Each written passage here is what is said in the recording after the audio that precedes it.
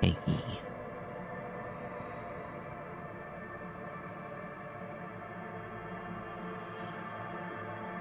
I'm playing Disco Elysium.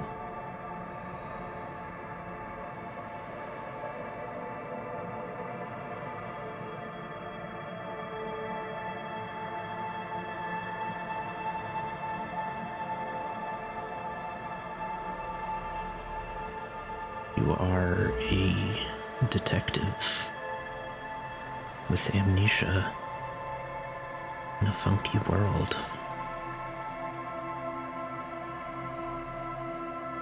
Gotta solve a murder. And you've got a weird brain.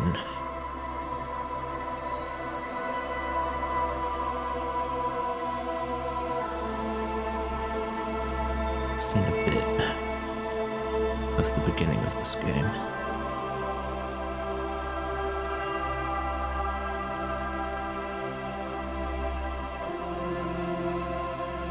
Not too much.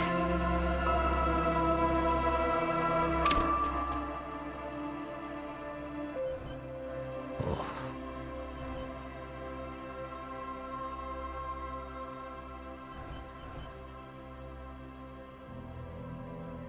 Finger sensitive, physical, or create your own.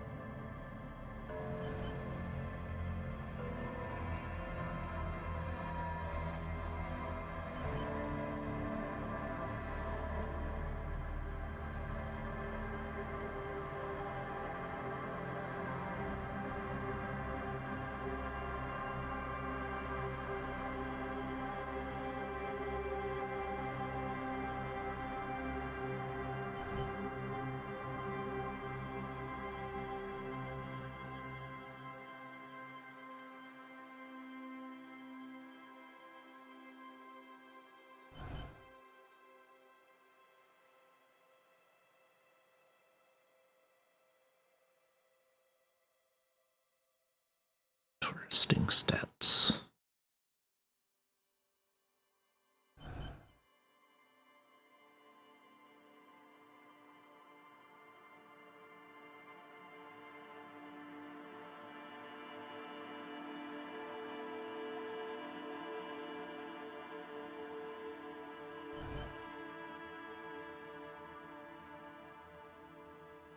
When in doubt, punch is solid. Get physical.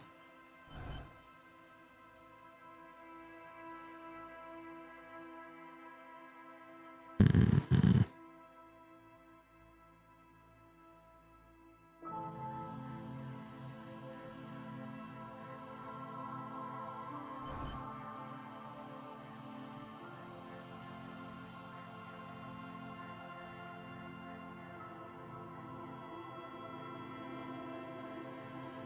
Yeah.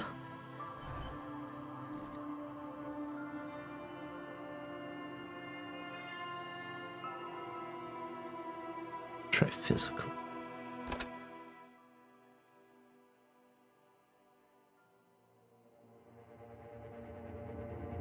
Furies are at home in the mirror. Just their address, even the clearest water deep can. Something about drowning.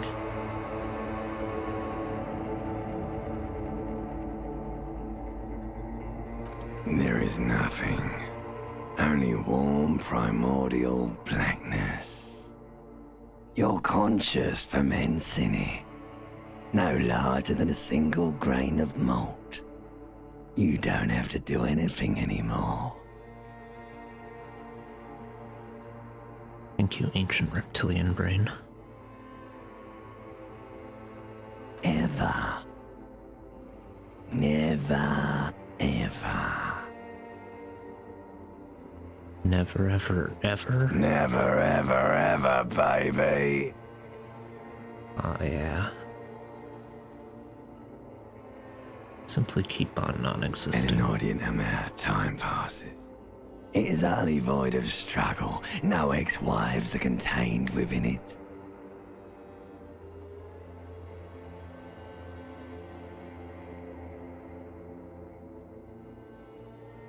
What? An awareness creeps up on you.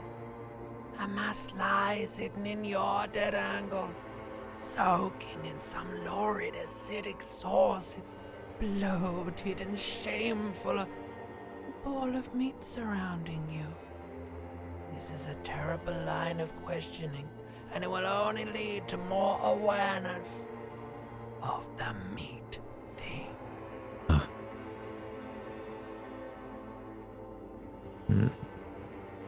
No, I wanted to know about the X something. Ex-love. Ex-tenderness. It is foolish of you to resurface to the loss. Not after all the damage you've suffered to get here. Some of it irreversible. Stay.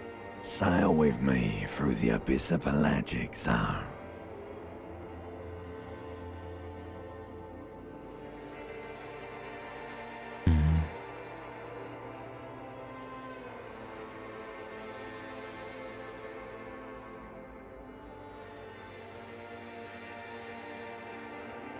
That's weird.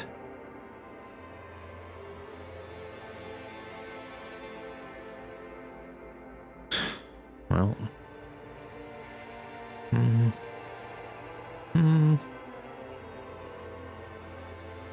Alonzi. Alright, nothing down to fuck all, Borough.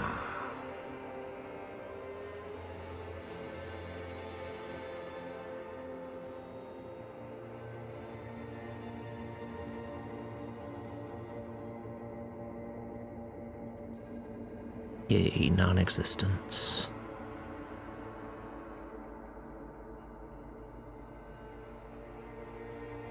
Look, there's I am tired of being this type of animal, and who gives a shit? Not you. Your days of giving a shit and being that type of animal are over. Don't stop. Keep singing. Sing me the song of death. The song of death is sweet and endless. But what is this? Somewhere in the sore, bloated man meat around you. A sensation. Terrifying. Like a fly to the ointment, your conscience sticks to it. The limbed and headed machine of pain and undignified suffering is firing up again. It wants to walk the desert, hurting, longing, dancing to disco music. Mother help me. There's a head attached to my neck and I'm in it. The stench of liquor rises from your mouth, and with it, an ungodly headache. Help. Someone cut off my head. It's trying to murder the rest of me. A fiery streak penetrates your skull, trying to force your eyes open. It's a sound. A clarion call from hell. Open your eyes.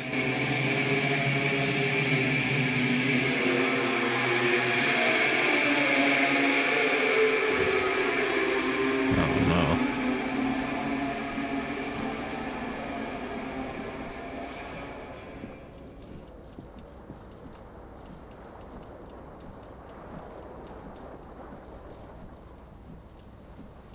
Eight a.m. It's too early to be waking up like this.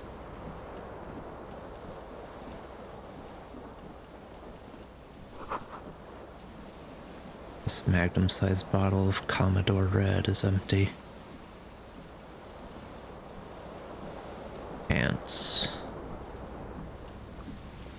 Flare-cut trousers.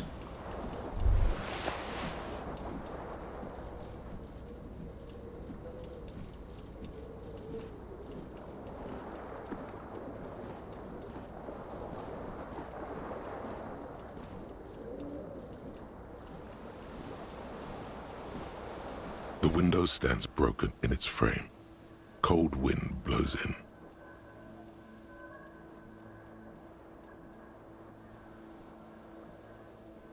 Sure, assess the damage.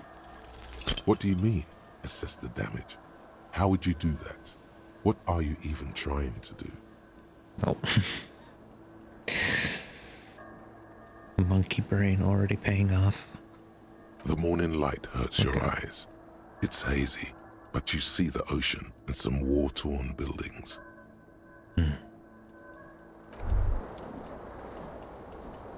You hear a jingle.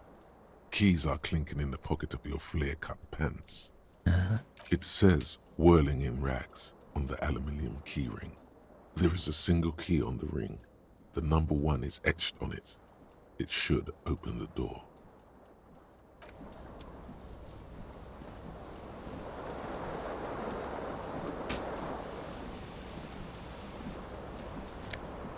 Jacket. Disco ass blazer.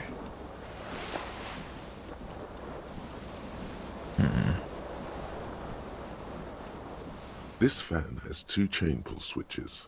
One ends in a tiny fan, the other in a light bulb. A truly horrific necktie has somehow attached itself to one of the blades.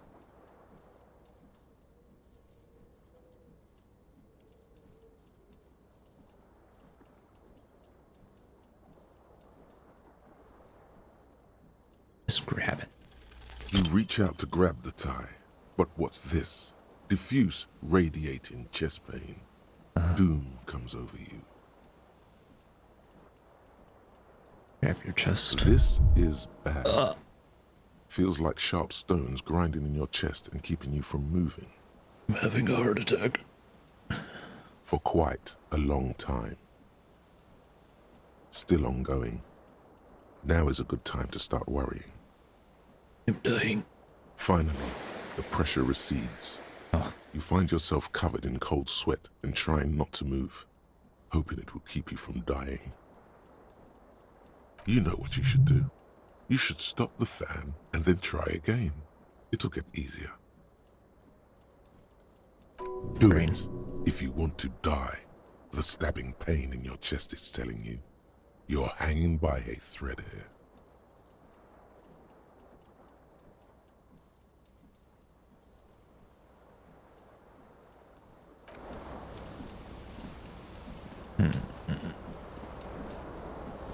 Pills.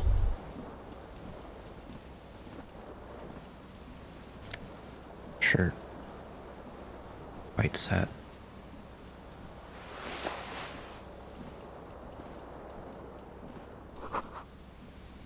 Few bottles in the bathtub. Wine, beer, and sweet liquors. Words fail to describe how rank it smells in here. I should have sent a poet.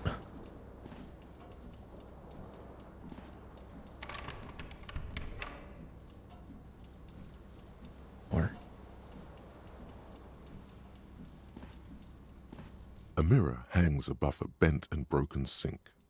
In a fierce discharge of masculine energy, someone has ripped half the faucet off. It's me. Hot water sprays from the base and steam covers the mirror. You cannot see yourself, just the outline of a man. Suddenly, you realize you have no memory of the face that awaits you there, underneath the soft vapor.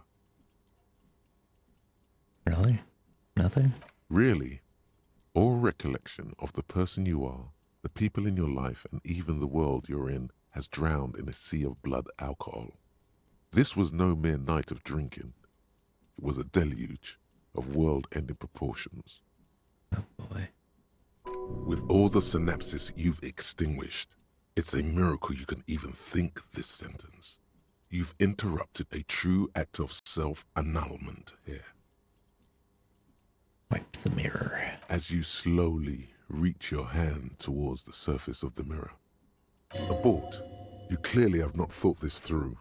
You won't like what you see there, and you will never unbecome it. I should touch it first, make sure there's nothing wrong with my face. Yeah, there is definitely something wrong with it. What? What's wrong? Where to even begin? There is the bloatedness, then the swollenness. It's like there's an upholstery of alcohol underneath your skin.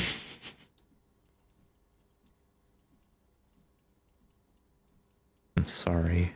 Bet you are. Your nose feels like a small balloon in the middle of your face. It hurts when you honk it. It doesn't appear to be a particularly tiny nose either. Not with all the drinks it's absorbed for you. At least my tongue is okay. It's not. It's swollen and snail-like, wriggling between your fingers. Amazing. Scared. I want to stop doing this. Don't be scared. It's only your face. It's not like anyone's going to see it. Oh no. Maybe the Behold. mirror. Oh. There he is.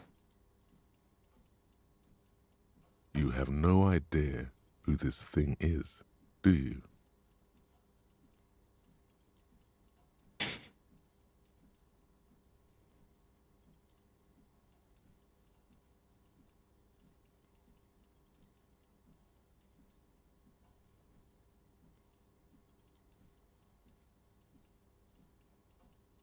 Of course I do. It's, is it some kind of superstar? I think I'm a superstar. It appears you're also dead. There's clearly rigor mortis on your face. Oh wait, is that an expression? Are you trying to make an expression with that face? Why?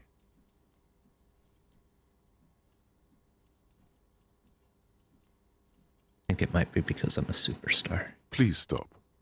It's horrible. You're scaring yourself. This is what superstars do. You can't, can you? It's like it's not even voluntary anymore. You have worn that grin into your face, and now it won't come off. What does it even mean? What is the emotion you're trying to convey?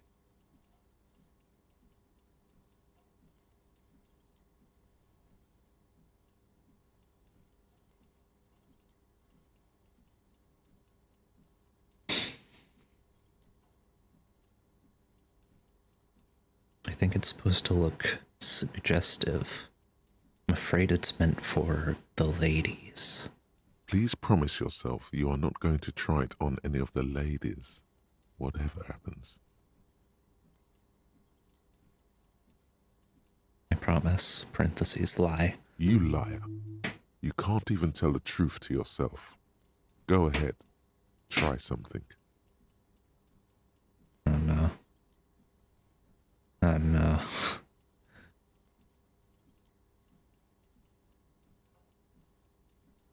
Dig deep into your mind to locate the source of the expression.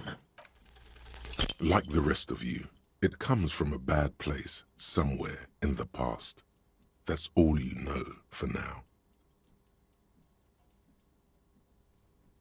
Why would I ever stop? Let the mirror be for now.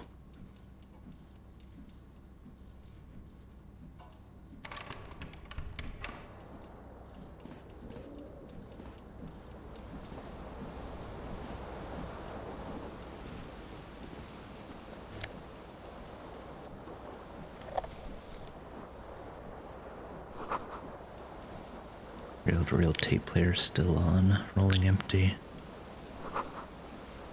Like someone tore out the tape while the song was playing.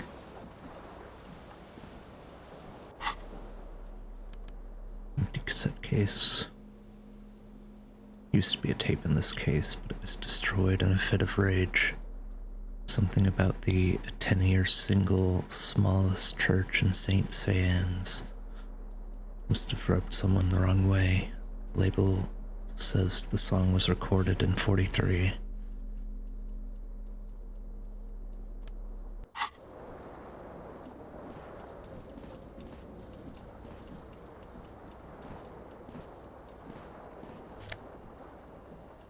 Shoes. Nope. Left shoe. Singular shoe. Alright, tie.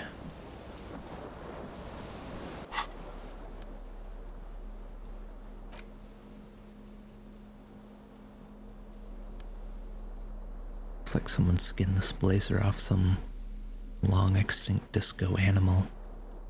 It has an enigmatic white rectangle on the back and on the right sleeve. White satin shirt used to be fancy. It used to really catch the light. Now it smells like someone took a piss in the armpits.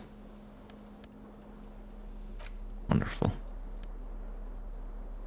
His golden brown trousers are flare cut. Normal bell-bottom trousers would be boot cut, but these are far from normal. They're someone's piss-soaked, cum-stained party pants. Single shoe. This green crocodile leather shoe has a high heel and chrome embellishments. It fits your left foot perfectly. Now all that remains is to find the other shoe.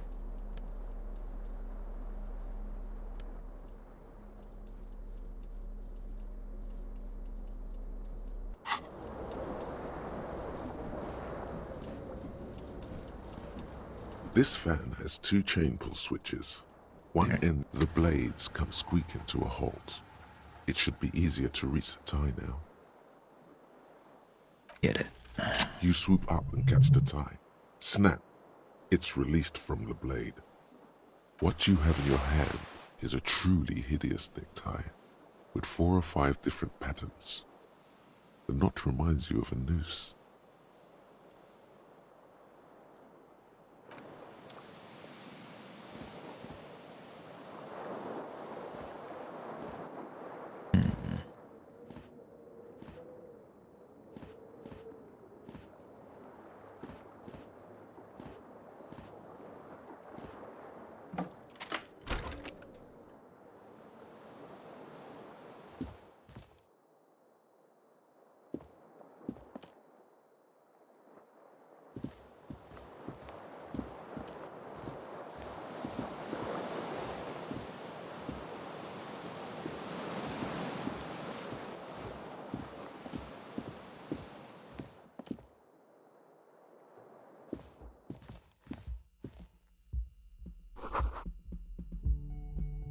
March, year 51.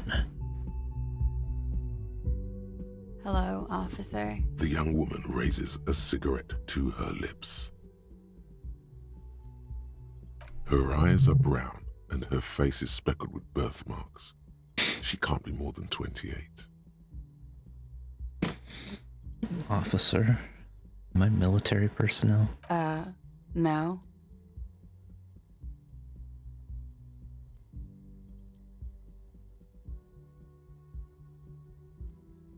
Wait, I know. I'm a businessman. Chief Executive Officer, right? The young woman shakes her head slowly. Okay. Chief Technical Officer? No. You're a police officer, sir.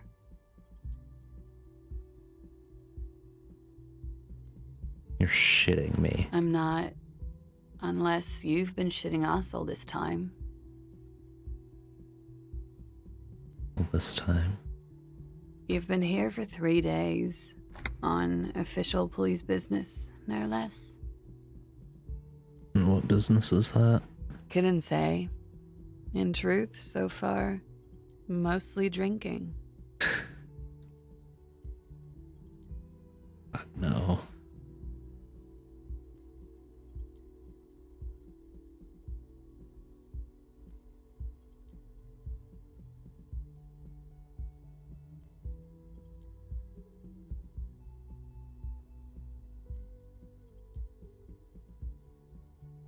Why don't I remember being a cop or anything else? Could it be because of the drinking? She hasn't had time to put her makeup on. This is her morning cigarette. She looks tired, her beauty waning faster than it ought to at her age.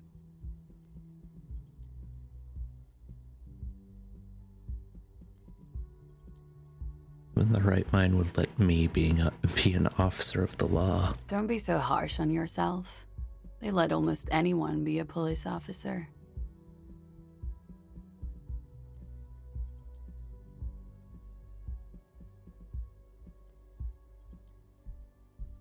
Let's not do that. I should get going. Of course. Be careful, officer. They don't like the police around here. Something stirs in you as she's about to go. Call it an instinct, a need. The need to ask questions. It's like you said the words a million times before. She looks back at you, a light glinting off her eyes. Before you go, I have some questions for you. Yes?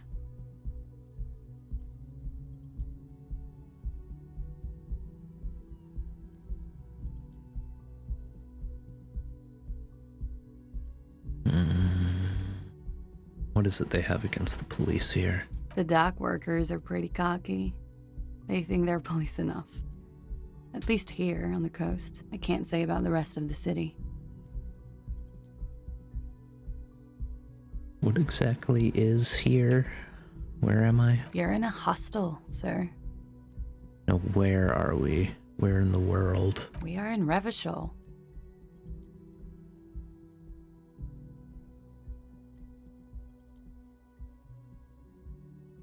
Revachol forever. Forever and ever.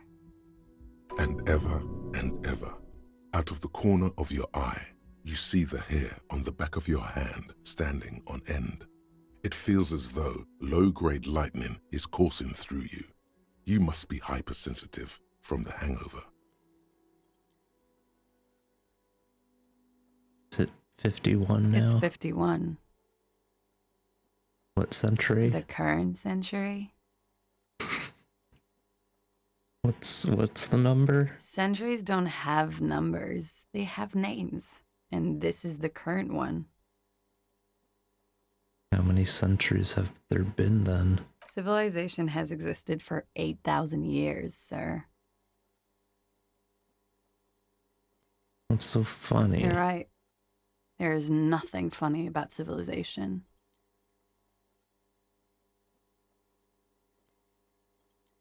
Room is almost next to mine. Did you hear anything last night? There was the usual ruckus. Loud disco music. Oh, yeah. Did I have any visitors? I couldn't say. It's impossible to hear people speaking from over here. Loud disco music? Oh, yes. Various artists. Ostentatious orchestration prime among them. That sounds like a good one. With you. Oh, were huge where I come from. I was very young then, of course. Like 7. Life gets hard, but we go on.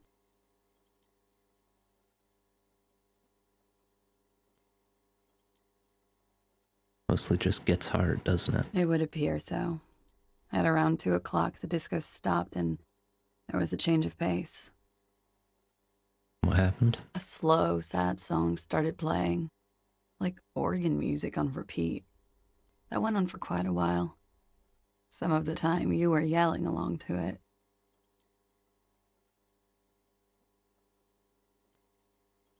Was singing this? Yes, there was a church in there, a really small church, like the smallest, saddest church in the whole world. It was about that. And also, What else? that it doesn't matter anymore and that we're alone now. It was difficult to tell. The song itself was very quiet and soft, but you sounded like a winded boar, sir. It was hard to understand what you were singing on top of it.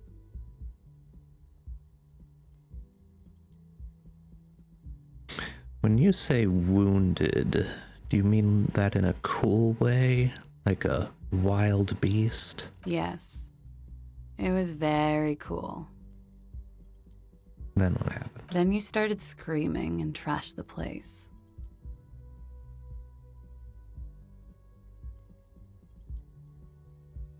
You sure I wasn't being assaulted? No, it didn't sound like there was a fight.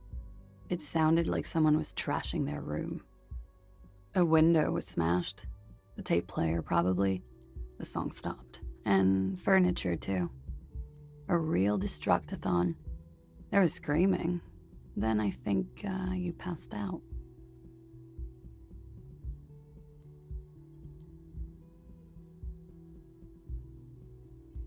Please tell me there wasn't anything else.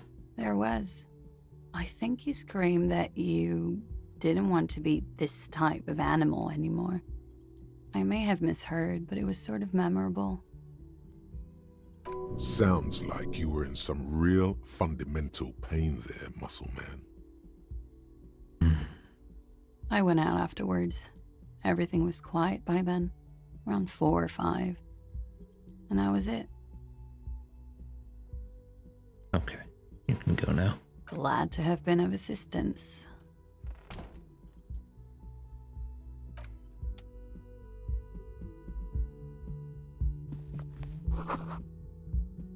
Like she left a nice long stub in the ashtray, still smoking. Where's my other shoe?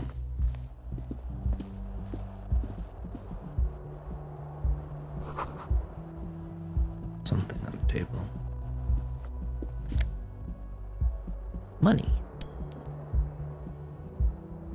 Real.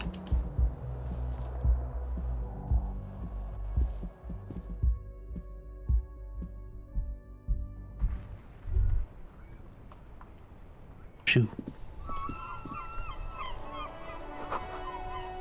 Smell of the sea makes you dizzy.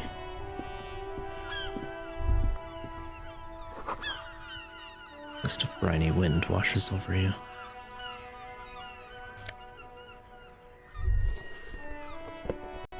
Shoes. There they both are.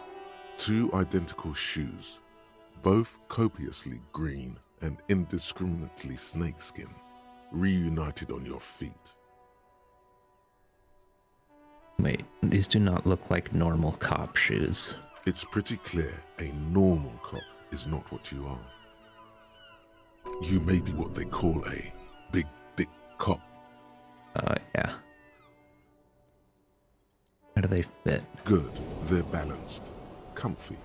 Feels like the only good thing about you right now, truth be told. Hell yeah. Good shoes.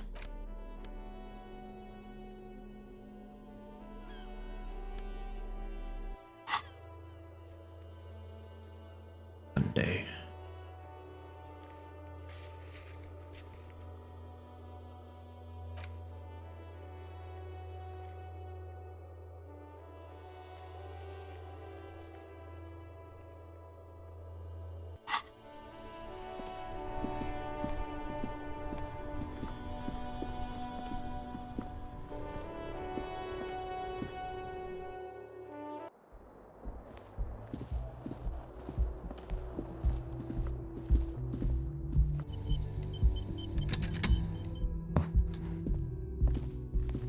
Autosave. You should pick that fat, juicy cigarette butt from the tray, light it up, and smoke the living shit out of it. Am I a smoker? Who knows what you are? A monster, a murderer, the gnome of Jeroma? You feel like a smoker, especially when you look at that juicy, succulent, seductive cigarette stub, still smoldering deliciously. Oh, succulent. But she broke the filter. I can't smoke that. How very astute of you. This renders it ineffectual. You should look for a whole cigarette, or better yet, an entire pack. Strike that. A carton. Make sure they're all healthy and able-bodied. Then smoke them all.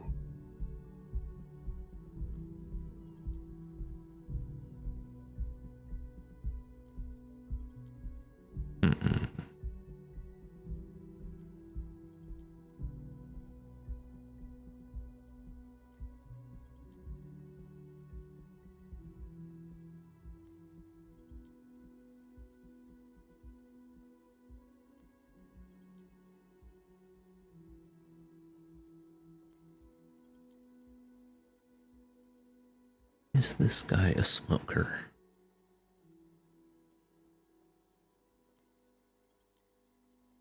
Probably.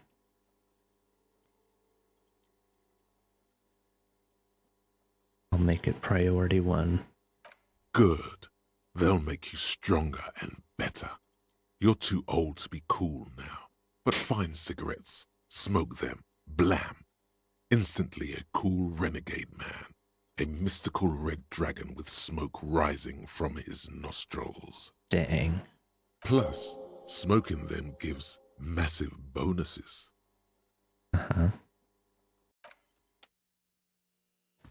Sure it does.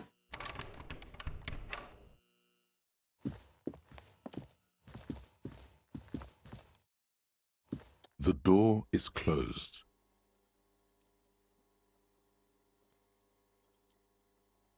There is no answer. You hear the shower being turned on, somewhere inside. A tremendous loneliness comes over you. Everybody in the world is doing something without you.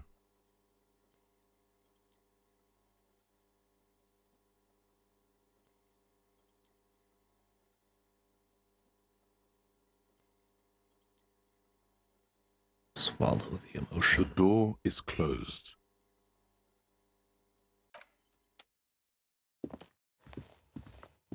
What's we got? This is the weekend edition of the satirical newspaper Trump Le Monde.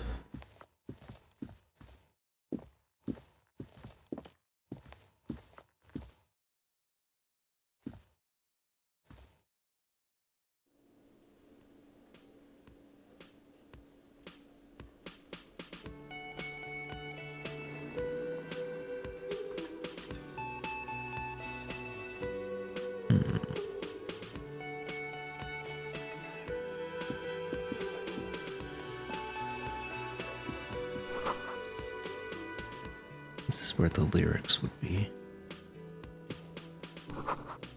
Big old karaoke mic just waiting for someone to sing into it.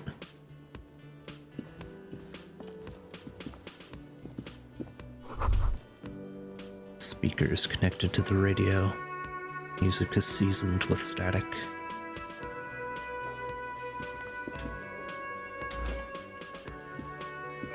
A man in his late 20s stands behind the counter, inspecting a stuffed seabird. As you approach, he gives you a sideways glance, then looks down again. That was disdain in his eyes. Even now he's purposely ignoring you. Something tells me you don't like me. Oh no, you're a hero. A real hero cop. So not only am I a cop, but I am also a hero. Yes, you are. A real decorated hero. What did I do? What did you not do? First you took the body down, then you solved the murder, then you didn't trash my hostel room. Maybe you even negotiated the strike. Oh my god, I did all those things? No, you see, actually, you didn't. You haven't done anything even remotely useful since you got here. What have I been doing then? You seen me around? No, I haven't seen you around. I'm not always here. Look at the stuffed bird. A competent work of taxidermy. The white and brown seabird lies among piles of coasters and drying mugs. One of its wings broken. The man is trying to mend it. Looks like the bird was ripped off the shield that was used to mount it, most likely on a wall. A small engraved steel tag says, "The Great Skua, Ste Koare Skua." Skua. That's the Great Skua, right? Look, your buddy is over there. Looks at the doors where a man in a bomber jacket is tapping his foot on the floor. Why don't you go and talk to him, okay? What do you mean, my He buddy? pretends not to hear you, concentrating on the bird instead. Are you the bartender? No, I'm not the bartender. I'm the cafeteria manager. He's very animated all of a sudden. This seems like a touchy subject. You look like a bartender. That period of my life is over. Not everyone who stands behind a counter is a bartender, okay? I'm the cafeteria manager. What's the I have difference? 3 cafeterias to manage. 3. Sylvie tends the bar here, not me. I'm only standing in. Where did the Sylvie go? She just, you know.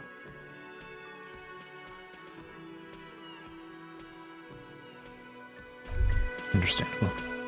You should totally sing karaoke here, the first chance you get. Your emotions need to be expressed. People need to know your vast, oceanic soul.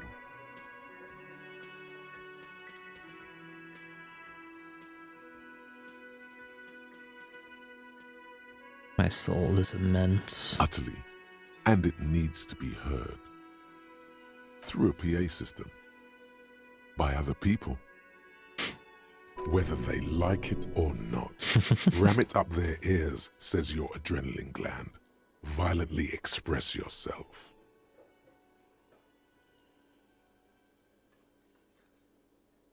This goes well with the theory that I'm developing, that I'm a down-on-my-luck superstar person.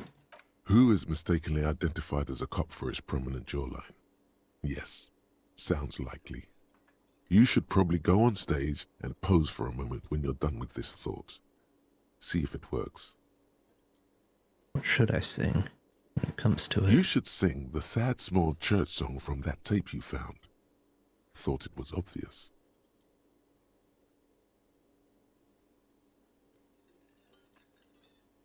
Thinking maybe I could sing something happy. One of those ostentatious orchestrations, folks. No. Don't sing the happy song. It's stupid. Sing the sad song. It's profound. You would Fair need enough. another copy of the tape first, though.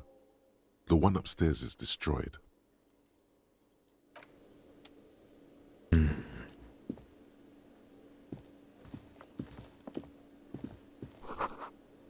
Menu has been wiped clean. Only the word Monday is written on it. This is a water cooler. Large bubble is rising to the surface. Soft purr of an electric juicer comes from the kitchen. Someone is working.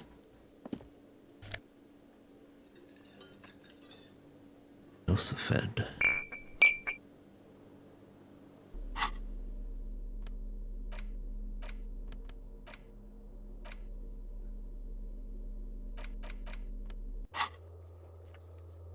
Find smokes and smoke them.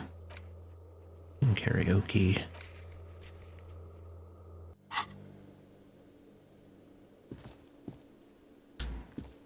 Great mission so far. Inside you catch a glimpse of Union paraphernalia, strike poster and some red pennants.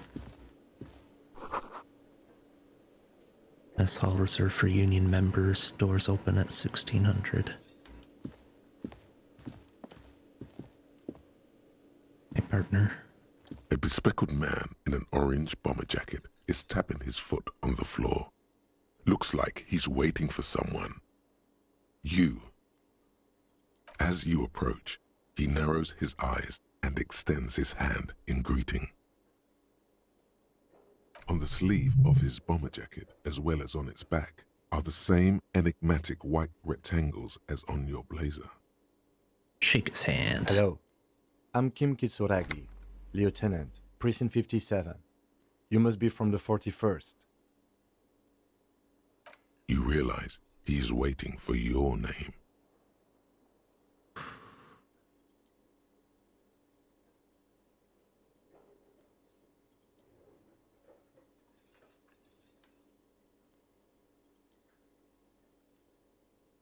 Figure something out, buddy. Raphael Ambrosius Cousteau.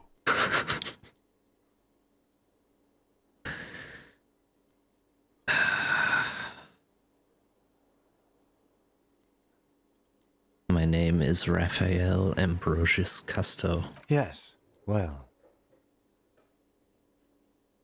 It looks like we had a little scheduling error on Sunday. Saturday too, actually. Have you had time to talk to the manager here?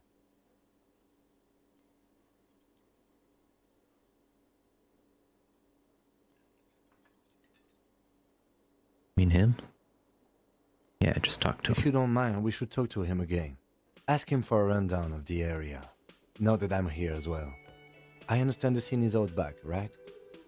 It also wouldn't hurt to assure him the police are finally here. In full force, I mean. Have you mapped out the initial interviews? Yes, the police. I'm aware I'm a policeman. Right. And the interviews?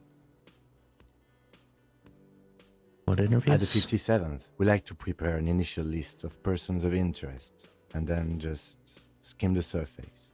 Prepare the field, get to know the players. You don't do that?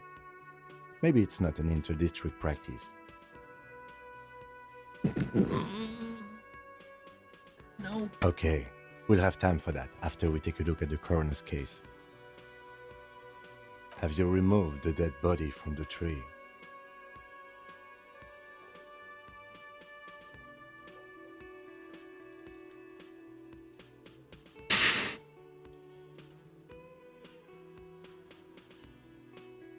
I don't like dead bodies. Sure. But did you take it down from the tree? Look, man, you know, yeah. Does that mean the body is no longer in the tree?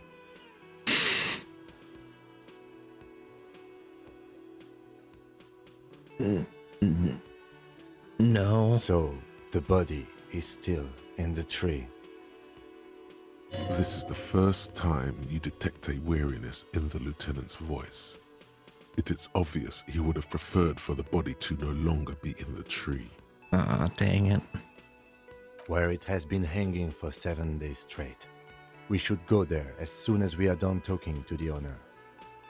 What a shame. Get to it now. Rip that body down from the tree. Ugh.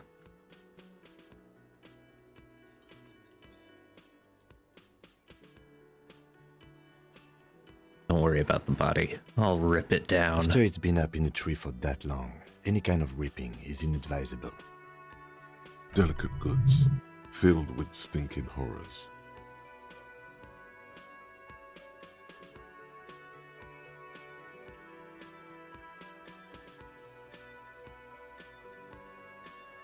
What if I told you I'm not really a police officer?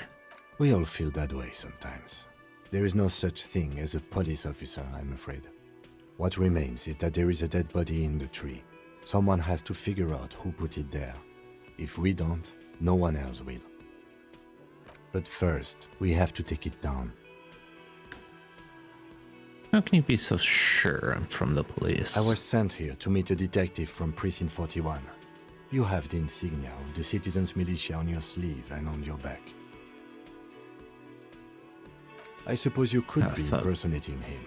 You could have gotten the insignia from the black market or forged it. But for now, I'm going to set those possibilities aside. I'm not from the Inspectorate General.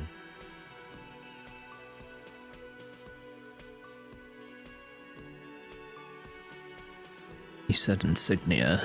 These white rectangles, you mean? Yes, But they're just white rectangles. they are not just white rectangles. They bear a halogen watermark with the letters RCM and a pattern resembling the street grid of Ravachol West. Fancy. I would ask you to step into the headlights of my motor carriage, but again, it's none of my concern. I just need you to do your job. But shouldn't I have a badge or something? You mean you don't have a badge?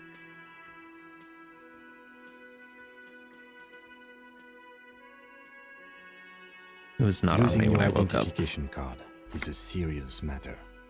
My vehicle has a shortwave. You can use it to report your badge missing. I would advise you to locate it as quickly as possible. But getting the body down should still take precedence. But I can't remember anything. I can see you drank last night and the night before, and that you are still drunk now. But I have seen officers go through worse. Much worse. If you need something for your headache, there is a general store nearby. But as I said, the dead body should be our #1 concern. A painkiller would be good about now. This thing is pulsating with discomfort. The best cure for a headache is, of course, morphine. They won't Morphine. have that. So cigarettes will have to do. Oh, okay.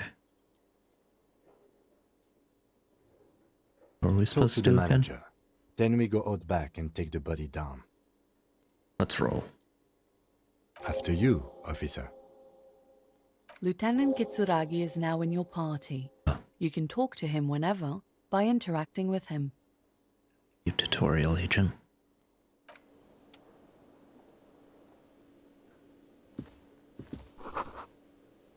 Royal pinball machine is unplugged.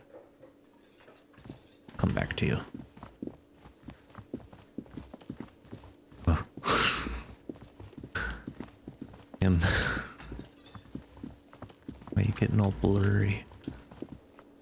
You ain't moving that fast. Wait a second. Kim. He has ESP.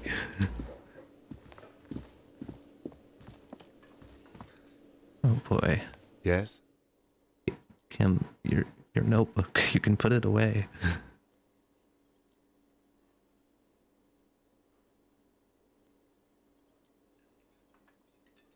Tell me about What the do you want case. to know? Literally anything about it. I can't remember a single thing. Maybe you can tell me what you do know to help me narrow it down a bit. I know literally nothing about it, only what you told me before. Do you want me to brief you? Brief. Yes, that sounds good. 3 days ago, the RCM emergencies desk received a report about a security guard who was found hanged in Martinez. An anonymous caller said there was a dead body behind the Whirling in Rags hostel cafeteria. The cadaver had been there for 4 days. No one had come to investigate. During that time, the victim had been stripped of his belongings. The caller did not identify him, but used the word lynching. There is an ongoing labor dispute between the local dock workers and the logistics company Wild Pines. I was told we should approach the death as part of this dispute. Wait, does the briefing say who the victim was? A security guard or worker of some sort hired by Wild Pines. This was just hearsay from Martinez, of course. We need to find out the truth. Who was the caller? To find him or her is one of our tasks here. For now, all we know is that the tone was muffled using a device of some sort. The desk could identify neither the caller's age nor sex. Why hide themselves? There's a strong prejudice against involving the RCM in what's seen as union matters. The dock workers' union is the de facto police in Martinez. Now it appears they've started executing too. We cannot allow that.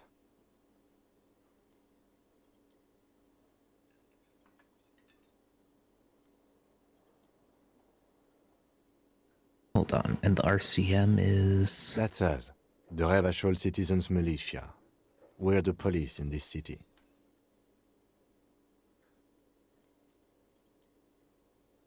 Let me just make this perfectly clear. Our job here is to find the killer. That's right.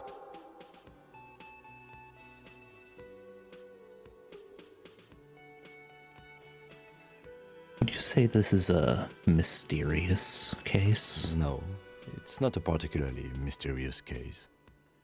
Why not? The deceased is a security guard for a corporation involved in a labor dispute. It doesn't take a DeLorean polymath to put the pieces together. I just don't see the case getting more mysterious than that.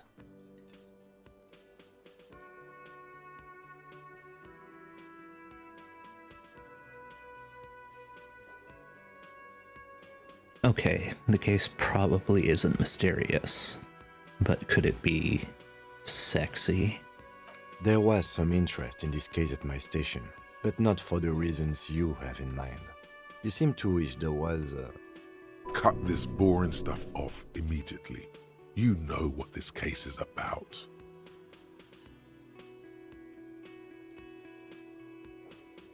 Maybe there's a young woman involved? Yes, it just so happens there's a beautiful blonde 19-year-old woman at the heart of this case. A rich one, in fact. Part of a murder sex cult. Oh.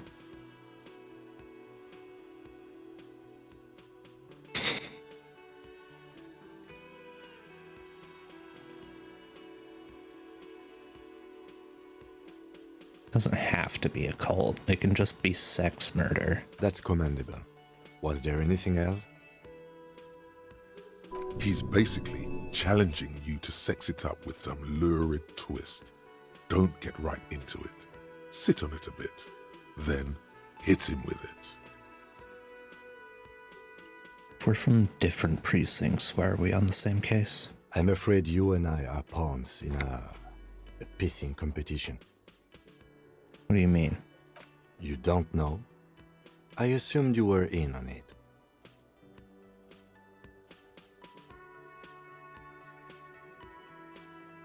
Know what I'm in on? Retrograde amnesia. Better still than an imbecilic cop-off. Cop-off? It's just stupidity. We shouldn't waste any more time on it. If you want my take, ask me after we've inspected the victim. You should tell me now. This seems relevant. Later. Was there anything else you wanted to know about the case? Preliminary info again? You mean like a brief? Do you want me to brief you again? No, There's wing no it. reason to wing anything. If you didn't get the brief, that's okay. I did. 3 days ago, the RCM emergencies desk received a report about a security guard who was found hanged in During that time, the victim had been stripped of his belongings. Mega The caller cool. did not. I've heard Okay enough. then. Was there anything else you wanted to know? I have all I need. Good. Damn.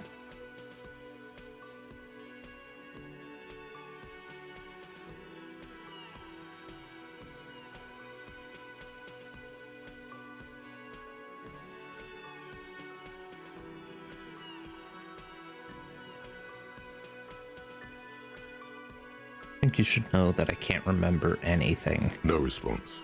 He just arches his brow. I feel like I must repeat this. I don't remember anything. There was heavy drinking involved. Have you tried concentrating on something other than your personal affairs? There is a sudden, harsh edge to his voice, like he's tired of hearing about your personal affairs.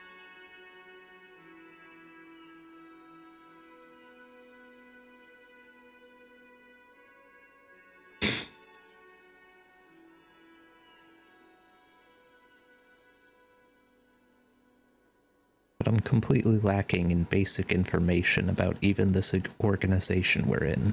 Can you help me? Fine. We should get through this day first. Off hours begin at 9 p.m. If you're still having trouble then, I can give you an orientation.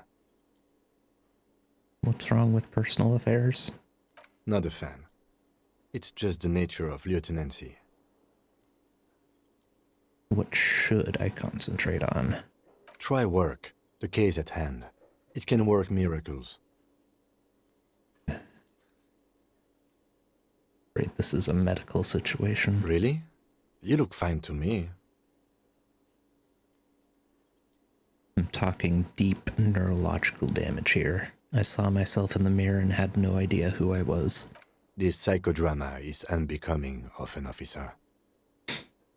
It's not psychological.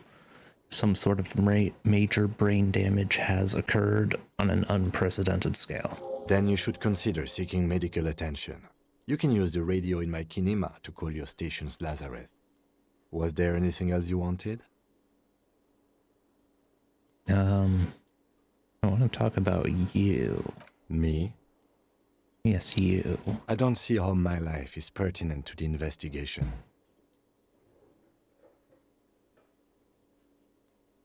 We'll work together if we have more rapport. That's a fair point. All right, for the good of the investigation, what do you want to know? Tell me a secret about yourself. No.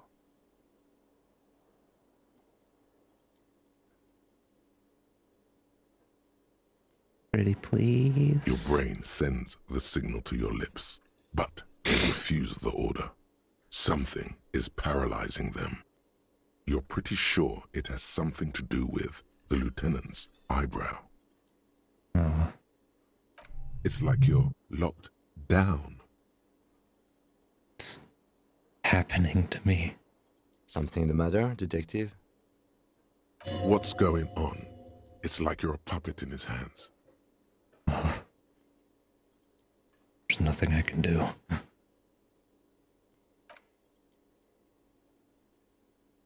The lieutenant relaxes his eyebrow, and you seem to regain control of yourself. So... he is...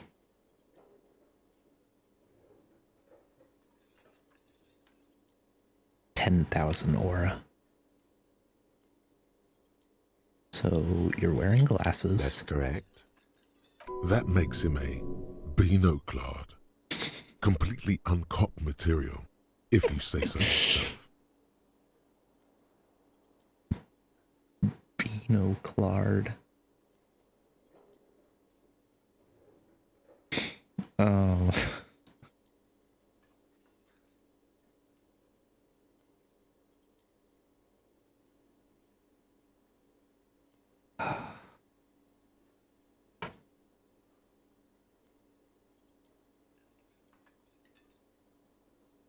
If you say so, physical instrument.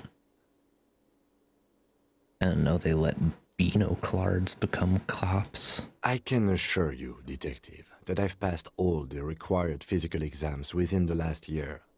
Can you say the same? You may not remember taking any little tests, but you're strong as a goddamn ox. Anyone can see that. Check it.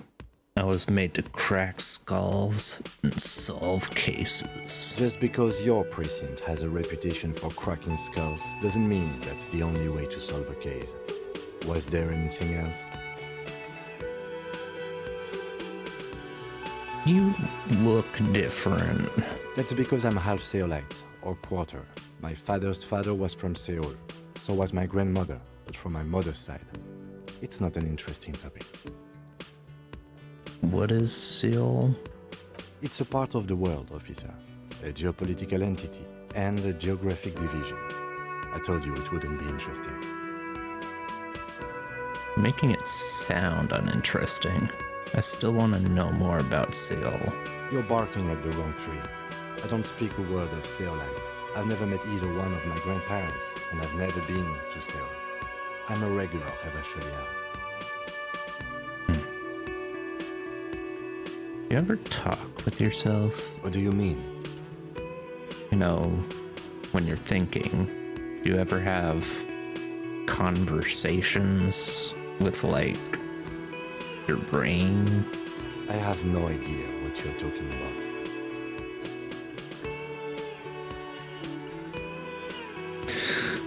So how do you know... What? Think? I do most of my work inside my notebook.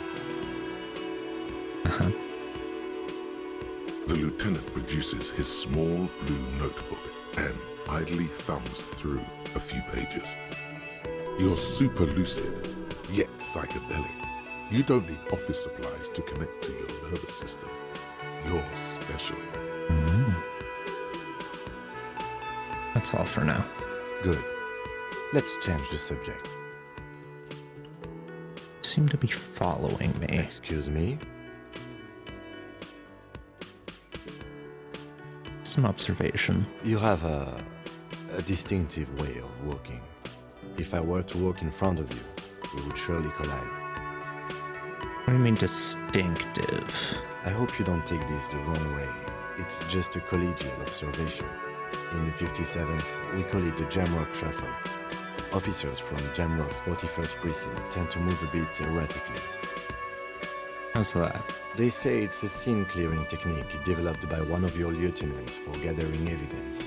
It's erratic, yet thorough. Prioritizes containers. I love containers. Yes, but containers contain things, shiny things. They're interesting.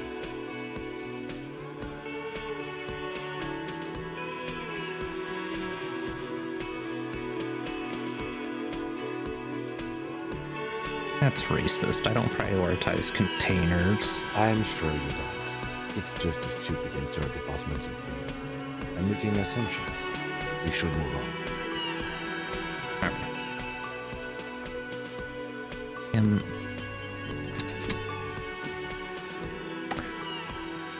you gotta stop showing off your ESP.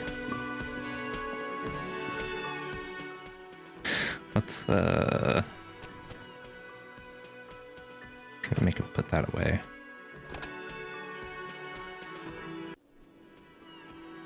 Good now? Okay. That's better again.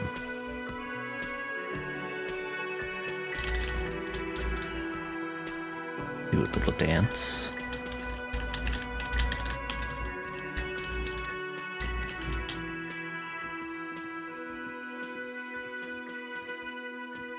The man with the unimpressive beard notices you approaching. He drops the ledger he was holding and turns to the lieutenant.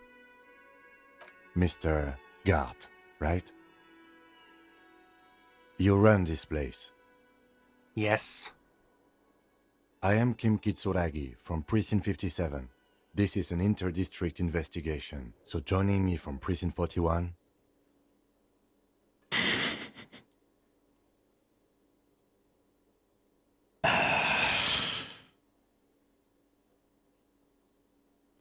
All good options.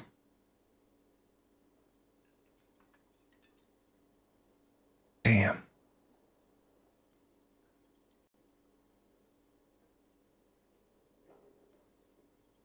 The harbinger of ruin. What?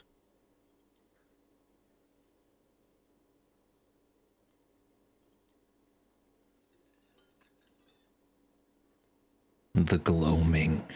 I am it. I have no idea what that means.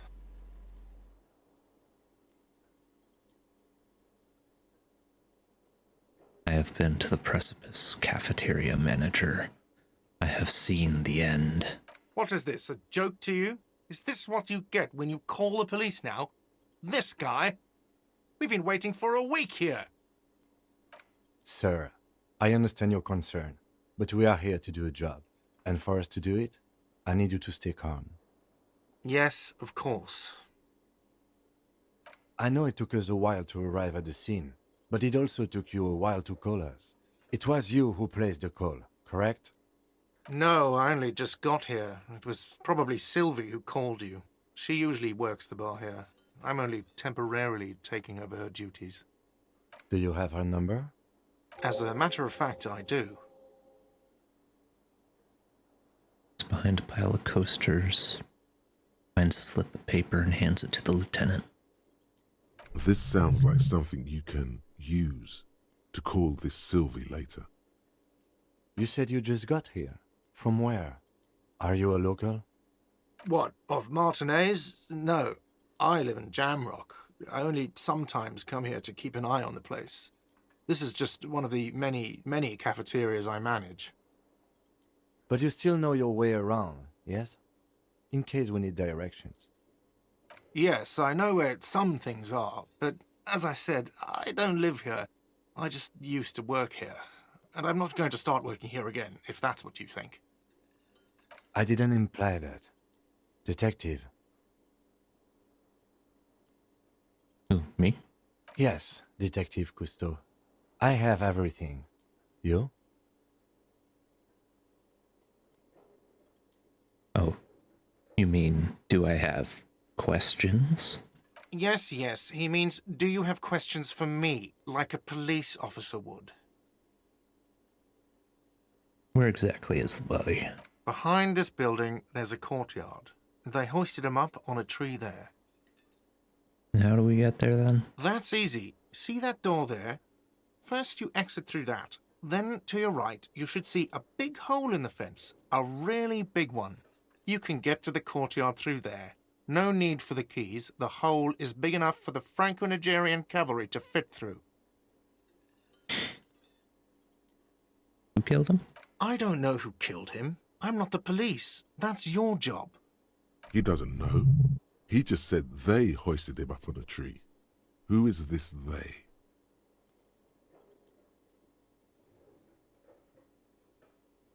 Or you said they hoisted him up on a tree. What do you mean by they? Oh, people are saying it was the union dock workers, that it was a lynching. Who exactly is saying that? The locals, the customers, the people who eat here. A lot of dock workers eat here. Sylvie told me everyone knows the dock workers did it. Did the debarders themselves tell her this, or is it a rumor? I don't really know. You'll have to ask her. Why would the dock workers lynch this man? I would suppose it's because they have nothing better to do. You mean the strike? Yes, the strike. The man they hanged was a security guard for the harbour company, I hear. A mercenary. The unionistas probably thought they'd send a message. Did you kill him? What are you, crazy? Of course I didn't kill him. Suddenly you tense up. Blood is being pushed to your muscles. You should hound him on this. Hound him hard. The prey drive says. Did you kill him, Gart? No, I didn't. You can tell me, Gart. You killed him, right? I didn't. I don't appreciate this. What is this? Why did you have to kill him? Do I have to answer him? Is this mandatory? The lieutenant stands motionless. His expression unreadable. Did he hurt you? Is that why? Did you get some kind of sick kick out of killing him? What are you, an idiot? I told you I haven't killed anyone. Anyone? Have you killed someone else then? He ignores you. More. Press on. Push through. Did you kill Sylvie? Fuck you, man. That's enough.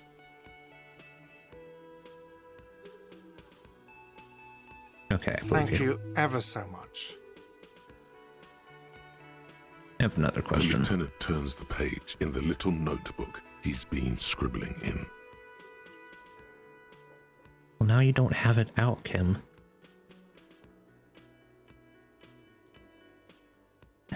Why did Sylvie go away? She went away because none of your business.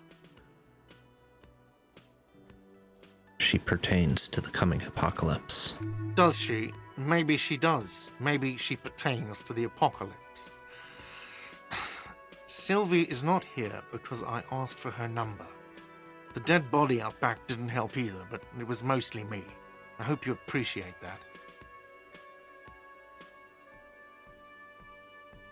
Thank you.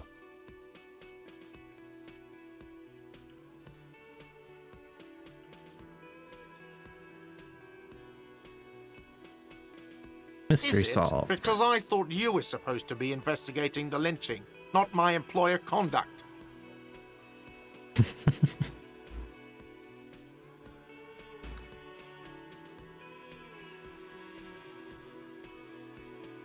This stuff gets on my nerves. I am a feminist. What? That's right. If there's one thing I know about myself, it's that I'm a total raging feminist. Is that so? Mr. Feminist? You've gained a thought. When this dialogue is over, go to your thought cabinet and internalize it for special bonuses and effects. I've gained a thought. Finally.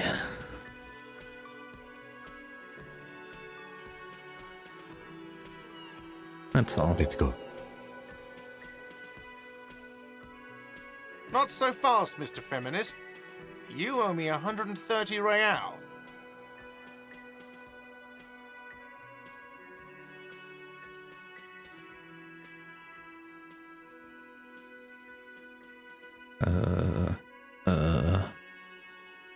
Bye. As you blow this joint, behind you, a whiny voice shouts. Real mature, man. Real mature. I'm gone.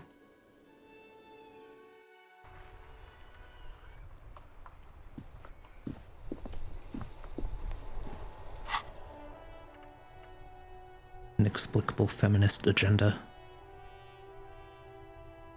Ah, yeah.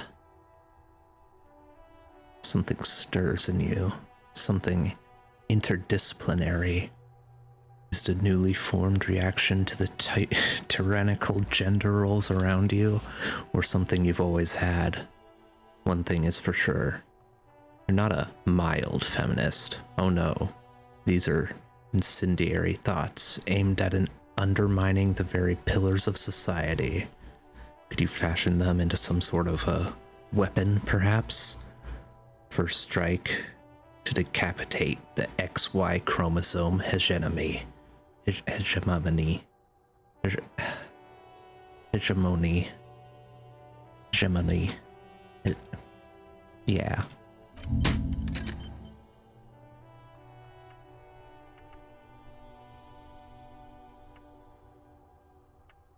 Getting feminine.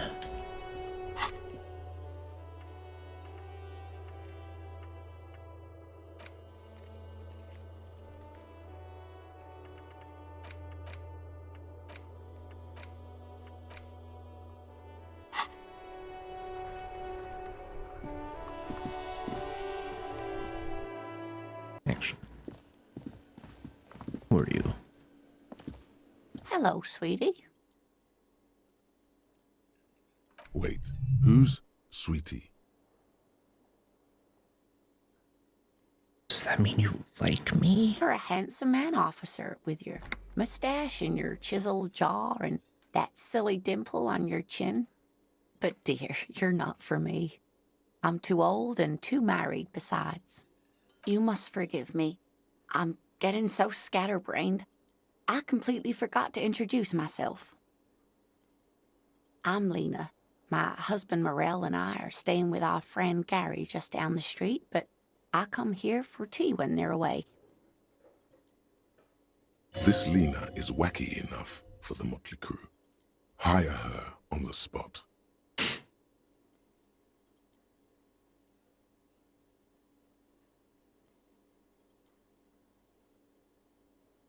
I don't know if you've noticed, but I don't know where I am, or what I'm doing, or anything. Yes, officer. You look rather dazed. Like a stunned fox. But surely things can't be that bad.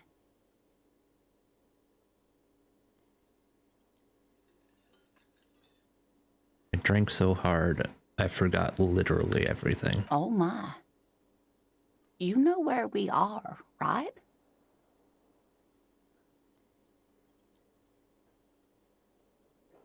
The Whirling in Rags cafeteria. It was on my keys. That's right. And where is the Whirling in Rags cafeteria itself located? In Revachol. Yes, indeed. We are in the fine city of Revachol. Honestly, I don't know diddly squat about Revachol. What kind of place is this? How would I even begin to tell you? Revachol is the most beautiful city in the world. We're fortunate to be here, you and I. I haven't seen very many other cities personally, but everyone says so. Revachol is a rare jewel. This city used to rule the world, though it has seen better days. Speaking of history, you know what year it is, yes?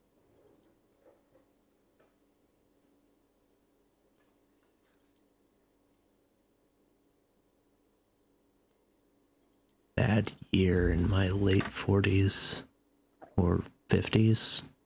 I don't even know how old I am. There. The year is 51, and spring has only just started. I'm sure there are better days ahead. She looks flustered, her hands smoothing out the creases in her blanket, even as she attempts to reassure you. The lieutenant studies you, rubbing his chin. I'm beginning to suspect that you might indeed be completely adrift in this reality, thinks the lieutenant. How can it be that bad? Never mind, we're in this now. Outside, the melting snow seeps into the cracks in the walls and the cobblestone streets, all the way down into the sewers. Above ground, the first May bells blossom. You can feel it, a great cold.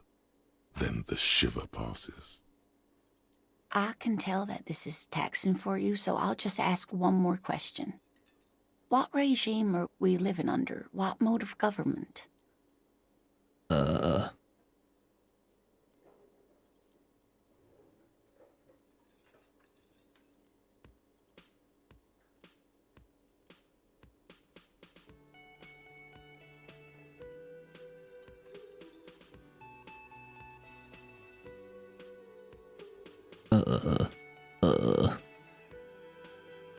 Good question.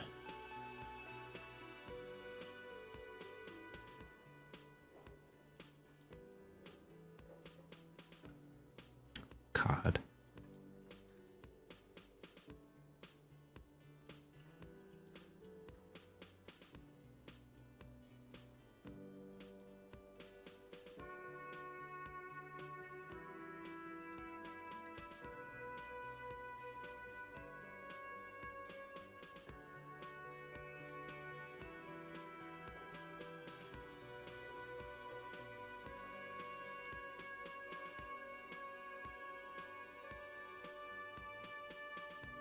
We are governed by... You know what?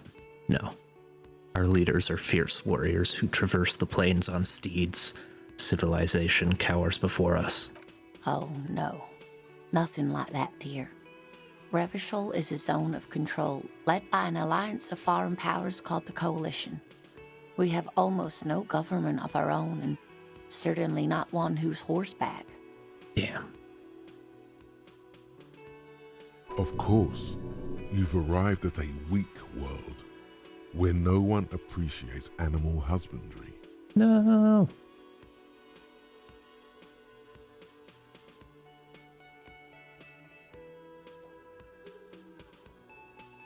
There's no government. How come there are cops?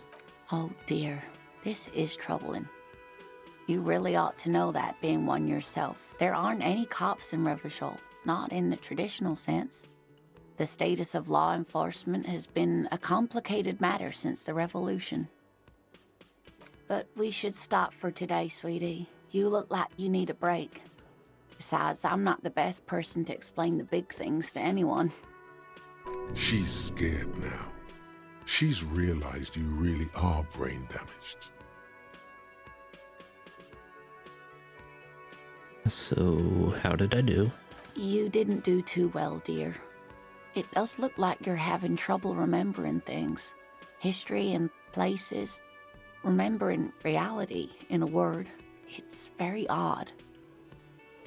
A sigh. The lieutenant buries his nose in his notebook. But maybe a fresh set of eyes is what the world needs. And while I'm no doctor, such bouts of amnesia are often temporary, so I wouldn't worry too much. What's the revolution you mentioned? A defeat, I'm afraid. The people of this archipelago tried to build something new, something different. The rest of the world didn't like it, so they came and ended it. This was 42 years ago.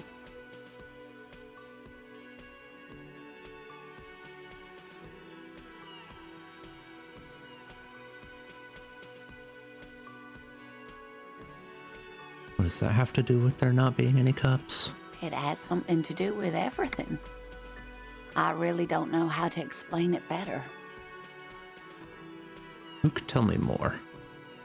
Someone more educated in sweeping matters. Maybe you should ask. No, I'm not an encyclopedia. I won't be a guide either. I'm a detective. Of course. Then I don't know. Someone rich, maybe? Wealthy people are educated. Though I don't know where you would find a wealthy person in Martinez. Reality lowdown. That's a good point. This doesn't look like Rich Central.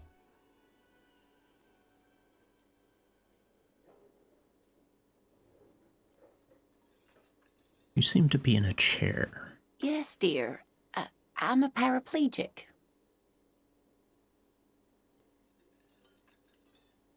Did I become a paraplegic? I hope not. Although the work you are doing for all of us is quite dangerous. Towering over her in your insignia, you make her feel safe.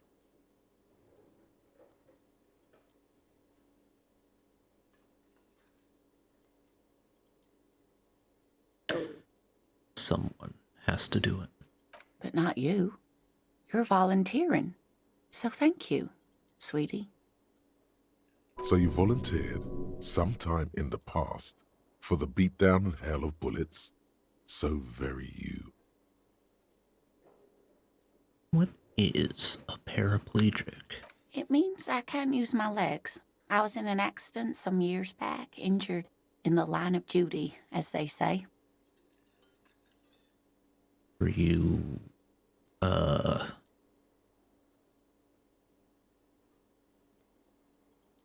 mountaineer? Nothing so glamorous, dear. Though when I was young, I dreamt of planting the Revacholian flag on some figurative peak. What did you do then? I was a training and development manager at a rapidly expanding mail-order shoe company. You'd think it would be a safe job, but I had to be everywhere, and, well, once I happened to be under some faulty scaffolding. I was lucky.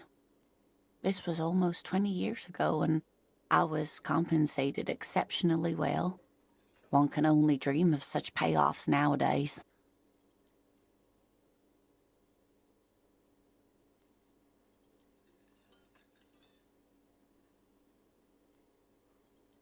Thanks for clearing that up for me. Let's move on. No problem. How'd you like to roll with me? Whatever do you mean?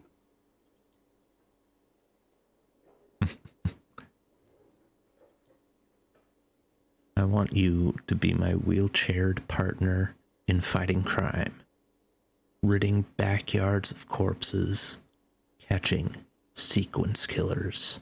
Sequence killers? Oh my. But I think you already have a partner, sweetie. A partner who needs you to help him get a corpse down from a tree.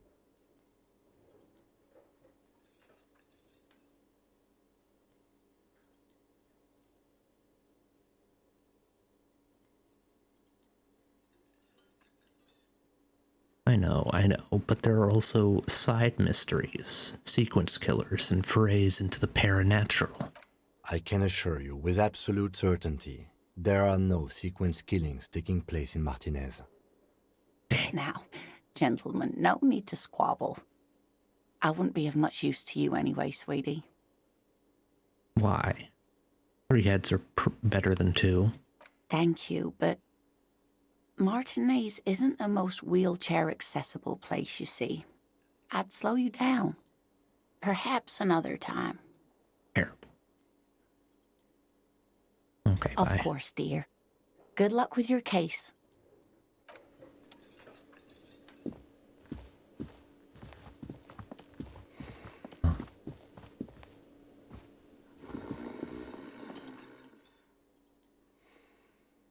Man is sleeping at the table, wearing mud-caked boots and rolled-down overalls. Back of his shirt reads Wild Pines, encircled by a logo with a tree. A colorful piece of plastic is dangling from his carabiner. Makes your fingers itch. On the counter, rolled out of his open hand, you see a blister pack of headache medicine. The man does not mind. You probably need them more than he does. You've just picked up some magnesium. This item is stored in the bottom left corner of the screen above your character portrait. Use magnesium to heal your morale if you have morale damage.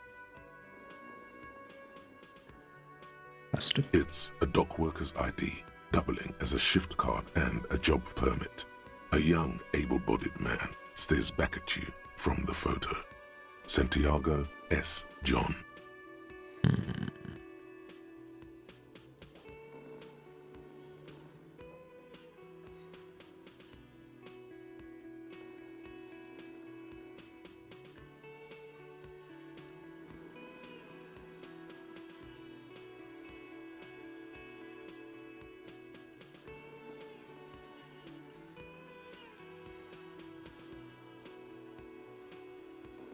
Yoink. Your fingers find their way into the shackle, flicking open its spring-loaded gate. The metal loop holds the plastic ID and a leather-bound pocketbook. And the man? The man emits a loud snore. Is he about to wake up? Doesn't look like it, but you never know. Better be quick.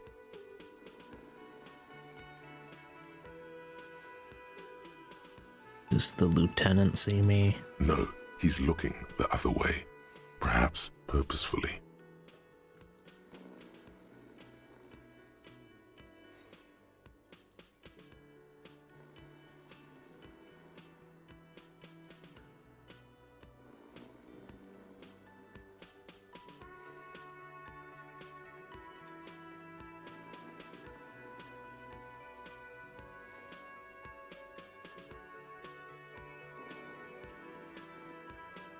You slip the plastic ID card out of the loop and pocket it. The man continues to snore.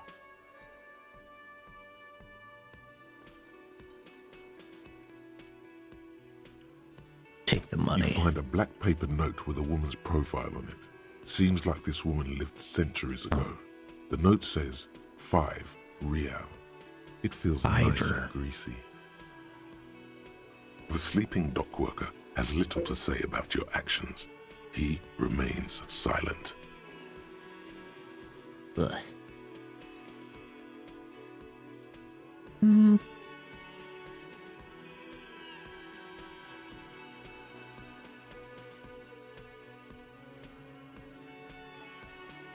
Wake him up. You gently shake his shoulder, but nothing happens. This man could probably sleep soundly in a ship's engine room.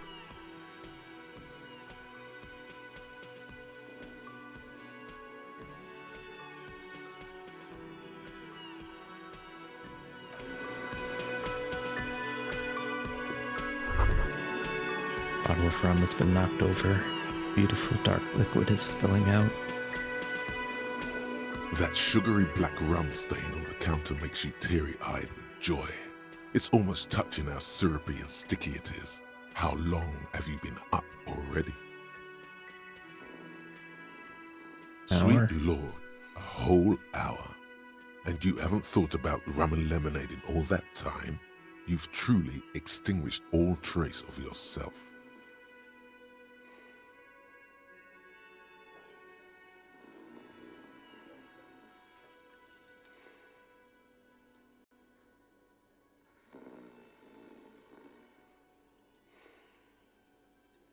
Actually, should I be thinking about this?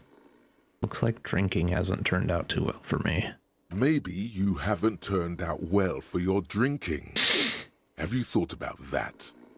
Get a goddamn rum and lemonade into yourself, boy. Or better yet, lick that stain off the counter.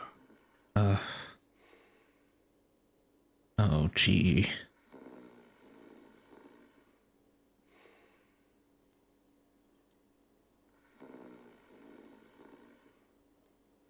Lick it, but only a little. Calmly, the lieutenant looks out of the window, then to you, licking the tasty rum stain off the counter, but only a little, then out of the window again. What are you doing?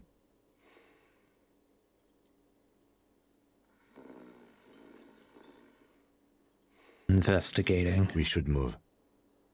A real drink would go well with those cigarettes you're looking for. That's a great combination. Dang.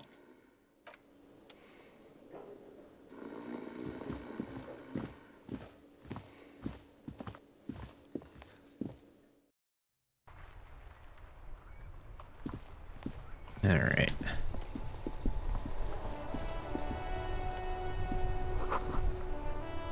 Heap of snow melts in this wheelbarrow. The RCM in Martinez. What can I help you with? You sound We surprised. don't see a lot of police around here, that's all. I have some questions for you. Of course. What can I help you with? Who are you? Me? I am just a gardener. She hides it well, but behind the sweat and dirt there is something else in her rigid posture. There's more to you than that. Is there? The quickness of the reply certainly does not prove you wrong.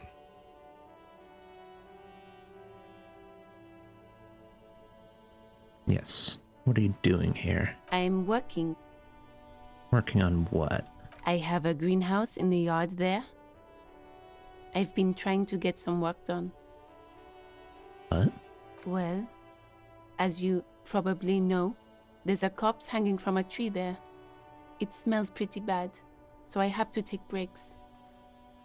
Don't worry, miss. We are here to clean it up. You can get to work soon. Thank you.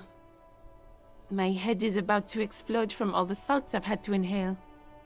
Salts? Ammonium salts. Perhaps useful for later. We need directions. Of course. Where to? Where am What I? do you mean? I'm a bit disoriented. This is Revachol, right? Yes, sir. District of Martinez. This intersection is called Roundabout North. He knows where we are. He just wants directions.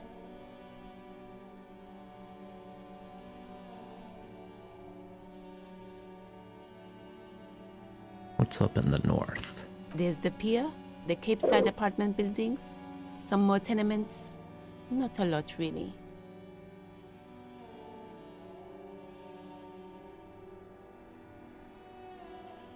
What's in the The east? harbor gates?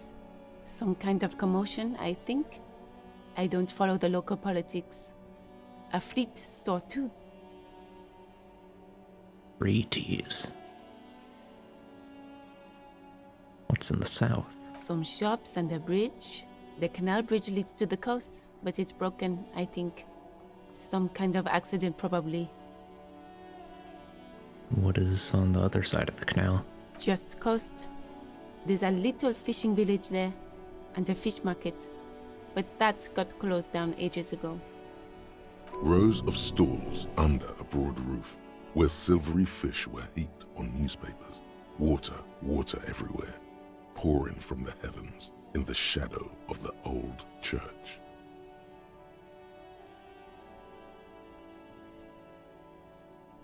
What kind of fish market is this? I don't know. The abandoned kind? It used to gather every spring, but there's nothing to do there now. Just drug addicts.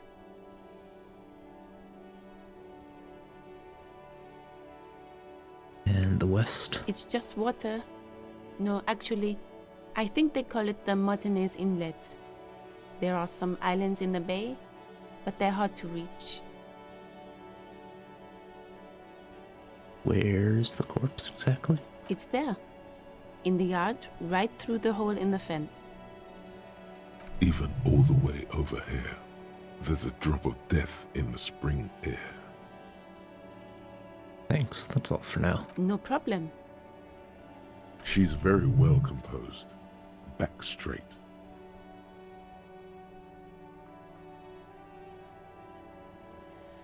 Of course. Bye. I won't hold you back. If there's a corpse, then you're going to need those gloves for the autopsy. One more thing. Can I borrow your gloves? Sure, keep them. I have another pair. Really? None. Maybe just a tiny bit of annoyance.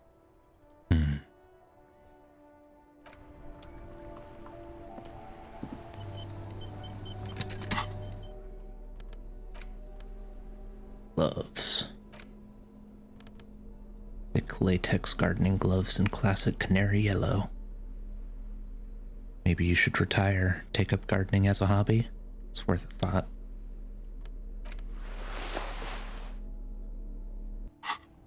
Ready.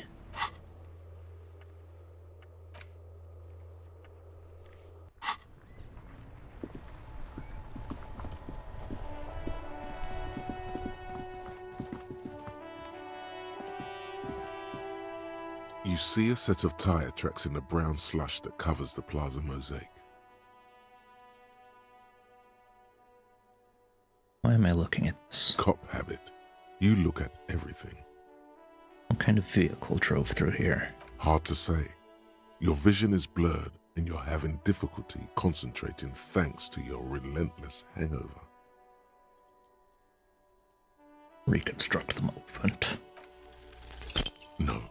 These tracks are not interesting at all. Let the street sweeper just sweep them away. Yeah.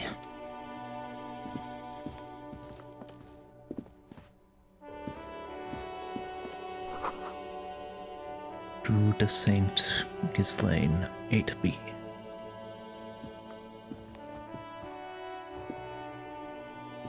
An old call box with a matrix of push buttons lists all the companies in the East Delta Commerce Center. Ugh. Far too many.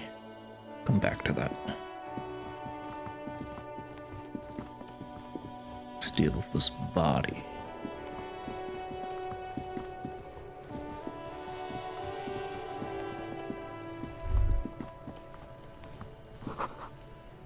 Smells like spoiled meat and curdled dairy. Human being decomposes.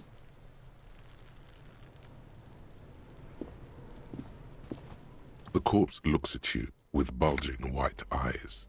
The face around them does not look human. It's swollen and ready to burst. His lips are fish-like and his tongue like a ball gag in his mouth. You seem to be holding your breath. A cargo belt twists his neck at an unnatural angle. The body below appears stiff. It's letting out an ungodly rot. The smell seeps in even through your clenched nostrils.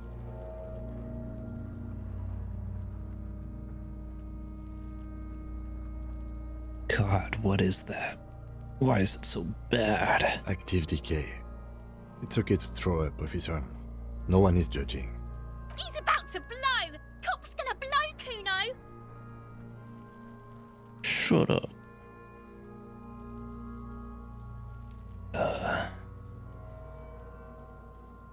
Let go of your nose without throwing up.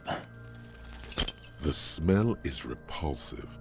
It pushes in from your mouth, more instant and more familiar than anything you'd expected, more fever than odor. It fills your mind, flushing you from within. Try to walk away.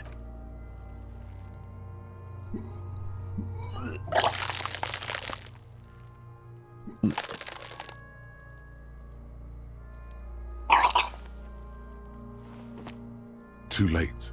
It's impossible to keep in. Your body curls and pushes it out, burst by burst, until a pool of vomit lies under your feet and your throat stings from the stomach acid. The smell of Commodore Red rises from the pool. Among it, distilled spirit and bits of shish kebab. I'm sorry. It's okay. Happens to everyone. Keep it. Thanks. The hangover is clearly making this worse for you. You could use some ammonia to clear your head. I think ammonia would help. If you can handle the headache, some officers use it to deal with cadaverine odor. Not you?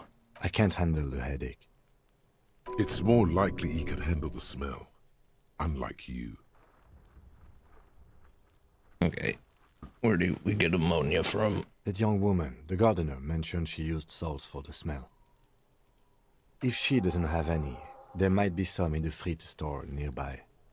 Acquiring ammonia will provide a modifier to the white check.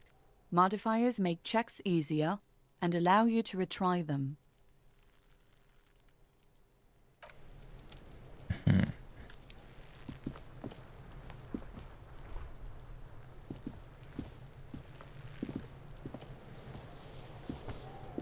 Kuno's Stop got that. this. Boy throwing rocks at the dead body can't be older than 12. Oh yeah, nappa gumpy, Kuno!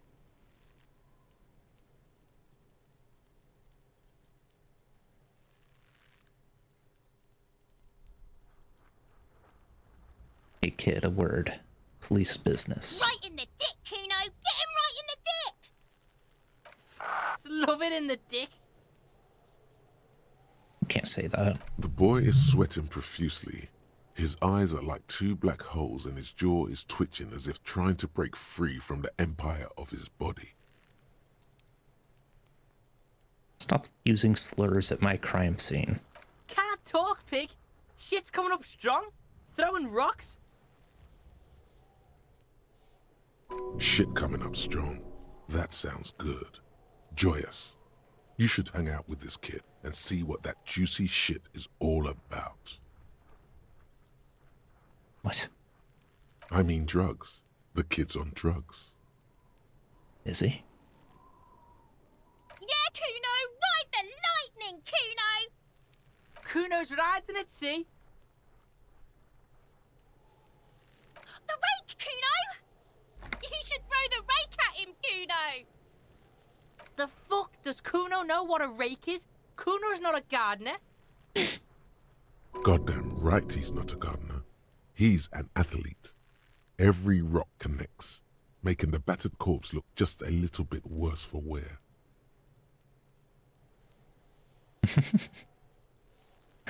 Kim, what should we do? Shouldn't do anything. I don't tempt such forces. What forces? You will see.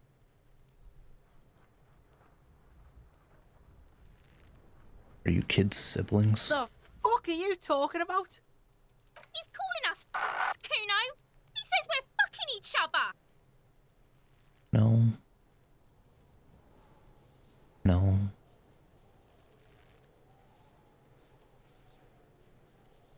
Got a good hand, kid. What? You wanna fuck Kuno now? What's the matter? Kuno's got you cornered. Nothing to say.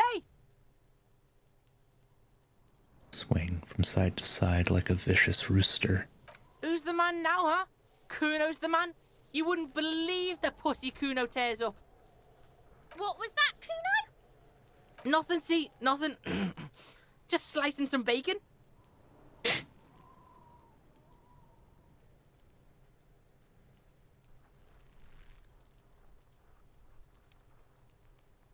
Kid, you want to hang out? I'm not a narc. Fuck no. Kuno doesn't buy that shit. Fucking entrapment shit. Fast. This kid has got street smarts. You know what entrapment is. Look, I have questions for All you. right. Entertain the Kuno. Show me what you got. What you got there? What you got, huh? Show me what you got. The kid moves his hands like a basketball player dribbling fast.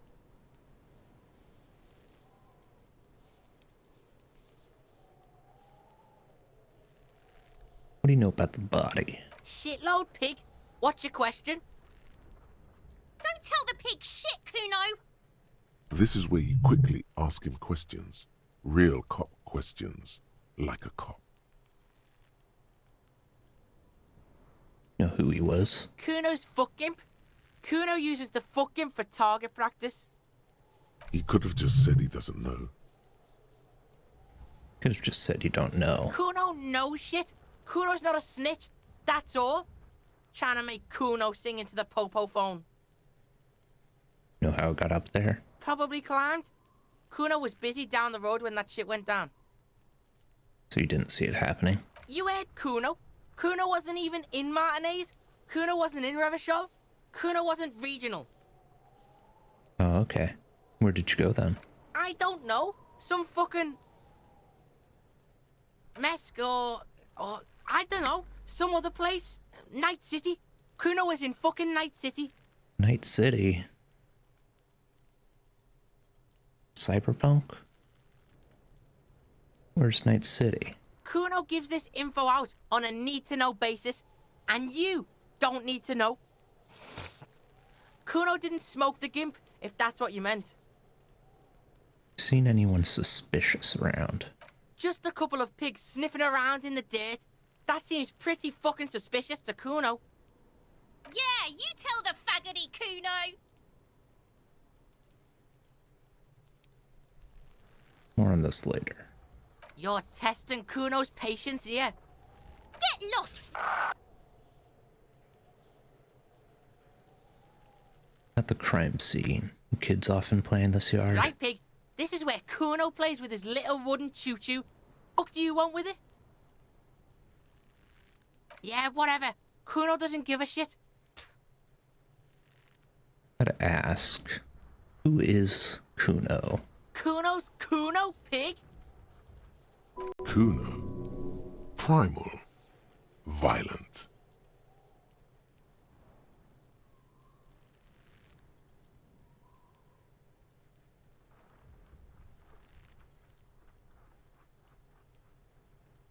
So you refer to yourself in the third person? The fuck are you calling a third person? Kuno's the fucking first person? Uh-huh. watch out, Kuno, he's trying to fiddle you. He's gonna put his hands on you. The thing behind the fence starts squealing, shrill and violent like a fire alarm. Help! Pig's got Kuno! Help! Rape! The sound gets louder as the child shouts at the windows overlooking the yard. Help! He's got the Kuno, help! Everyone can hear. You need to get the hell out of here before.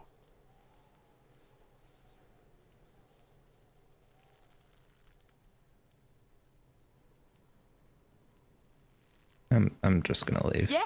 Get out of here before the Kuno beats the shit out of you. Yeah, that's right. Drag your fat ass out of here, fat boy, before Kuno fucks you. Bang! Got fucked by the Kuno. We alright? You wanna get fucked again? Come back.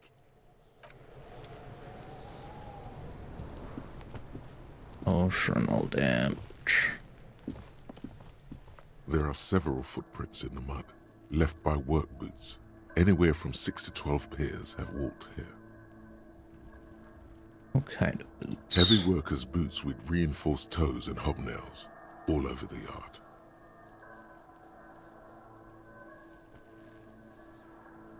Focus.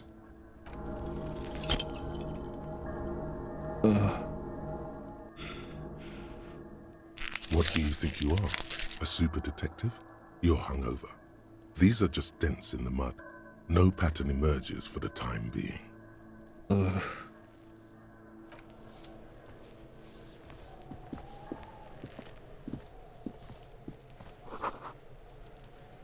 Kid's ladder is rickety, but still climbable.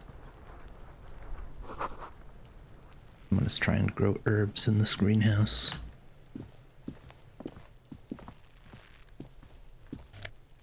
Container.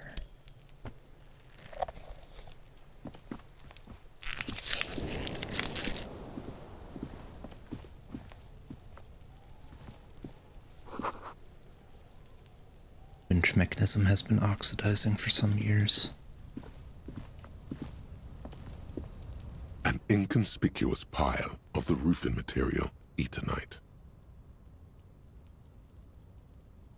What is It's this? nothing. Someone just left some roofing material slanted against an old shack.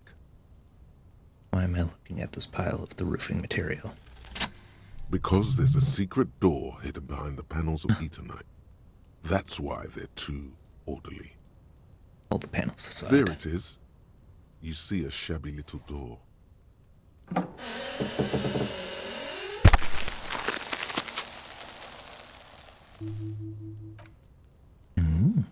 What is this then? A tool shed? Let's investigate. Yes.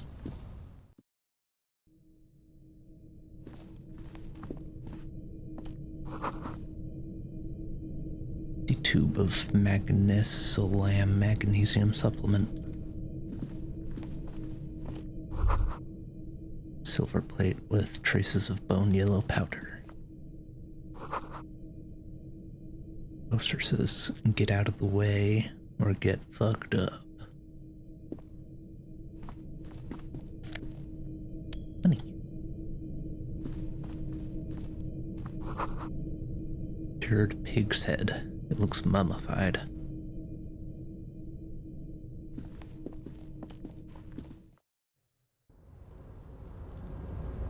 Huh.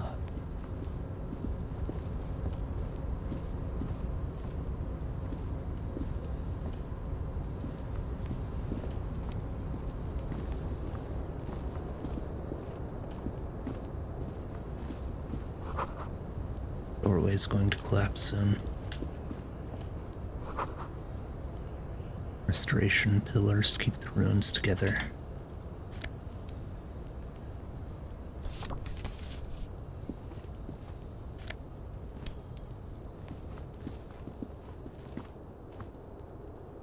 So much money.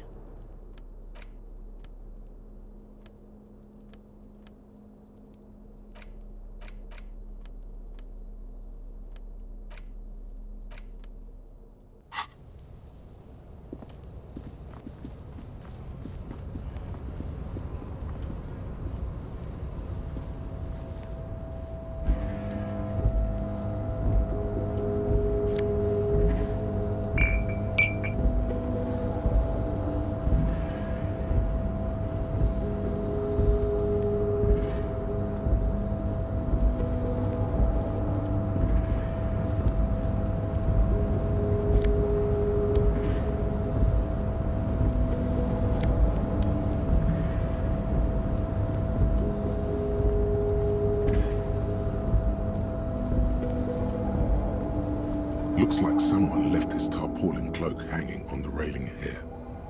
When the wind ruffles the cloak, you can most definitely see a white rectangle on its back. You son of a gun. It's a cop's cloak. Yes, it's probably yours. It bears the RCM insignia, and you have a habit of being careless with your equipment. You could probably make the jump. You look like you've done some track and field in your day.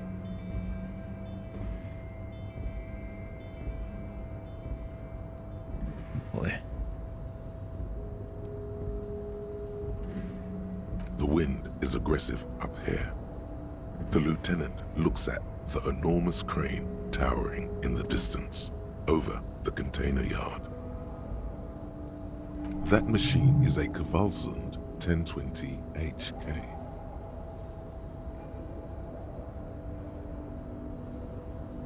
Kvalsund 1020 HK. Is it? Kvalsund makes a lot of heavy equipment, but this is phenomenal, even for them. But I digress. We were focusing on your cloak here. What exactly are we doing up What here? are we doing? We're awfully close to breaking into the industrial harbor. They are bound to have information for us. I thought that was our intention. Or it could be that we are just exploring. Really think this cloak is mine? Should I go for it? Jump? The cloak? I do think it's yours, yes. As to whether you should go for it? Well, it doesn't seem too dangerous. 2 meter stops. Whenever you're ready to do it, I'll be right behind you. Boy.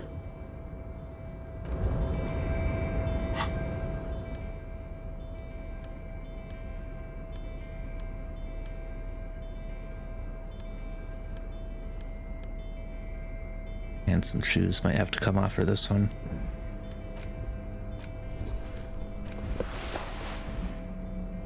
Now I'm ready.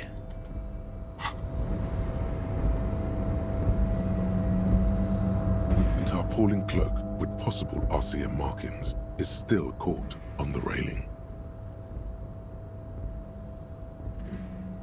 Jump.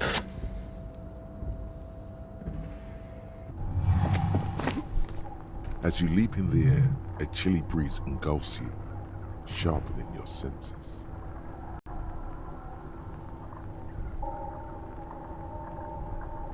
Close your eyes, let your senses take in the world around you. Ankles tingling from the tension, blood roaring in your ears. You are ready for your rendezvous with the concrete pavement below. Martinez goes about its daily routine as you soar through the air. The loud voices of protesters mix with the engine sounds from the traffic jam. Waves crash against the pier, and dense, salty sea air fills your lungs. Don't let go of the moment yet. The corpse is dominating the yard, and the stench is nauseating. Even so far from the epicenter, it brings tears to your eyes. Continue the voyage through the salty air. As the concrete floor welcomes you, you realize it's been a while since you felt so alive, alert, capable. Must be the adrenaline. Landed with a shockwave. I knew you could do it. My climbing down might not have been as disco as your jump, but at least we can explore the harbor now. With your feet firmly planted on the concrete, the noise of the harbor rushes back in.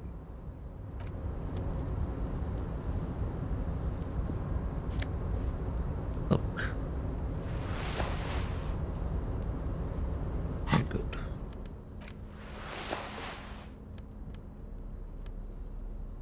Yeah, to upgrade. Alright. Pants back on.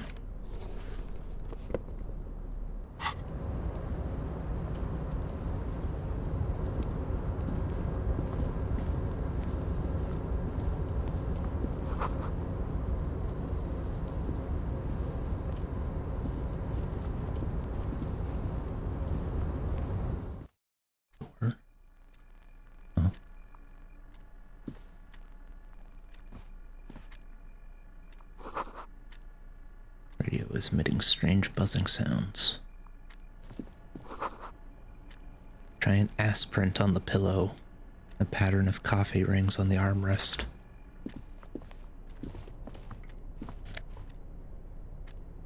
Book. La Fumée, Volume 1, Number 4.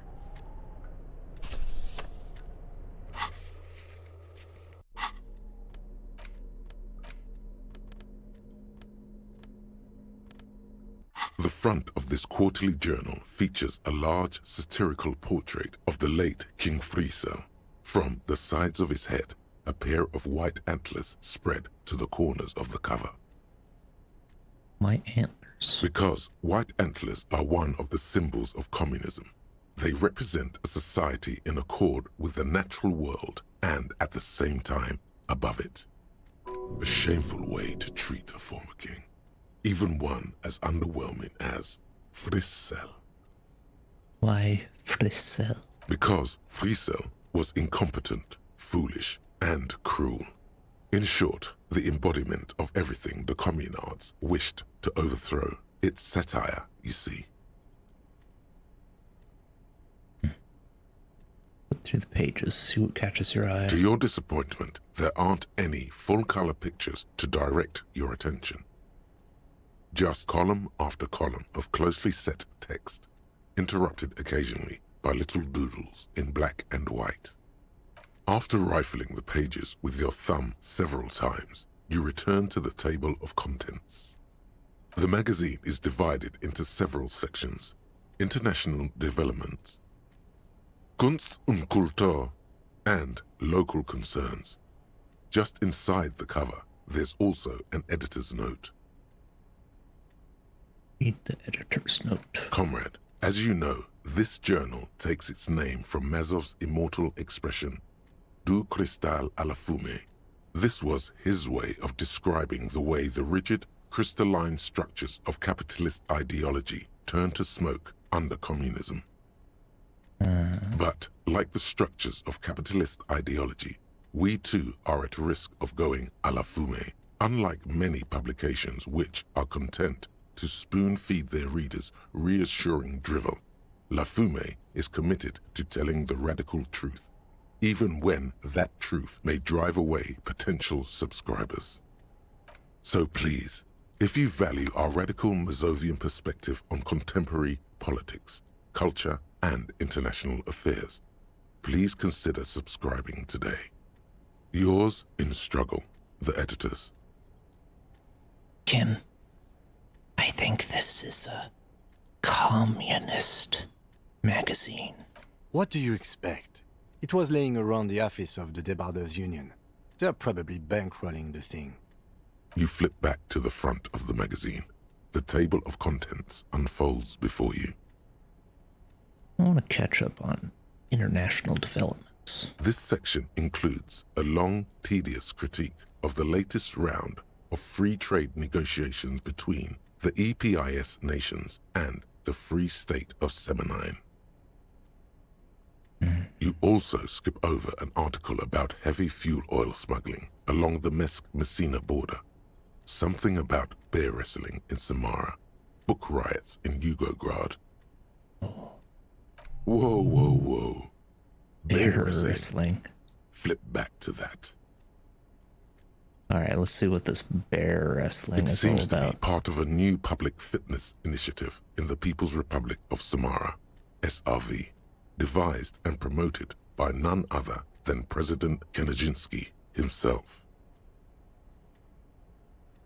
According to this extremely credulous account, Uncle Sport, as he's affectionately known to his people, has recently decreed bear wrestling the national sport of the SRV. When it says bear wrestling, does that mean two bears are wrestling each other, or...? Of course not. The article makes plain that this is man on bear, or in some cases, woman on bear competition. Man on bear. 2 competitors, 1 ring, 5 rounds, or until incapacitation. According to the SRV's Ministry of Information, the program has been a tremendous success. Public support stands at 87%, and youth obesity and alcoholism rates are down 12% and 7% respectively. Guess it's hard to fight a bear if you're out of shape. That's very much the idea. President Kaczynski has long maintained that a strong body is the best defense against capitalist aggression.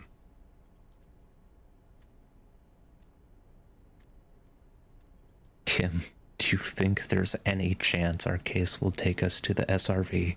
The Samaran People's Republic? No, I should expect not. Why do you ask? I was thinking it might be fun to partake in a bear fight. I suppose that would be something to see. You flip back to the front of the magazine. The table of contents unfolds before you. What is Kunst and Kultur? It takes a moment, but gradually it dawns on you that Kunst und Kultur must mean arts and culture. As you leaf through this section, you come across several reviews of recent radio plays, as well as a brief artist spotlight featuring a local artist identified only as CS. The main feature, though, is a long essay titled Tip Top Tournée, a critical Mazovian perspective.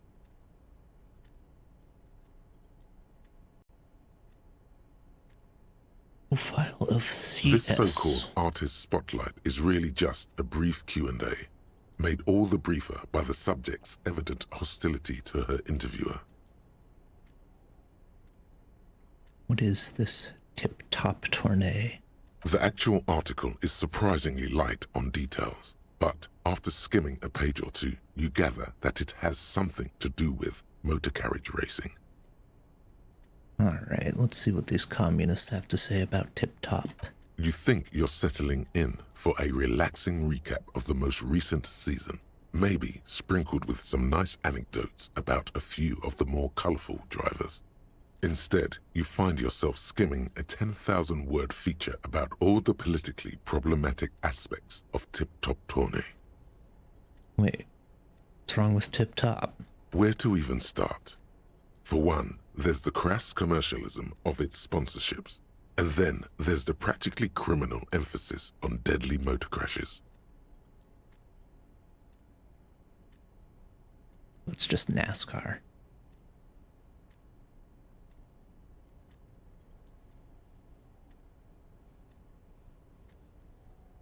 What's wrong with a good motor crash? They just keep it And interesting. that precisely is what's problematic about it. Were it not for the promise of random, spectacular violence, audiences would quickly lose interest. At the end of the day, it's the destruction of these 750,000 real races that you're really watching for. Wow, you're right. I really am just in it for the You violence. see, one cannot avoid the conclusion that Tip Top Tourney is simply the apotheosis of spectacular entertainment under capitalism.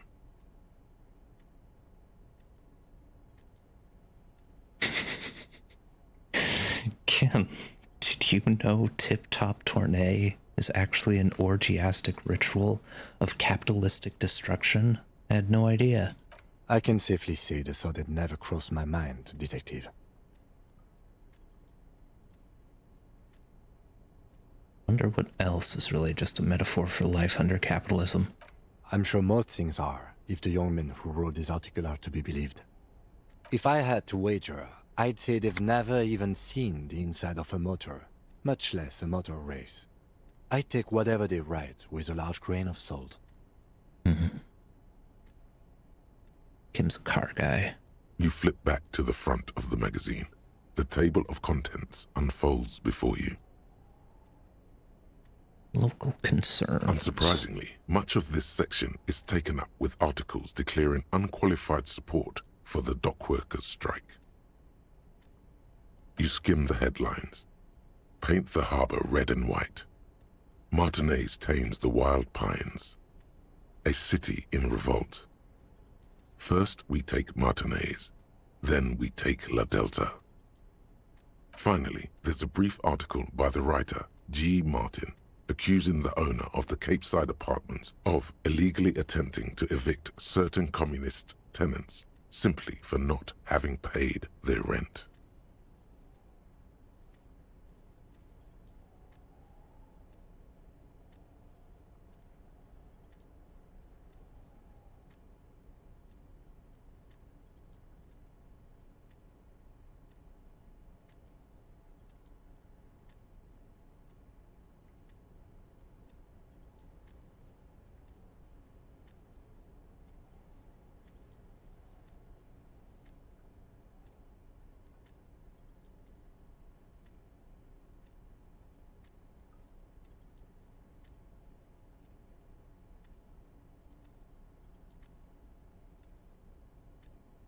Wouldn't it be better for everyone if labor and capital could reach some reasonable accommodation? According to these editorials, there can be no accommodation with the forces of international capital or their mucilaginous allies in the coalition. You flip back to the front of the magazine. The table of contents unfolds before you.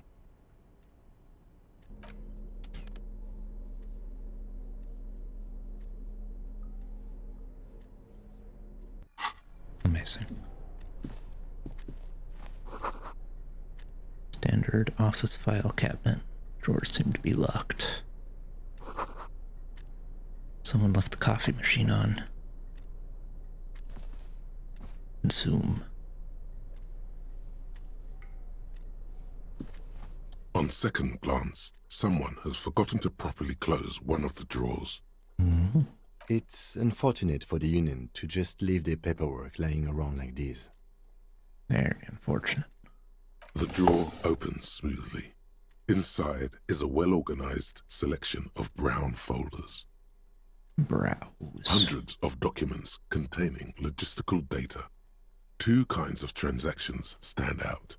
Materials coming into Revachol from the outside world, from Muindi, Grad, and even Ilmara. And the same materials being handed over to companies inside Revachol, Kuron, Coal City, La Delta, and Jamrock are listed among the many districts where the imports are being sold. Anything interesting? It's hard to make sense of this thicket of company names, dates, quantities, and percentages. You try to focus, but the lines are getting blurry. Reading. Look how blurry all the lines on these papers are. How unwieldy your own willpower is to yourself. You're like an absurdist Samaran monk, focusing through not focusing. I let my eyes go completely out of focus. All shapes start melting into each other. Is that what you're doing with those photos over there? Yes. Right. This is probably not relevant to our case. After all, we're not investigating an accounting mystery. The drawer slides shut smoothly.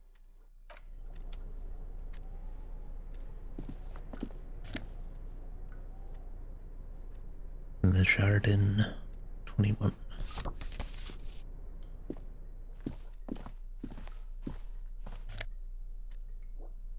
Elysium. Office shades.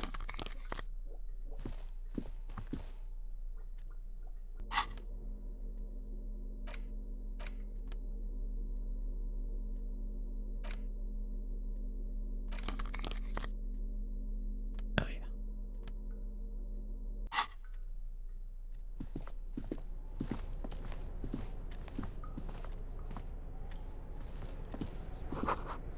It's a Dewey typewriter. Model name's on the back. Free worker equals member of the board is written at the top of the flyers. Door is locked. Cannot be opened from this side without a pass card. This one.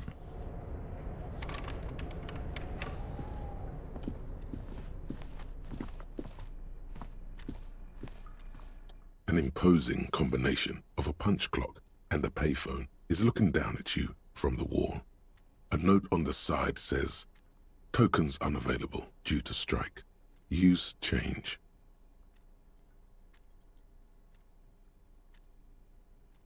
Slash payphone.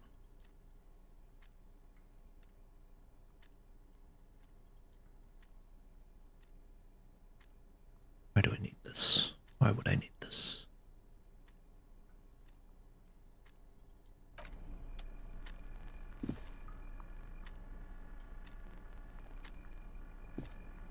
Yes?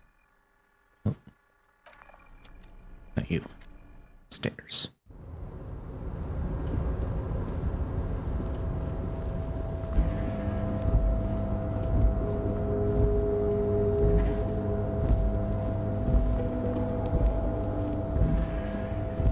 So I'm just in here now.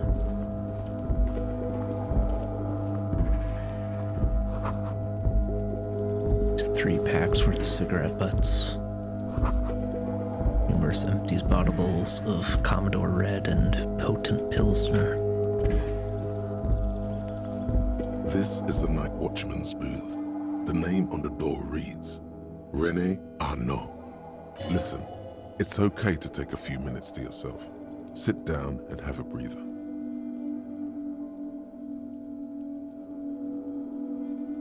And take a quick look inside. If you must. But please hurry. We are pretty easy to spot up here. Nothing incriminating catches your eye. The cabinets are clean and their sparse contents meticulously organized. There's a framed photograph on the table. It's a black and white photo of a young couple out in a street fair. The man is young, dark-skinned, and dressed in a Royal Carabinieri uniform. The girl is smiling playfully at the camera. Why did you take that?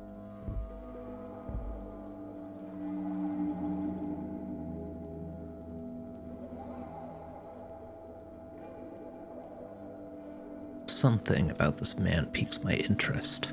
I think this can be a side thing. Fine. But let's move. I don't want to be seen snooping around here. Okay.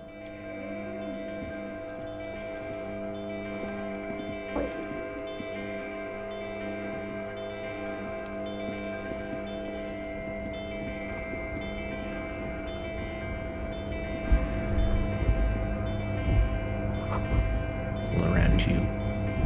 Great machines and quiescence. Quiescence.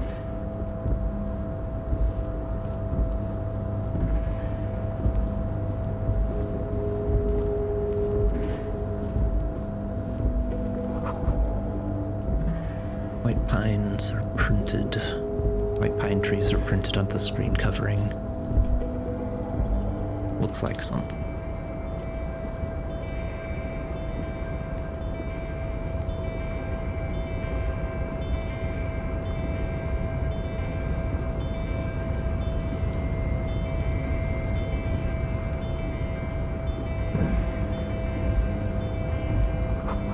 See faded industrial lettering on the platform. Balsamed.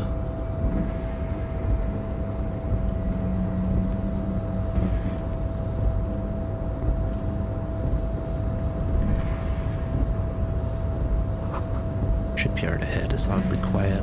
The great machines are sleeping.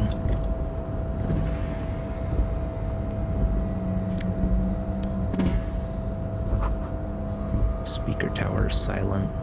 There's no work to organize in the yard below.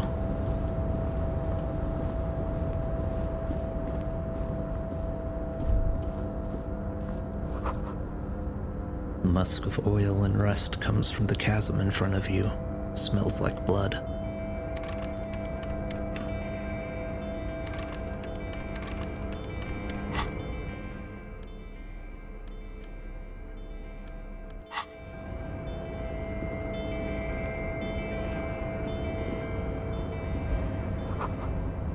Industrial-sized thermos. Smells like burnt coffee.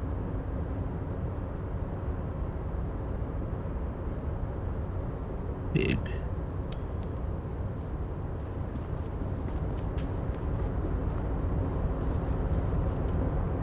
Hey. Container, container, I'll turn you nice and red. Container, container, put the logos on. Container, container, used to be Wild Pines. Container, container, now belongs to Everard. Hi. Everard, Everard, Everard, he looks after everyone.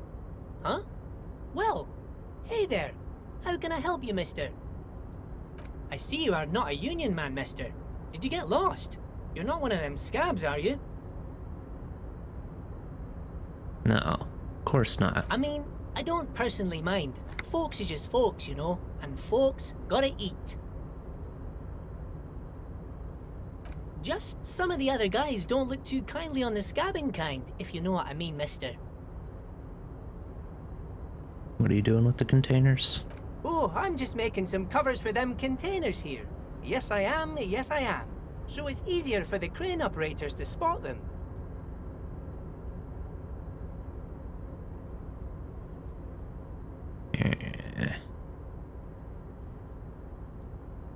Sure, mister.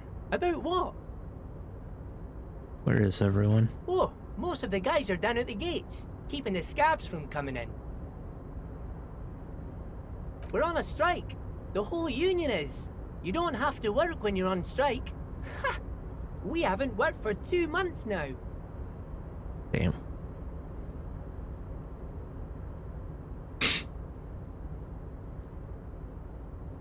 So no one is working? Big strike. Not everyone is down there, of course.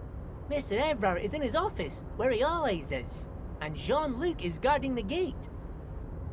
But Titus and his boys got into some drunken trouble and Everard sent them on a nice vacation. For a week or so.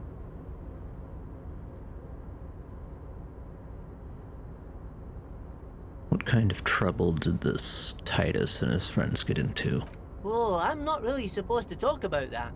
That's union business. Him and his boys stirred up something in town. Probably drank too much and got into a fight or something. I heard Mr. Everett telling them to take some time off. Really? Did they kill someone? No, I don't think they killed anyone. Let's better talk about something else. Titus and his boys do good work. I don't want to get them in trouble over a little drinking. Do you work here? Yes, yes. Everybody needs a job, and this is mine. I'm Leonard, by the way. Leonard Bellick. But everyone calls me Leo. I'm like Mr. Everett's right-hand man when Mr. Edgar is out of town, and Mr. Edgar's right-hand man when Mr. Everett is away. Actually, Miss Beaufort is the right-hand man, but she's a lady. Who is this, Miss Beaufort? A real pretty lady with a skin like those Douai Sucre candy bars my missus likes so much. Them are real nice to suckle on once the dinner is done and me and the missus sit down beside the radio. But I can't listen to the radio all the time. There's so much to do around here and I'm always busy keeping things running here. Yes I am, yes I am. Hold on, who's this Miss Beaufort? Oh, Lizzie, she is a real sharp tool. Mr. Everett put her through some fancy school and everything, east of the river. 4 years she was gone, and when she came back, she was all fancy and lawyerly. Lawyer. But she's a real nice girl. Grew up in this here neighborhood, knows everybody and gets along with everyone. Real pillar of the community one day, I'm sure. If me missus and me was to have a child, I'd be real happy if she turned out like her. But she can't have kids. Dr. Lemaitre said so, and she knows about such things. Been a doctor for almost 50 years she has. I think you're doing a great job around here, Leo. Yes, this place really seems to run like clockwork. Keep it up, Leo. Well, thanks a lot. Coming from you, it means a lot, really. Sometimes I feel some of the guys don't really get how much I bust my ass for them here. But you guys are all right.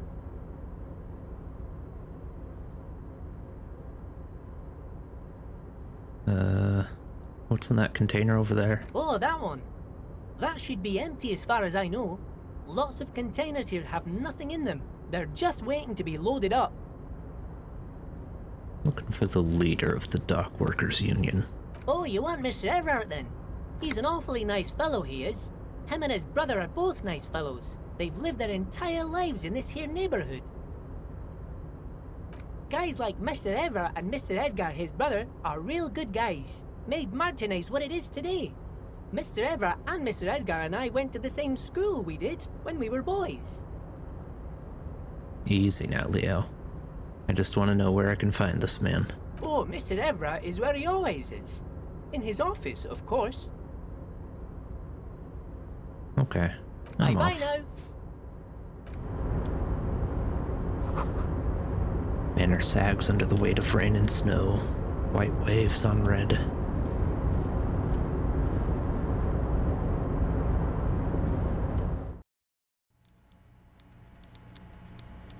Coffee. Coffee in those giant thermoses is still lukewarm. Stair made of pallets leading up.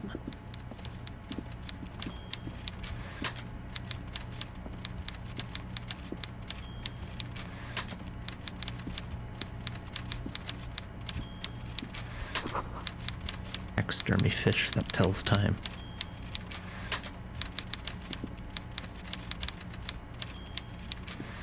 Before you is a walrus of a man seated behind a large desk. He looks up from his work, not the least bit surprised to see you.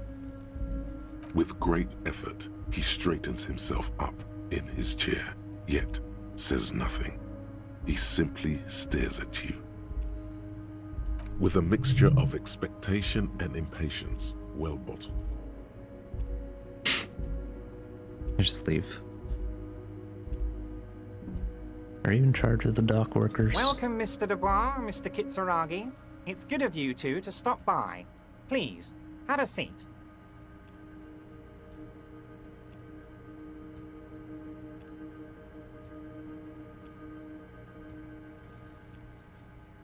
Same expression.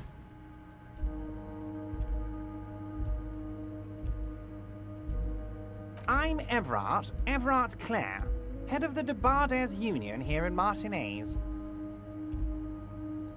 I'd offer you my hand, but unfortunately my health prevents me from getting up. You understand? He looks extremely comfortable. The tiny folding chair, on the other hand, looks like a torture device. What a chair. does look like a very comfy chair. You go ahead, detective.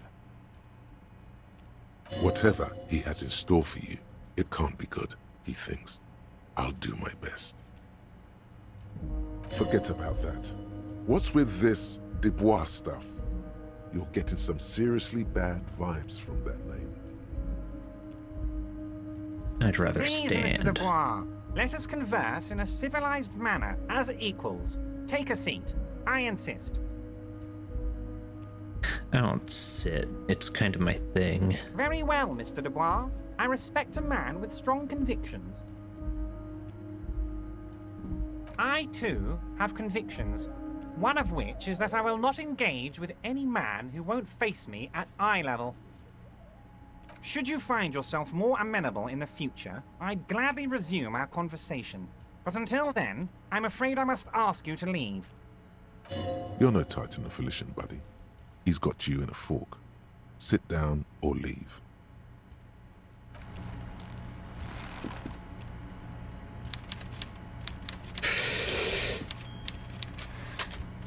Mr. Dubois, I hope time is on your side this time. Please, take a seat. Why are you calling me Mr. Dubois? Please, Mr. Dubois, let us converse in a civilized manner, as equals. Take a seat. I insist. It's nothing. Yes, that's probably right. It's nothing. Forget about it. Filter it out. Excellent, Mr. Dubois. I can see that you're a reasonable man, and reasonable men can be of great use to one another. Try to wink back. So tell me, how can the head of the Debarders Union help a representative of the Revachol Citizens Militia today? The chair you're sitting on has got to be the most uncomfortable chair in the world. It's violating your backside. Oh, by the way, I heard you got a rather rude reception from a certain Lawrence Gart. Some people have no manners, it pains me to say. This should take care of that nonsense. Points to a giant novelty check on his desk. It's absolutely comically huge. It should be sufficient to cover your expenses for a few days and patch over your differences with a cafeteria manager. Go ahead, take it. Wow, that's 25 real. That's good money. You need it.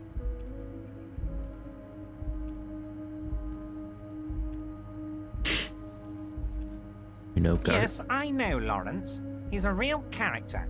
No union man in him. A real piece of work, that boy is.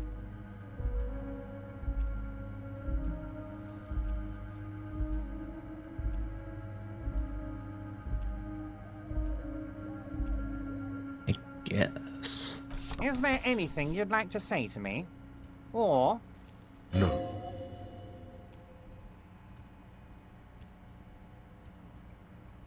No, it's cool. Cool? I wouldn't go that far. I'm sure there are cooler things than delivering a comically oversized novelty check to a cafeteria manager.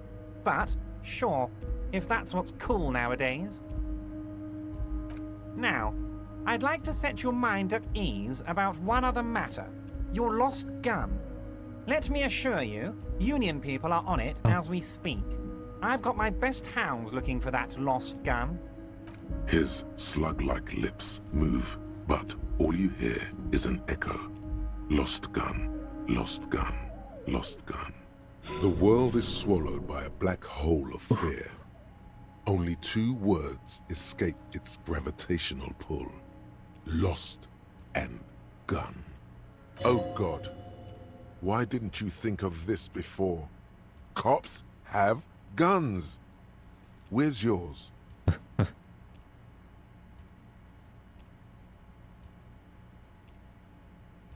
This doesn't worry me at all. Who cares if I've lost my gun and the love of my life?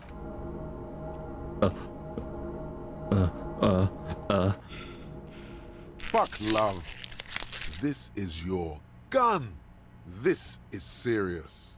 Are you all right, Harry? You seem anxious. Don't be.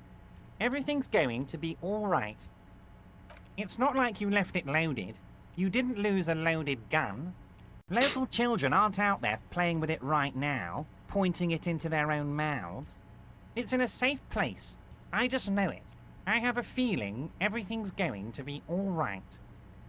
It was loaded. There were 2 bullets in it. You always keep at least 2 barrels loaded. Oh, God. Oh, God. Oh, no, At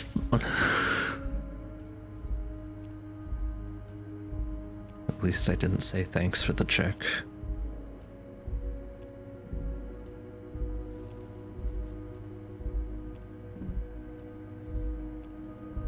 Don't panic.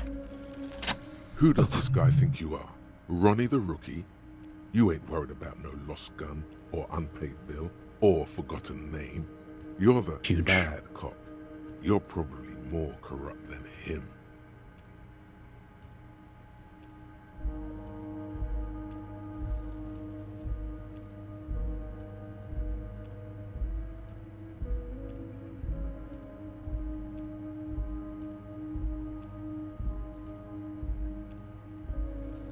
Sink deep into the folding chair, smile and cross your hands behind your back. The fat man does the same, sinking deeper into his chair than one would think is physically possible. He seems to be enjoying your little display. Good. Now lean in with some corruption. Listen, Everard, pal. We both know what makes the wheels of the world turn. That we do, Harry. Let them say what they will about you and me. We're both born fighters.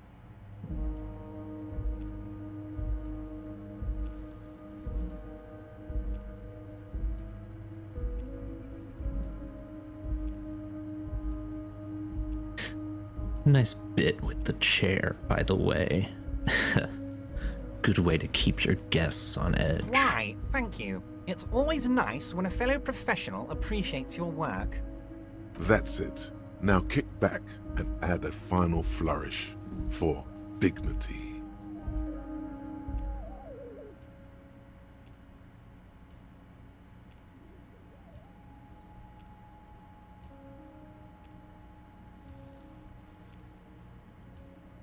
Thanks for your hospitality. Feel free to visit me down at the station anytime. You strike me as a reasonable man, Harry. I like that in a lawman. Let's cut to the chase, shall we? What can Everard Clare do for you? I think we'd like to ask you a few questions. Don't you think so, Detective? Somehow you managed to get yourself out of this one. Now quick, keep the momentum up. Ask questions. Called me Mr. Dubois. Why? Of course. Let us dispatch with the formalities. You call me Everard, I call you Harry. So that's really my name? My God, so it's true. I didn't want to believe it, but you are a fantastic science fiction amnesiac cop, aren't you? What are the odds of that? I think the odds of that are very low.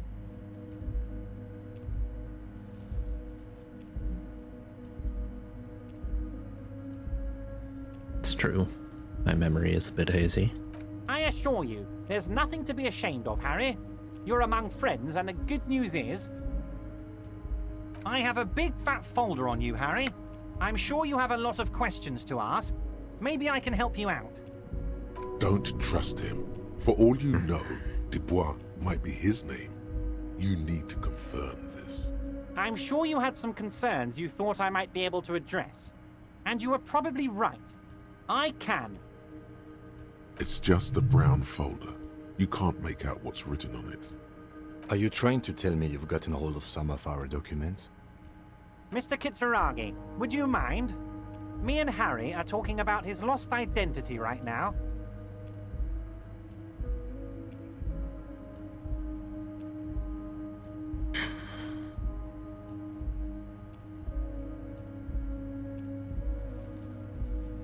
No, my drama.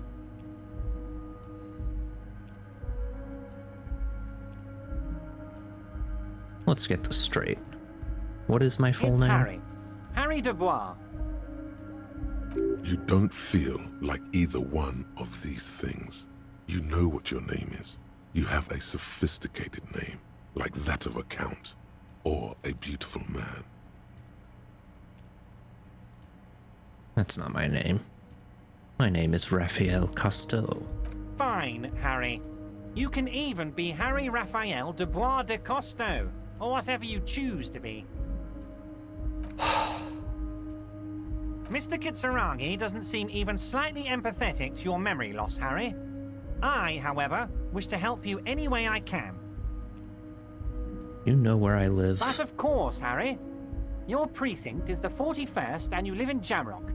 You're a Jamrock boy. A long way from home, but that's okay. You know if I have anything about my family? Do I have a wife or kids or... Family? Harry, you're not a family man. There's not one peep of family in here. Unless you think you're a family man. Do you strike yourself as a family man, Harry? I think I do. I'd be a wonderful father. Well, yes. I'm sure you're going to make one little boy or a girl very happy and proud one day, Harry. What kind of a cop does it say I am? Harry, you're not simply a cop, you're a star. A bright shining star in the drab law enforcement sky, outshining all other stars. You're a superstar.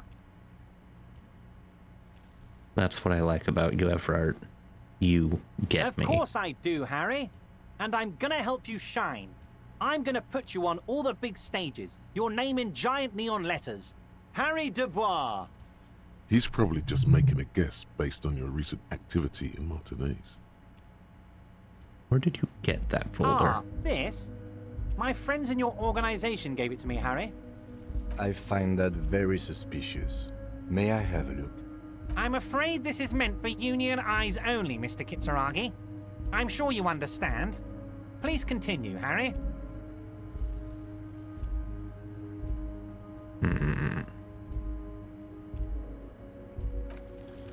Everard's large hands are covering the folder, but the look on his face says, I know everything about you, Harry.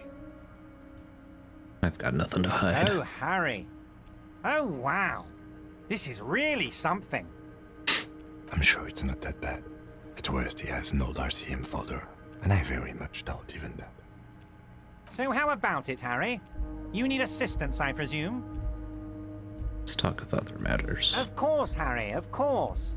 Let's not linger on personal details and amnesia. You wanted something from me.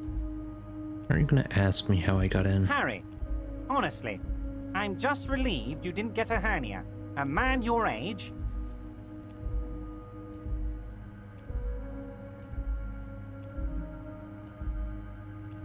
Man at my age?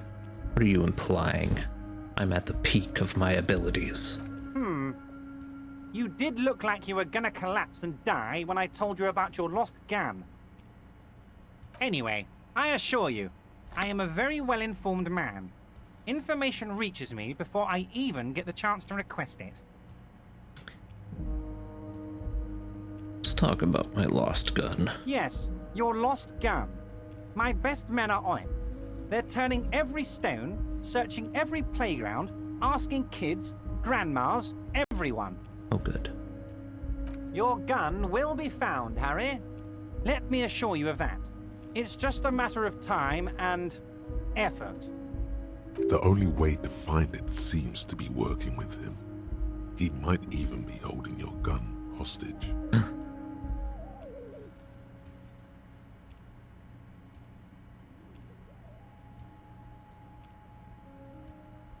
Hold on. Could he really hold my gun hostage? Who knows? Only one thing is certain. If you work with him, you're going to get it back. And working with him might be the only way to do it. Does this mean if I do things for you, I will get my gun back? Damn it, Harry. That's exactly what it means. I'm only kidding, of course. He is not. Of course. I understand. We help you, you help us. Point.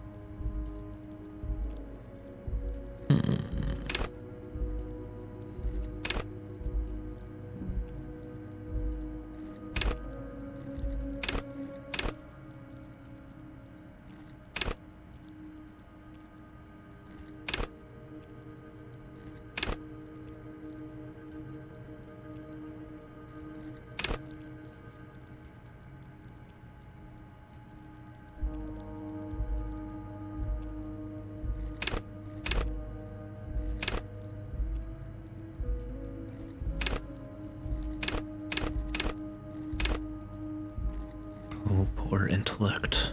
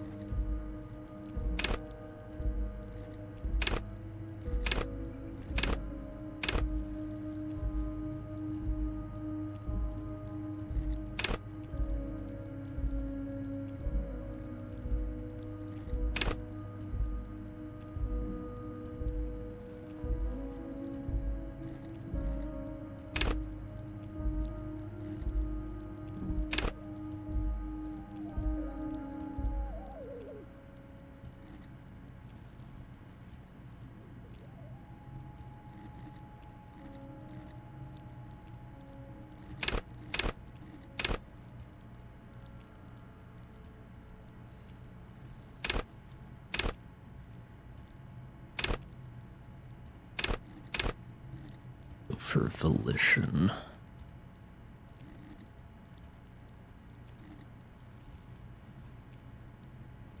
Little more morale.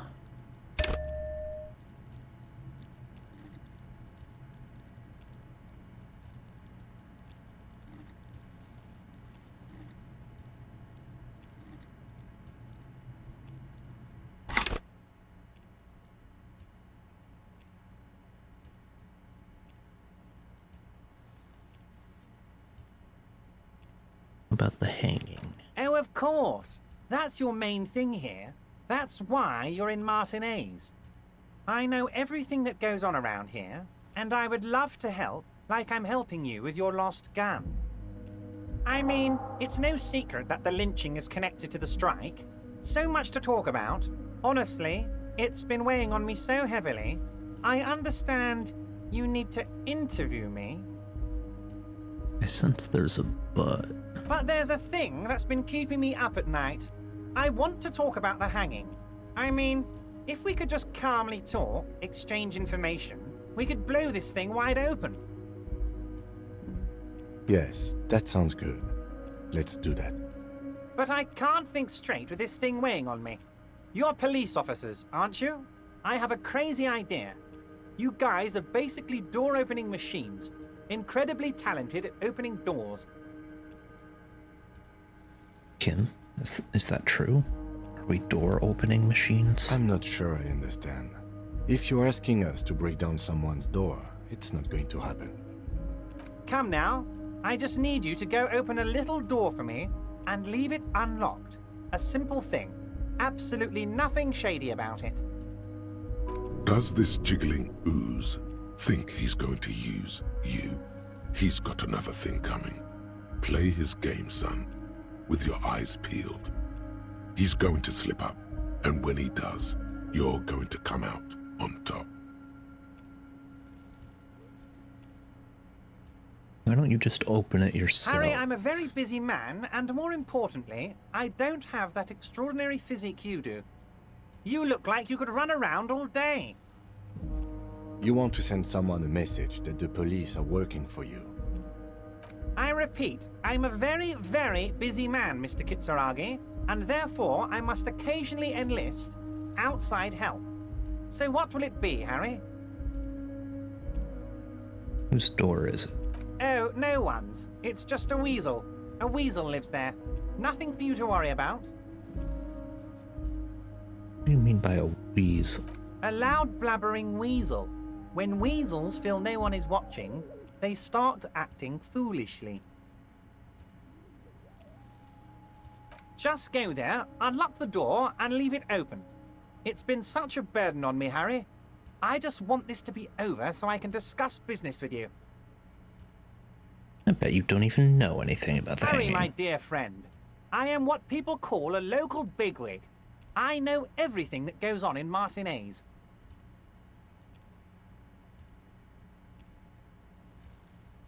I can't accept this thing. Of course, Harry, I understand. But if that's the case, I don't think we'll ever find your gun. Even worse, we won't be able to speak like equals about the murder. Perhaps this was just bad timing for you. Know that you can always come back to me. I really hope you do. For your sake, my sake, and for your gun's sake too. Yes, we both understand what you meant. This may be the only way, he thinks. I won't hold it against you. In fact, we probably should reconsider later.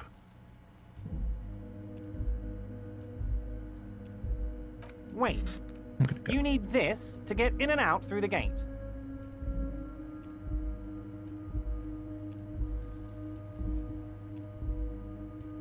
You wouldn't want to get stuck in here. Here, you're one of us now. A real red and white Union man. Take care, Harry.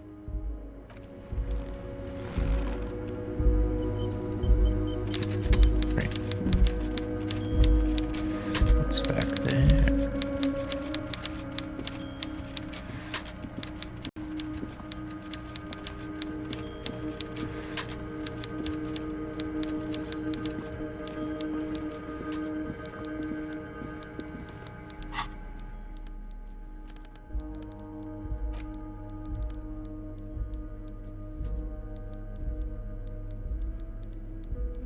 By 50 centimeter check looks like it's meant to be handed over ceremoniously on a gala-like event. Supposedly exchanges for 25 real at your local free stores. Below the number, a careful hand has written on the words, "Constable's rent, all of it. Note, worthless in a pawn shop."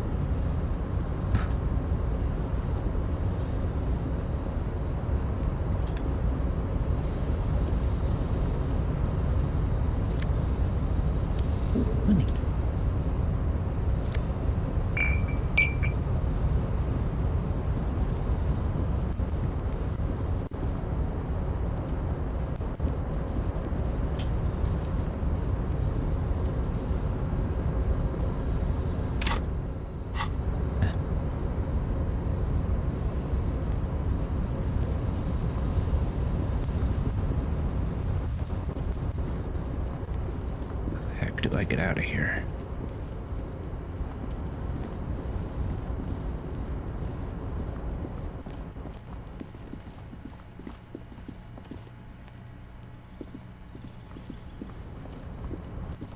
Oh, open that door.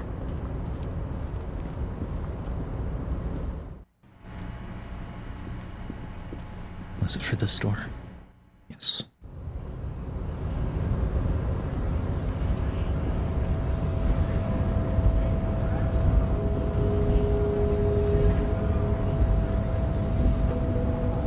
Oh.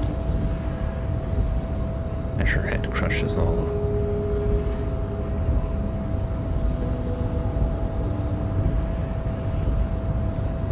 Your body betrays your degeneracy.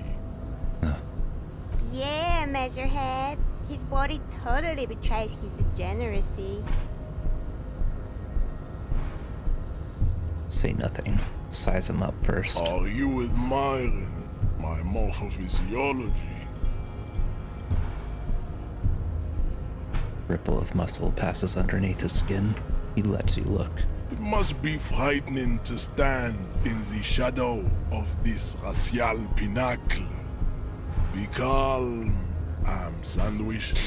You are not in danger because you are not a threat to me.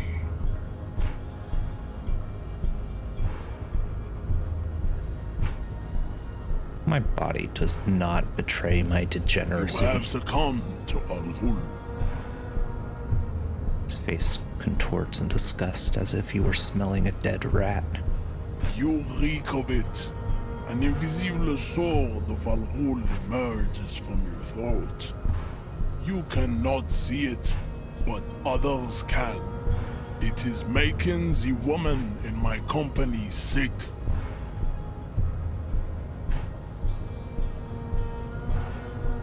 Smell your breath. Kim, is it really that bad? It's not good. It's like a rat crawled into your stomach, got drunk and drowned. Wait, Al Ghul? Yes, Al Ghul. What is Al Ghul? Al Ghul is an ancient Ilmaran poison, a parasitic fungus that has colonized your race.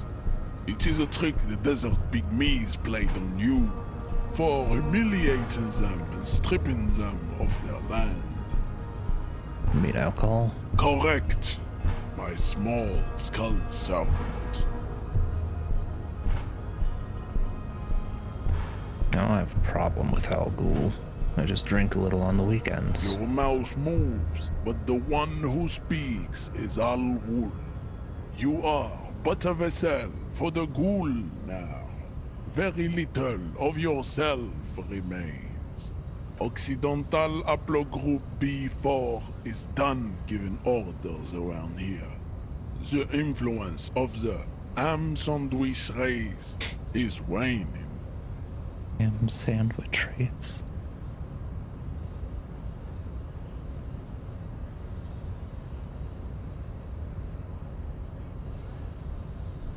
First, let me make this clear. I'm not a drunk. I'm a cop. I just have a drink every now and then. The ethanol fungus is deep within your nervous system, pulling the strings.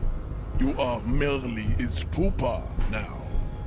I see no hope for you or your kind. The race stuff is unimportant here. I just need you to help me do my job, please. Begging for help. Attempting to pass fear for cooperation. How far the Occidental Haplogroup has fallen. You were once a noble and powerful race. You gave the world eugenics, electricity, and powerful weapons of war like missiles and aerostatic aircraft. You made great gains in metallurgy, race theory, and statecraft. You dominated lesser cultures, like the deformed Hemians and the inexplicably potato-obsessed Quakers. But now your ascent to the genetic summit has halted. You are obsessed with sadness and with frivolous pop culture. You will be superseded. Isn't that right, babe? It is, baby, yeah. You know it.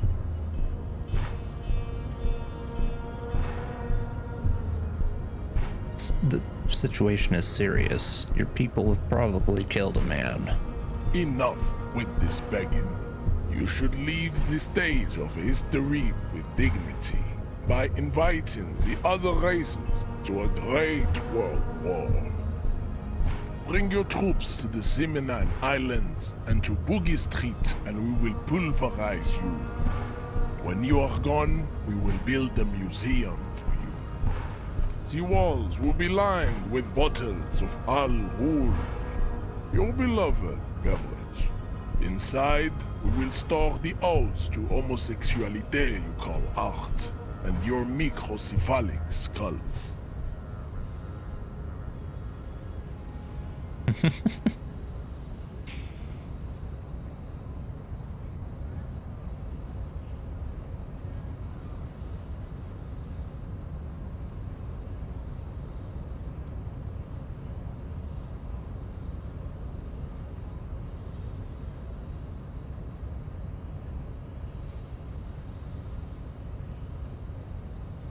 Isn't ever the Union boss white? Don't be vulgar. White or not has got little to do with this. The race enigma runs much deeper than that.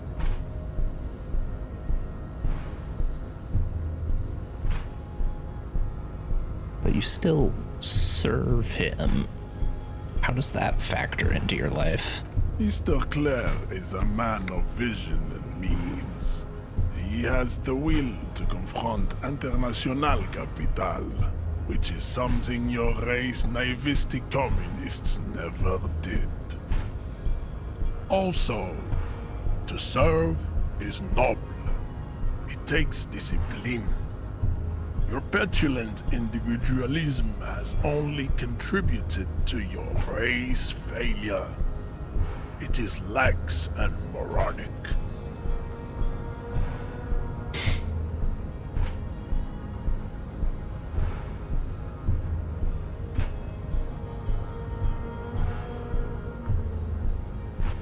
Communism is pretty cool. Idiotic communism is the single greatest contributor to your race descent. Everywhere around you. The fruits of its failure to challenge the world order. Individualism, rock and roll music, sexually transmitted diseases. Above all, rampant multinational finance still reigning large. Tell me, where have you gotten your love of pathetic communism from? Degenerate youth culture? Rock and roll music? Got it from disco, actually. Offshoots of the Seminoles people invented disco while having sex under the influence of cocaine. It is a shame upon my race. But what is done is done. I am not surprised you enjoy it so much. This has happened to many of the side products of the inevitable cultural victory of the Seminoles race.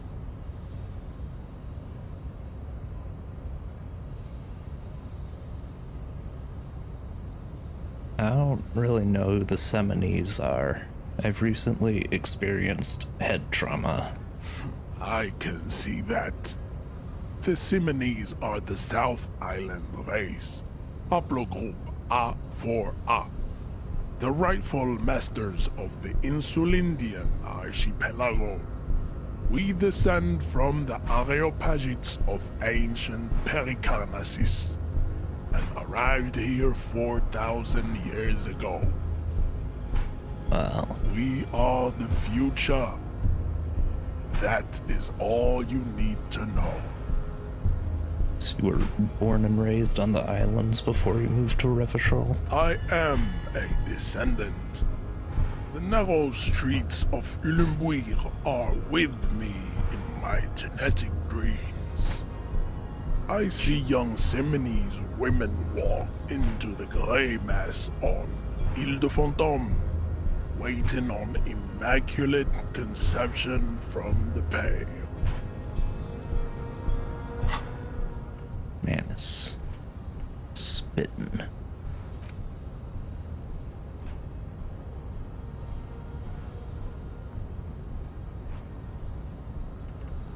About to become feminist.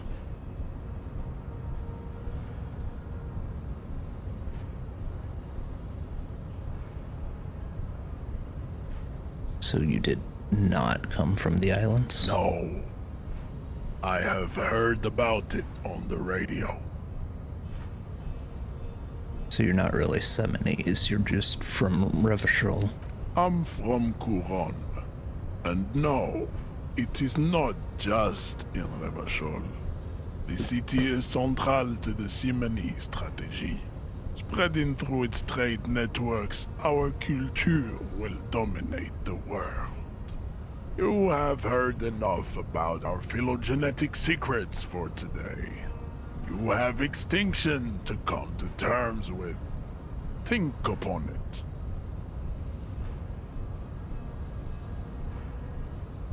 What do you think about I don't this? think anything about this. We are wasting our time having this conversation. Your pedomorphic friend is right. You should leave here with your tail between your legs, contemplating race extinction. I am an immovable obstacle.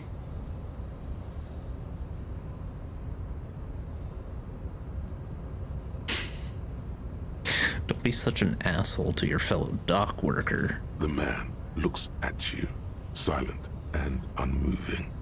His eyes burrow into the remnants of your soul. You are not Santiago.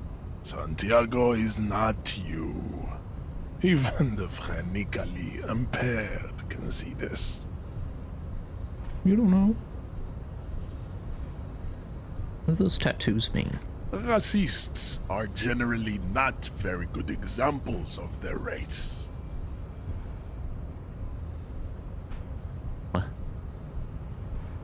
Gestures to the lorrymen down the street. Welcome to Revachol.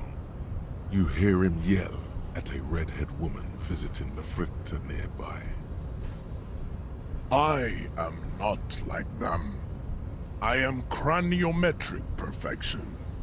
I have taken the trouble to permanently draw a phrenologic grid on my skull and features. This should dispel any doubt. True, that is a noble cranium, but you got a hard noggin yourself.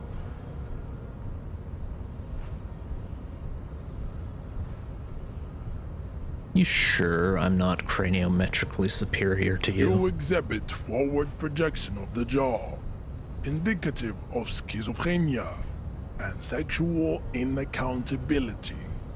From a purely aesthetic standpoint, the dimple in your jaw makes you look like a baby. This is not craniometry, just an observation. And talk about my dimple like that? What else? It is impossible to see any more of your bone structure. It is covered in the ravages of Al-Ghul. From what remain of your features, I can see fleshy lips, baldness of the head, and long arms relative to lower limbs.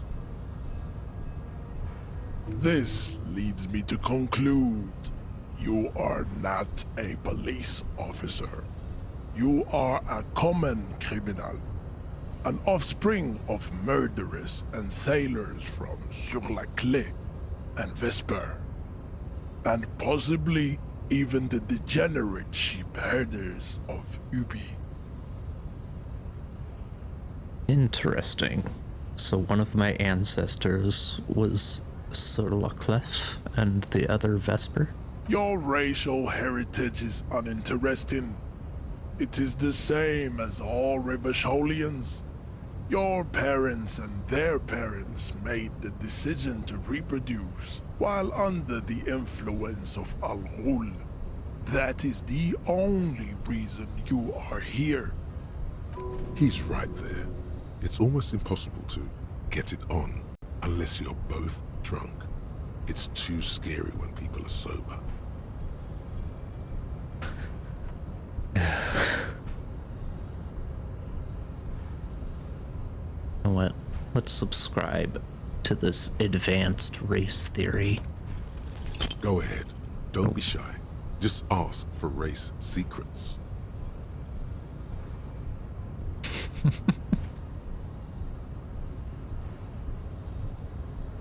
I want to learn this race theory of yours so that we could become friends.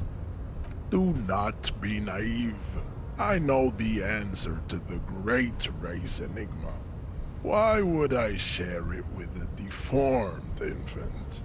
You do not have the devotion for servitude. Okay.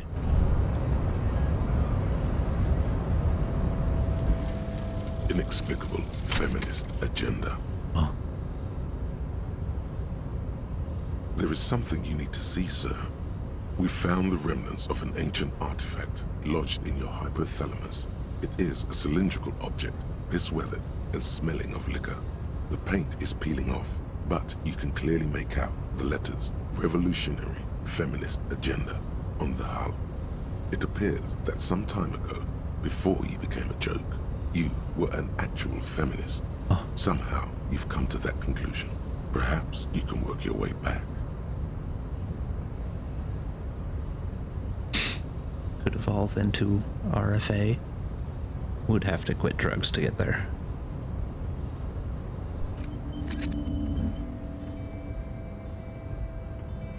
Hippie feminism.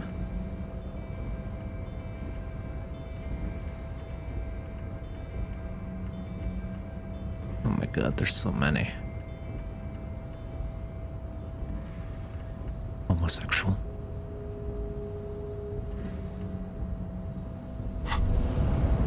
Try to get that. As you turn, a bright light catches your eye, making you squint. Cool. So cool. Where's it coming from? From a distant sunset, a stage light, flash photography, nowhere in particular. It's just what superstar law officers do. They squint at lights, and they solve shit.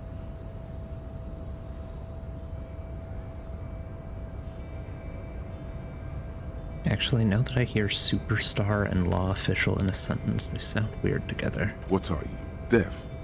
They're perfect, like rock star politician and drug addict teacher. Embrace the superstardom you've worked so hard to establish.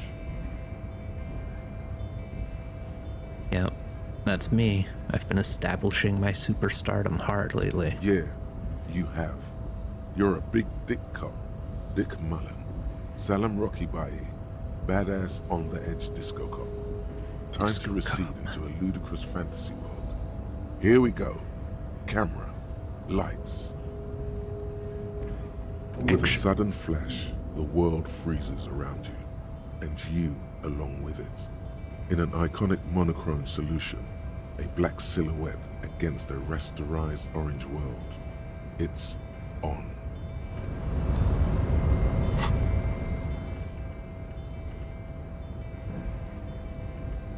Some kind of superstar.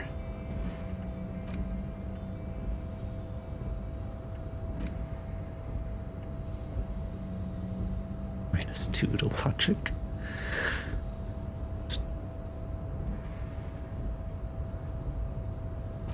Yeah, I could be some kind of superstar. Oh god, my logic's gonna be so bad. Oh, I'm over here. Oh, there we go.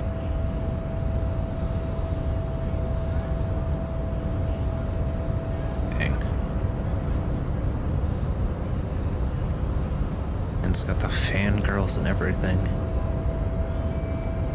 Your race descent has only worsened since I last saw you. You have really let yourself go. Man.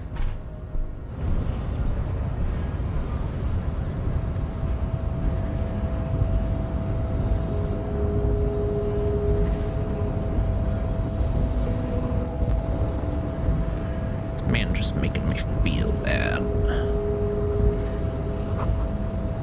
Notice, in case of strike, press button behind guard.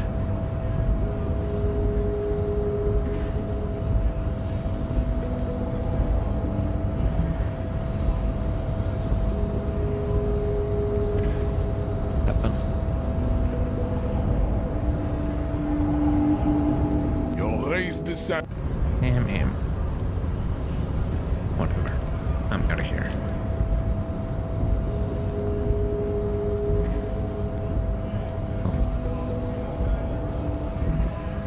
Scab?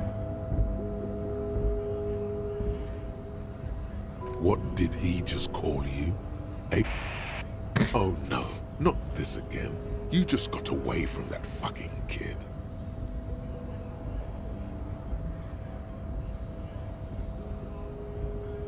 No, I don't want to deal with this again. Hold on. Did you just call me a... No, I said scab. What exactly is a scab? A kind of a worm, content with mere survival. They come, they want to do our job for shittier pay, screwing over both themselves and us. Everybody loses.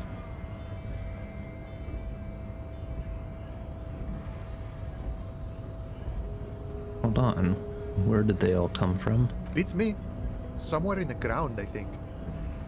You don't seem to like them much. Gotta be bloody stupid or freaking evil to scab.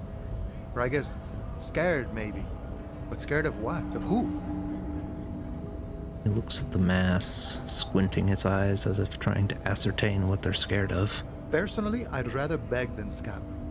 If the gentleman shouting on the street came begging, maybe they'd have gotten something. Have you tried talking to them? We've explained the matters, but they don't listen. This lot would be reasonable and go home if the big guy wasn't riling them up all the time. I'm not a scab. I'm a cop. I was just messing with you. No one's ever seen a cop scab. Imagine, you cops going on a strike, but then another cop comes in and says, "Let us cop for less money." Speaking of, what brings the RCM here? To the wild north? Come to see the strife? Any idea who killed the hanged man? The mercenary, eh? Who could have killed him? That's indeed the question. Why even do such a thing?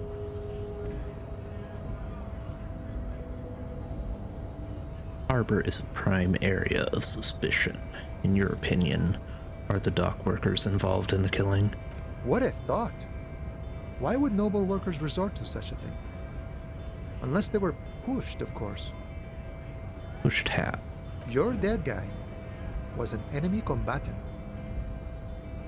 Did you kill him? I ain't the murdering type, but that's just me. Large organizations like our union have all sorts of men, with all sorts of skills. He means a more violent faction could easily take care of such a thing. Understood. This has been of limited use. Still, thank you. No problem. I wish the best to you in your search. Sure, I'm glad it's not my search. Nice talk. Gotta get moving.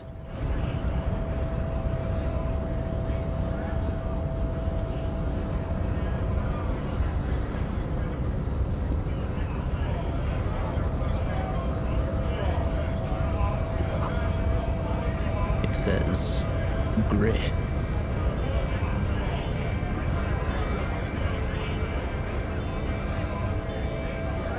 The big guy. Bastards!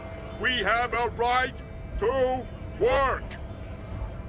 Man yells towards the harbor gates. His voice is the loudest of the lot.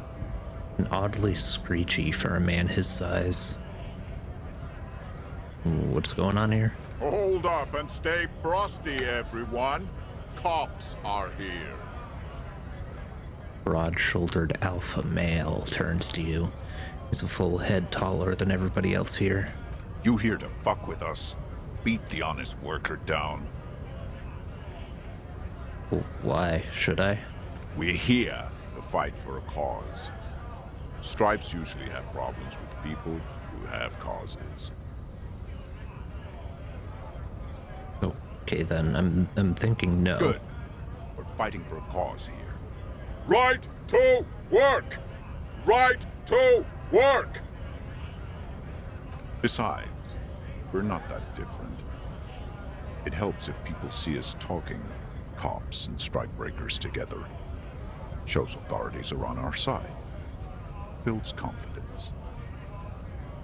What kind of cause are we talking about? Rights of people. Rights of workers.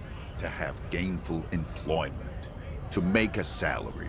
And feed their families. I don't think I've chosen any sides yet. Might be time. Don't let the fat bastards tread on you. Cops tend to side with the higher-ups, but you're essentially still workers. I don't trust cops, but I can see you understand the right to work! Right to work! Regardless, I have some questions for you. Maybe you should ask them the questions, like why we're not allowed to make a living here. Shame on you! We have families to feed, you piece of shit. Points his finger at the man sitting on the railing. So do we, Scab. What is a strike? When a bunch of ungrateful, lazy cockroaches can't get their act together, decide to block honest work for other people. Shifts uncomfortably in his worker's overalls. What do the strikers want? Beats me. They mumble nonsense about boardrooms and workers' rights, while we have the right to work! When the man moves around, you perceive some serious abs underneath his tight-fitting shirt. This man is in shape. There's something odd in the way he carries himself. His set of clothing looks vaguely mismatched. The different pieces of the attire seem ill-fitting. Ill-fitting? What does that mean? His shirt is far too small and an unpleasantly tight fit, while the overalls, held up by a belt, seem to fit a man with much more corpulence.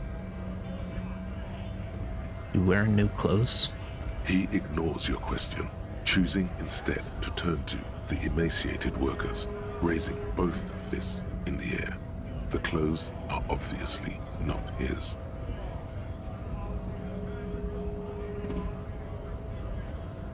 Who are all these strikebreakers? Honest men and women with rights to work, to be useful, not toys for corporate interests. Man runs a hand through his steadily graying military haircut. We came here to help the harbor run smoothly in time of crisis. If union fucks don't want work, they ought to let in those who do want work. I have a question. Why do all these men follow your leadership? You think they follow because I'm big and loud? No. They follow the rules of the market, the rules of the economy, because they were given a job to do! You've been talking to him for quite a while now. Something is off with this guy. Ask him where he's from. Okay, I gotta ask. Where exactly are you from? What's it to you? Deep set suspicion drips from every syllable. Routine. Part of the investigation. Or I thought you looked real familiar for a second there.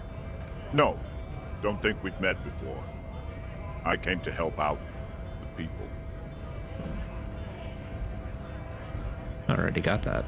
I'm interested in your background. We're all workers, right? Workers stick together. Came from the eminent domain, in Jamrock. Backgrounds in odd jobs, heavy lifting, cargo hauling, bouncer work. I know the drill. A monstrous shadow high above the fire traps of the domain. The 881 motorway running over this district of Jamrock. Concrete pillars rise up from the midst of the dilapidated wooden houses. On the horizon, barely visible, the hazy machinery of the harbor. Shudder and breathe on your hands. Life in the domain is even worse off than in Martinez. The cold air is stiff from the fumes of the motor carriages and lorries roaring overhead. Below, broken down, battered people mill on the dusty streets with no purpose. Yet amongst them, there is no sight of this man. Nowhere. Bouncer? Where?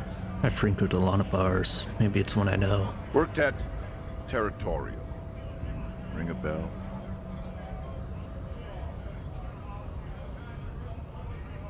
Yeah, I think I've been there. Uh-huh. It was a long time ago.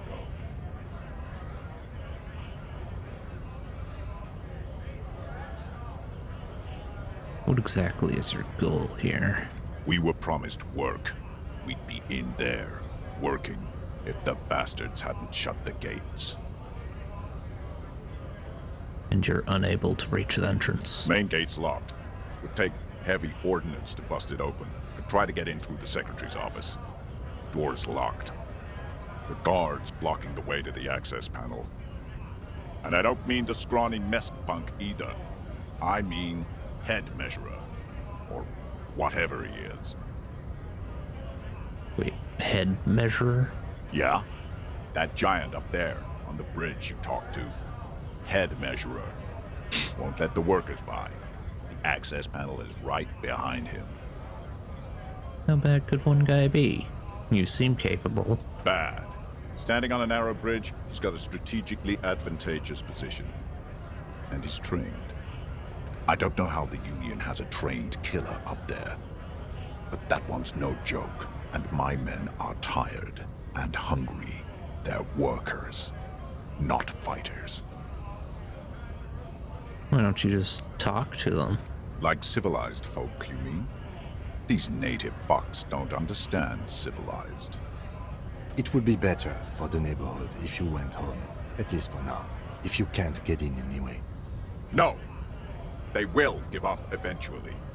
Or get drunk. Leave the button unguarded. Then we charge. Man rubs his jaw, a perfect, lightly bearded square wedge.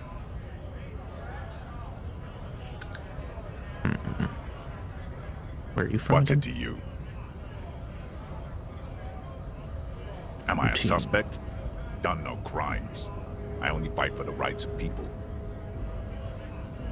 We're all workers, right?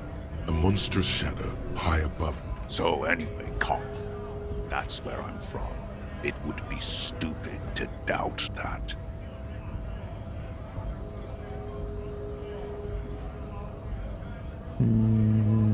Doubt?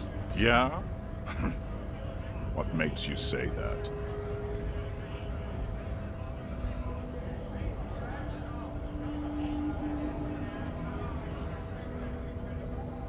No one there knows you. They know me. That's bullshit. I'm gonna leave. Money.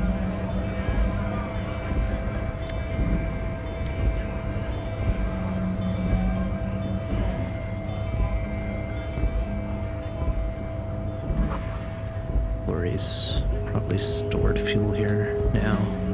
They store booze.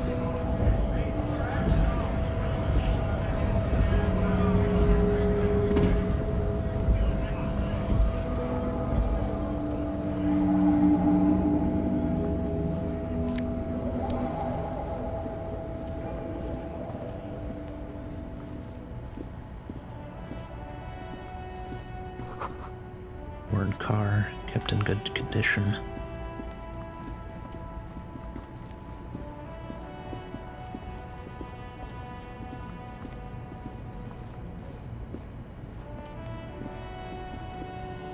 old monument stands in the middle of the traffic island, pointing toward the sea.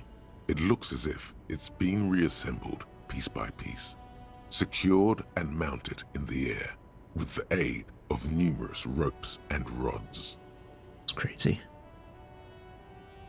Who is this? A silver plaque on the statue's pedestal reads, "I am Philip III, the Squanderer, the greatest of the Philippian kings of Revachol, son of Philip II, the opulent, father of Philip IV, the insane."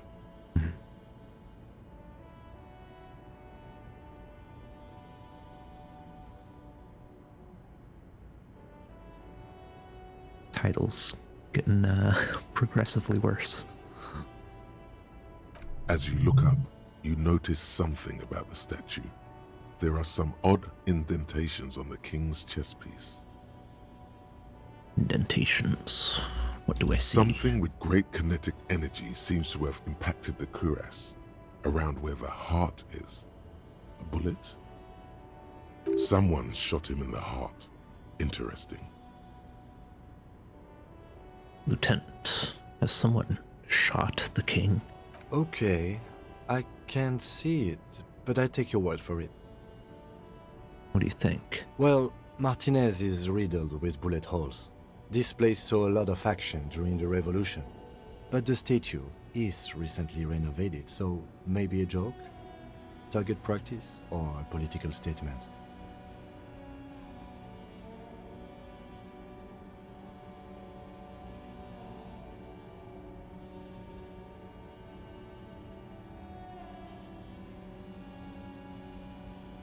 None of the above. Maybe it's connected to the murder. If we connect every bullet hole in Martinez to the murder, we'll get an overwhelming amount of loose threads. But then again, we don't really know what we are dealing with here, so I've made a note. Don't hold your breath. The king stands high above you, surveying the bay, mute and indifferent to your sightings. Come on, encyclopedia. What did he do? You have no idea what you did a week ago. How would you know what this guy did many centuries ago? That's fair. High above you, the king stands triumphantly oblivious to your memory trouble.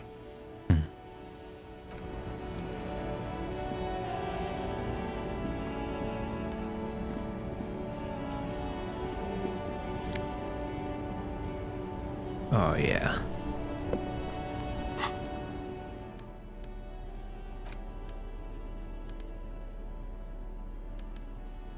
Get that on.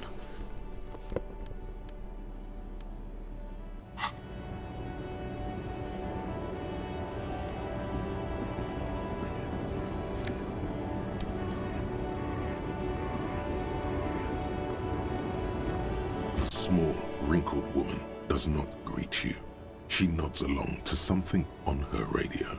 A photograph is clutched in her hands, and there is a warm smile on her face. Excuse me, ma'am. I'd like to ask you some questions. No response. Wherever this woman is, your words fail to reach her. Wait. Lieutenant stops you before you can snap. She's just a distracted old woman.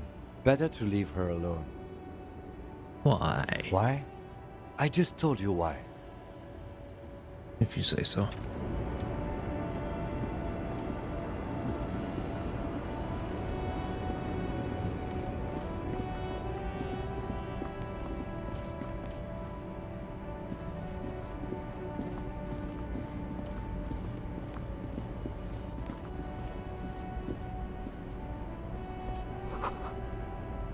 Old slogan, Humanox covered the truck.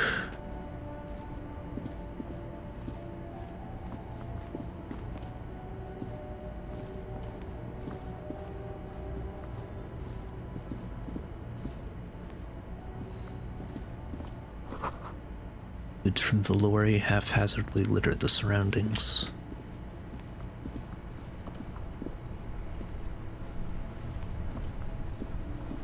I am a gander and a hunter and a gatherer. Feel like a traveler. Man mutters to himself, accenting the beats as he goes. From another planet. Hey there. I am the law. You sure are, my man. What's going on here? It's the jam, my man. He motions towards the sprawl of the lorries with a sweeping gesture. The air from the east is thick with the smell of crude oils, heavy metals and other byproducts of the modern era. You can almost taste it. What's the jam? It's a traffic jam for the ages. Harbor gates up the street are shut tight. No explanation given. Workers on strike, scabs agitating, an all-around clusterfuck. Meanwhile, we're all stuck here in long-haul limbo for days upon days upon days. Upon days. Limbo, huh? So that's where I am. Yeah, exactly. So how long have you been here? Feels like forever. Like I was born on this here roundabout and this was all I ever knew. Just me and the metal and the tires, the oil and the fumes of mazout.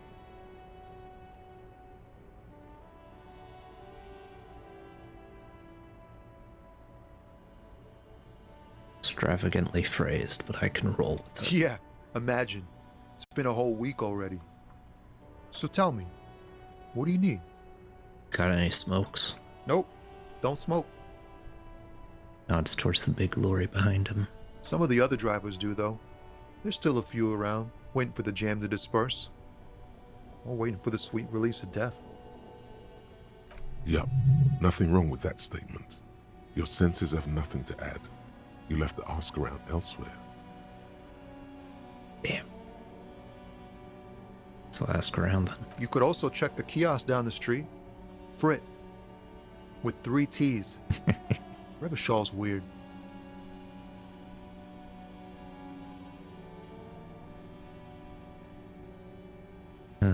Boy. I am truly giving off big idiot energy.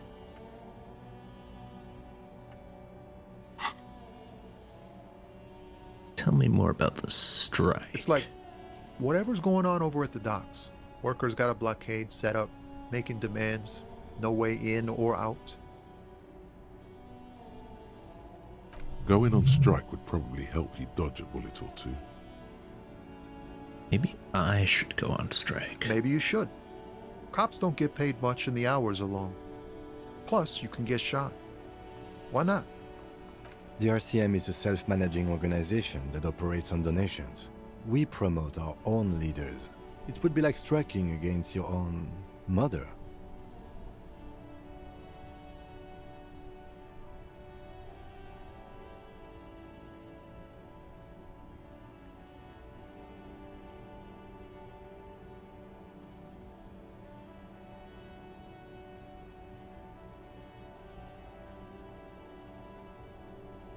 I don't know my mother, but I'd go on strike against her too, for my rights. Okay, but do continue. You were asking about the strike? What's the union demanding? Some pretty wild stuff, I hear. Like a giant new power crane in half the company? I forget what exactly. Good on them, I guess. I've heard talk there's a company rep in town too. Like a strike negotiator type. They'd know what's up. Precise demands and so on. Ah, yes, from the Wild Pines. We'll meet her soon enough, I'm sure. What do you think the company wants? They want to keep that money flowing in, my man. Ka-ching. Anything else I should know? Anything else? Yeah, this ain't really my area of expertise. I just do my job and get paid. I have things to do and places to be. All of us do. All of who? Us lorry drivers. Cam, your nurse. If you still hang around here waiting for this mess to end, most have scurried off somewhere to get drunk or high. Or laid. Not that I blame them, really. Not you? Not my thing. Chasing transient pleasures is a drag these days. I prefer the examined life now. Thinking, reflecting, observing. Glances down the road toward the horizon, a glint of something in his eyes. What's better than chasing transient pleasures? The more transient, the better. When one's ended, you can get onto the next one. He tries his best to look nonchalant, but there's a rigidity in him, as if trying to conceal something warm and deep beneath a cool exterior.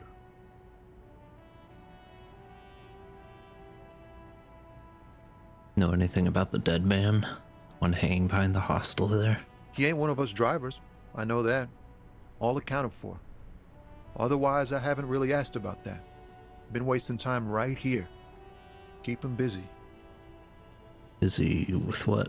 Analyzing the fundamental structural and psychological conditions of being stranded in the midst of a sea of motor lorries and their sad, despondent chauffeurs. Wait. What? Nothing. I'm just messing with you, man. Don't mind my idle verbosity. What are you hauling? Oh, high-grade narcotics, illegal firearms, stuff like that. You're under arrest. Ha! No, I'm joking, my man. Found runs a nice, clean business. This haul of cargo is mostly sporting goods. You know, tracksuits and that kind of thing. They usually get shipped to Grad in the Occident, though we've been making headway in the lmao market lately. I get a tracksuit. We're pals and all, but I can't just freely hand out the merchandise. The bosses won't be happy. There's no denying it.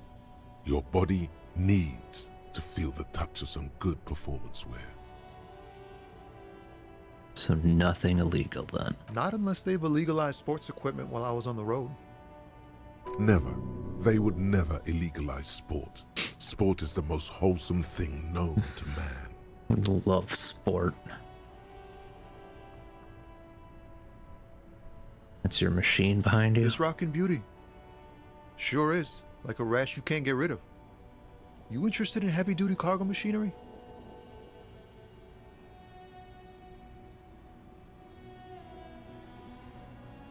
Yeah, these lorries are pretty neat. Neat. For carrying large quantities of cargo a long distance. These found tracksuits need to find their way to the kids way out in Wamrau and Laurent Bird somehow. The man taps his fingers rhythmically against his arm. What do you see in his eyes? Ease into it. Don't go too far. This seems like a personal matter.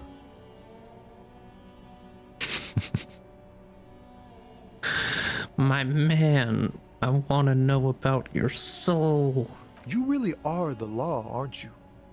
I get that being bluntly observant and inquisitive comes with the territory, but it certainly doesn't help with your conversational skills, does it? Just like that, he slips out of your reach. It is possible the yelling didn't help. Dang it. Don't be a stranger.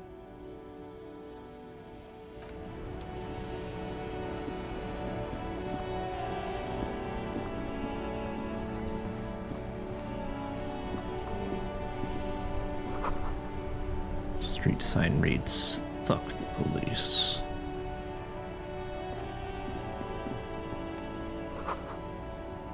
Pigs go home. Street name is illegible. Hello again, officer. How are things? What is this fuck the police business? Excuse me? She's uncomfortable. Maybe you should drop this line of questioning. The street sign says, "Fuck the police." Oh. Well, I didn't write it there. I'm just sitting here. What about this other sign? Pigs go home. Who are these pigs? I don't know anything about that either. As I said, I didn't write it. No need to worry. We are not saying you did. Okay. Well, I didn't. Still have salts. I think I could use some. I'm done with them. It's a small capsule out of her breast pocket and hands it to you. Go easy on that stuff. It gave me a terrible headache. Alright. Thank you.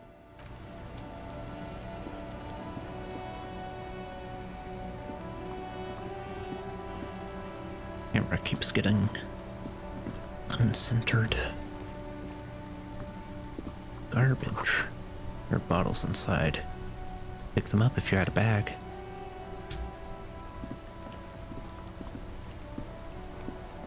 This Post Lavantorie mail collection box has been heavily vandalized with graffito. A closer inspection reveals 2 bullet holes in the front. Vito. A faint sticker on the side reads, RCM Emergencies Desk number 8102, with a slogan, Mankind, be vigilant. Good mail delivery box.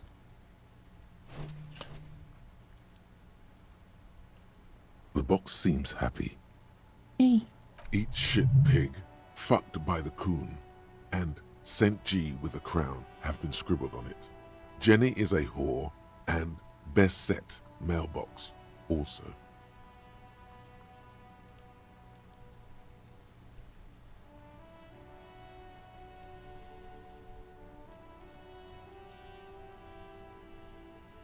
Been there, Post Lavantorie mail collection box. Been there. The mail collection box seems cathartic, thankful even. So do you. You shudder. Then you swallow. And then suddenly, you see it. Over all the other graffitos, someone has, using the tip of a very sharp knife, cut the words, Revachol forever.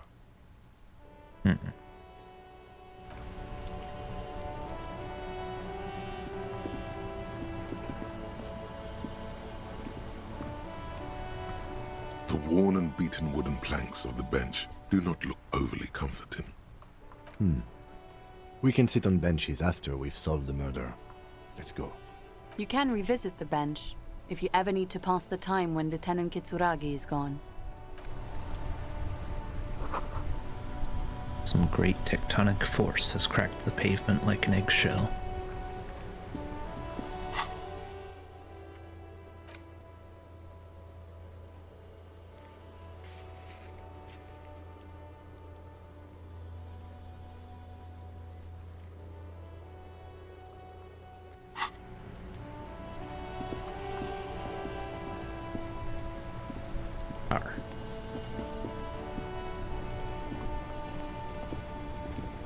Before you stands a motor carriage.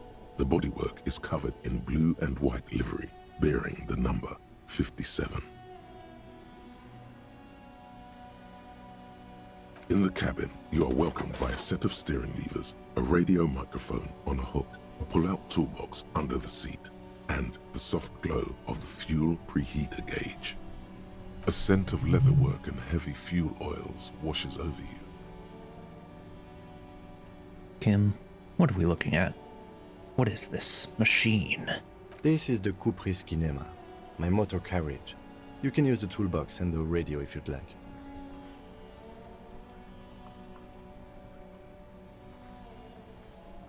Do all policemen in the RCM have such cool motor carriages? The Kupris motorcar does provide most of our patrol vehicles, yes. But this is different. This is a sports model. I might be wrong, but this one is a sports model, right? You're right. I didn't take you for a motorcar enthusiast. Do you also like tip-top, detective?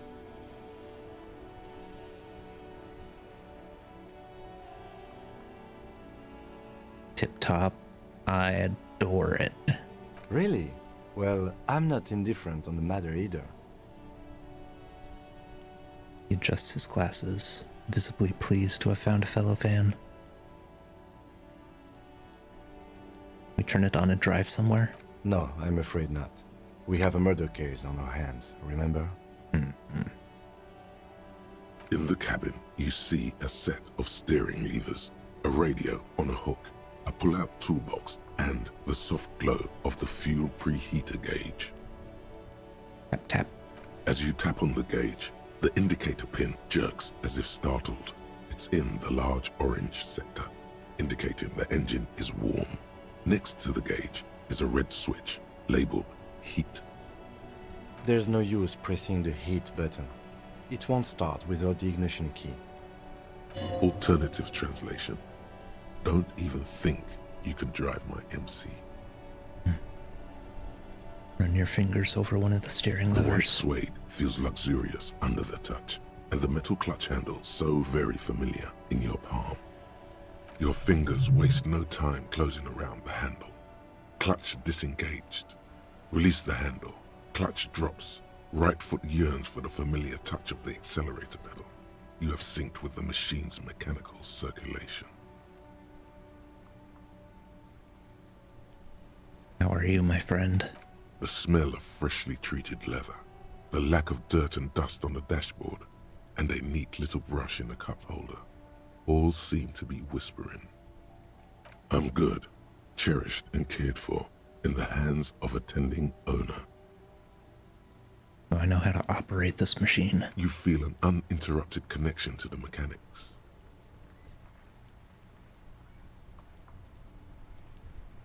Release the clutch and squeeze it again. Of course it's only in your head. Of course it is. But it almost feels as if the clutch handle is gently squeezing back. Where have you been? At the bottom of the sea. What? So strange. The machine is not on the bottom of the sea at all. It's right in front of you, well kept. Why did it say that? Release the clutch. The handle is pulled back. Somewhere deep inside the drivetrain, the disc is mated to the flywheel again. In the cabin, you see a set of steering levers, a radio on a hook, a pull-out toolbox, and the soft glow of the fuel preheater gauge. What's in the toolbox? A metallic drawer slides out from under the seat and clicks into place. The tools inside are neatly organized. Take what you need, officer. It's going to be a long case. I'm not protective of my tools, like some men are. He's clearly a little protective of his tools. But what can you do? Work is work. Pry bar sounds The useful. pry bar feels nice and cold in your hand, heavier than you'd think. Cold and heavy, like truth. You feel like you're reunited with truth once more. Useful for opening all sorts of doors and lids. Chain cutters, also useful. The handles are long and sleek. Snap, snap, go the cutters in your hand. You can do good work with these. Cut chains, locks, and ropes, especially belts. Flashlight, yes. It's robust, weatherproof, and well-made. Police issue, blue. Lets you see things in the dark you would otherwise miss. The pull-out toolbox slides back into its nest. Preheater gauge casts a warm glow on the steering levers and the radio on its hook.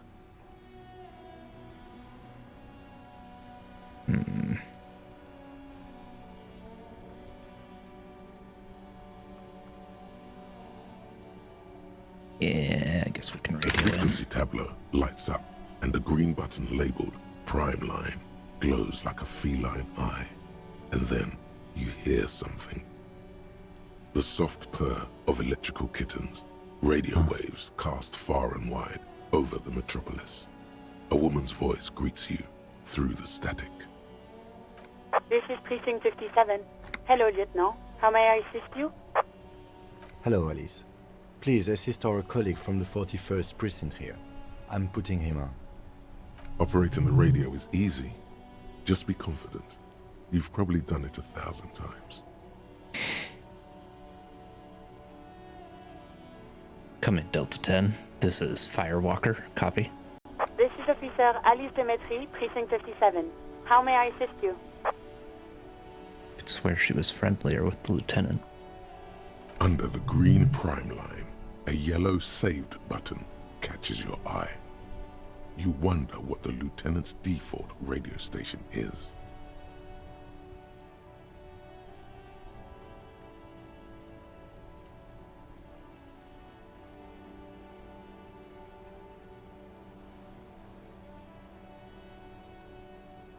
Later. Now. Asshole! always, it's DJ Mesh and Felatio, and you're listening to Speed Freaks FM, bringing you the Speed hottest, Freaks. the nastiest, the most vulgar. Ooh. A flock of seagulls takes off nearby, startled by the roaring radio. Right away, the lieutenant reaches into the cabin and turns off the radio. He's not looking at you as he says, Someone must have been messing with the radio, or maybe picked up a random frequency. You wanted a prime line, right? Speed Freaks FM, huh? Oh, is that what it was called? He's trying hard to act surprised. Go for it. Turn the radio back on while it's still on the Speed Freaks FM.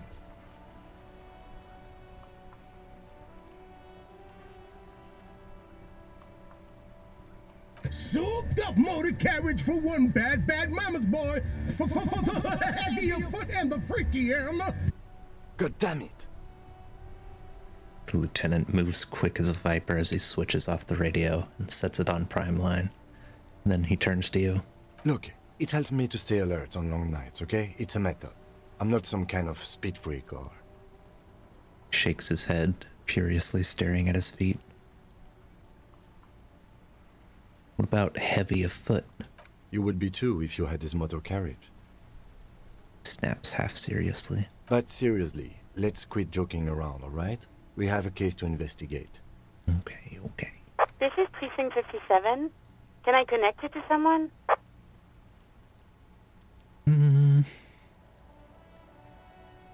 Connect me to Sylvie.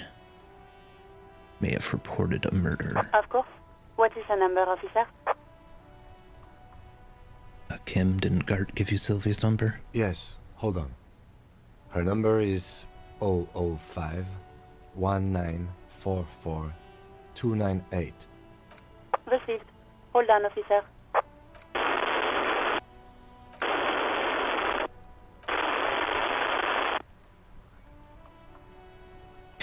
Start slapping a marching rhythm on your thighs. Give it a minute. She might be busy at the moment. Takes a bit to get to the phone.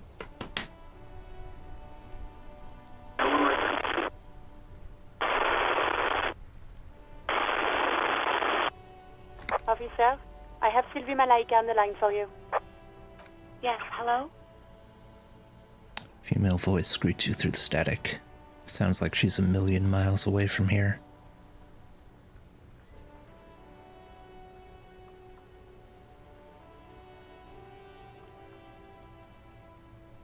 Sylvie?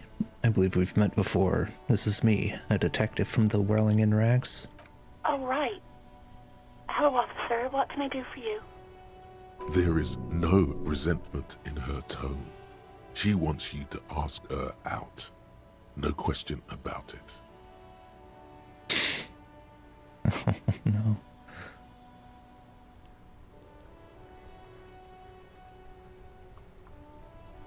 You quit your job at the Whirling. Why? You mean, why did I leave the bar? Honestly, I'm not really comfortable discussing it with you, sir.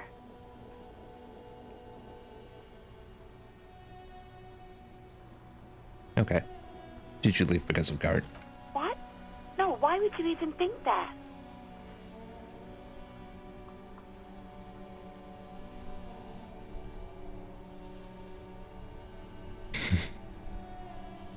Sylvie, don't be afraid of that pig. You have to stand up for yourself. Please, don't bring Gart into this. It's none of your business. God, why can't you just mind your own business? She mutters. I already said I don't want to talk about this. You're messing everything up again. Oh no. Was it you who called the police? No, not me. Do you know who made that call? No, sorry. I don't. Not a lot of people have phones around here. Copper thieves take the wires. People don't have the money to have the cables put in again. They use the Union's phone, or the one on the coast. It was someone else. We'll find them sooner or later, officer. It just might take a while. Why didn't you make the call? Didn't a corpse behind your workplace bother you? What? Of course it bothered me. But I thought the Union already knew about the courts. What does this union have to do with anything? No one calls the police. The Union would get angry. What do you mean by that? You know, what the Union says goes. People listen to them and they take care of their own, which is like everyone here.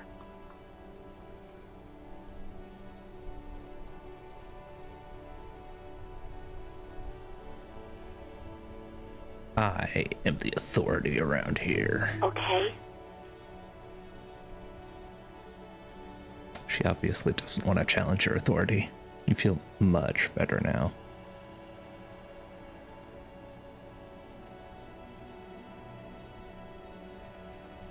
I see. Maybe there's something else you can tell me about. I don't know what to tell you, officer. I didn't call you because I didn't want to get in trouble with the others. With the Union. I'm sorry about that. Okay. Next question. Yeah, go on. Have you seen my... Please, no. Not this again. Everyone saw your cool gun detective. She sounds beyond exacerbated. I showed you my gun? When did it happen? You were trying to impress some people with it. Everyone was eating and... She stops hesitantly, not sure if she should continue. Sounds like it's going to be bad. Do you really want to know? And what? What did I do? You were waving it around in everyone's face, begging them to describe it. You said it calms you, and then you started making suicide jokes. It got pretty graphic. Oh boy. People tried to back away from you, or even slip out of the door. But you screamed. I am the goddamned law, and you have to listen to me. You are all suspects in a murder investigation.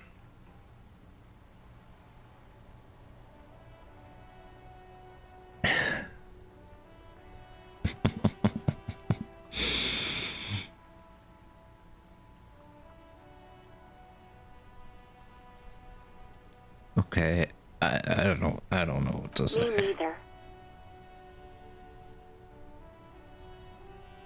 Why would I threaten to kill myself? I mean, look at this world. I would love to stay. There is silence on the other end of the line. I should have killed please, myself. No more suicide threats. Thank God you don't have that stupid gun anymore. Ugh, okay, what happened to my gun? No idea.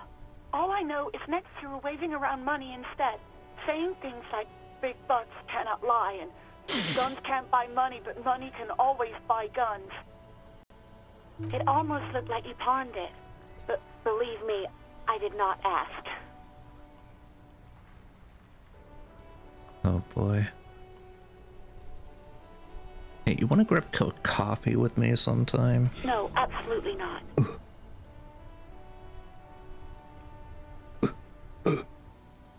That came so fast, you can't but wonder what else she would be good at. What would she be good at? Baseball, ring-a-bell quiz shows, catching keys in the air, petting an angry cat. I think I got everything I need, thanks. I do hope so. Please, don't call me again. Bye. Oh no. Yeah, feminist agenda. Clutch. Why does she seem angry? No, she doesn't have a problem with you. It must be someone else she's angry about. Some other guy. Like God.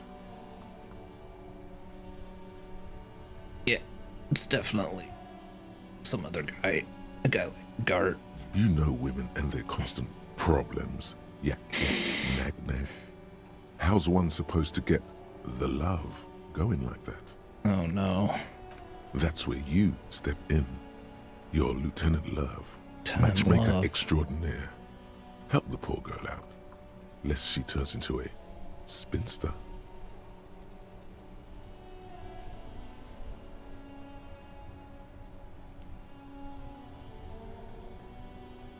What am I, deranged?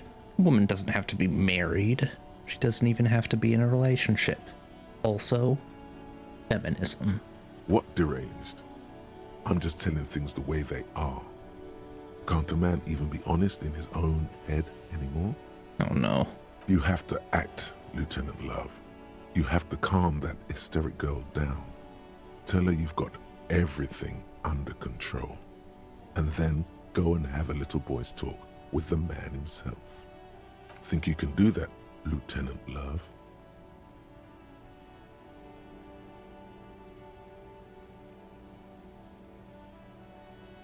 Oh, no.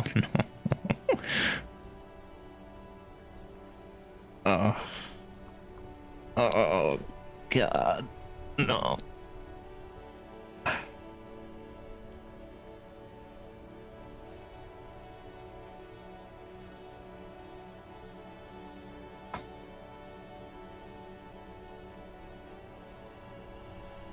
Please, no. I don't want to say any of those things.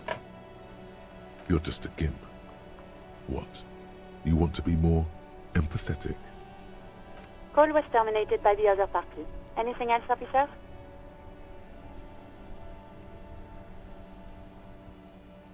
was told I need to connect to my station, the 41st Lazarus. It will take just a moment, officer. Her voices fade out into the familiar radio static.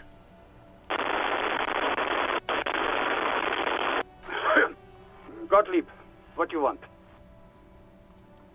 He's carelessly chewing on a piece of hard candy.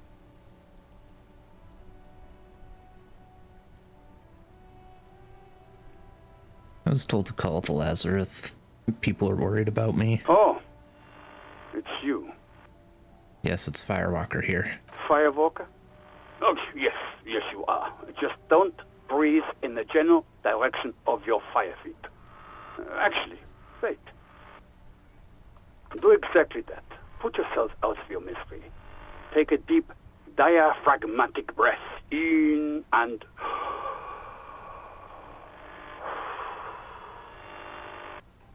I feel like you're making fun of me. I'm the most serious person at the station, detective. Now, do you have any current, pressing medical problems? I think I've had a heart attack. And you survived it. Congratulations. Are you mobile? Sort of, but by God does it burn in your chest. Yes. Even better. Anything else? I wouldn't worry about that. Officers your age have coronary trouble all the time. Also, death is a natural part of life. Couldn't reach up and grab a tie from a spinning fan without unbearable pain shooting through my arm. Hard to tell exactly what it was over the phone. Could be a combination of peripheral neuralgia and high blood pressure. Could be that you were having a heart attack. Or, actually, it could be both, given your profile. Both? That sounds bad. Yep.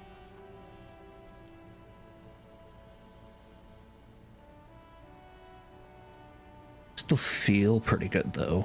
I could probably take a lot of damage. Yes, positive thinking is a well-known cure-all. My suggestion is to exercise a lot. He sounds very careless about it all.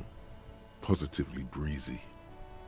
So, what do I do? Cut down on the drinking, pal. In fact, cut off the drinking. The drugs, too. Anything else? Oh, but speed. Sweet speed. It goes so well with alcohol, too. I've lost my memory. All of it. With all the damage you've been dealing yourself with drugs and alcohol, I'm not surprised. You're not surprised. Okay. Anything else? What else?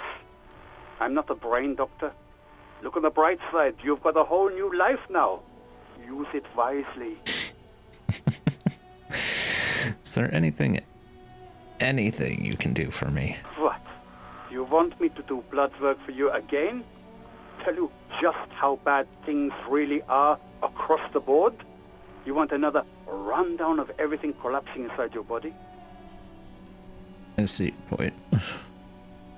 Might as well get back to Do work. that. I need to go.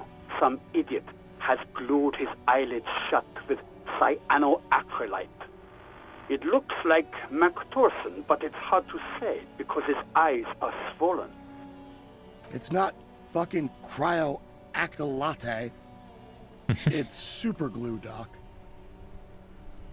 I guess that's it for now.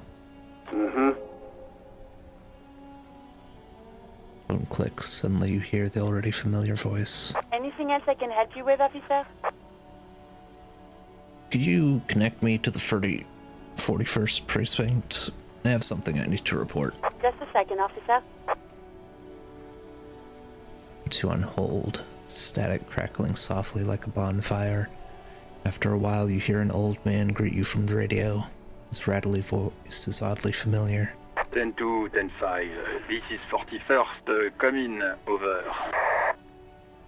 Hi, this is me. Here. I work at your station. 10-4. What's your status? Over. This is not good. 10-18. 10-20. Over. Please just talk human to me. These numbers mean nothing to me. State your message, sir. Over.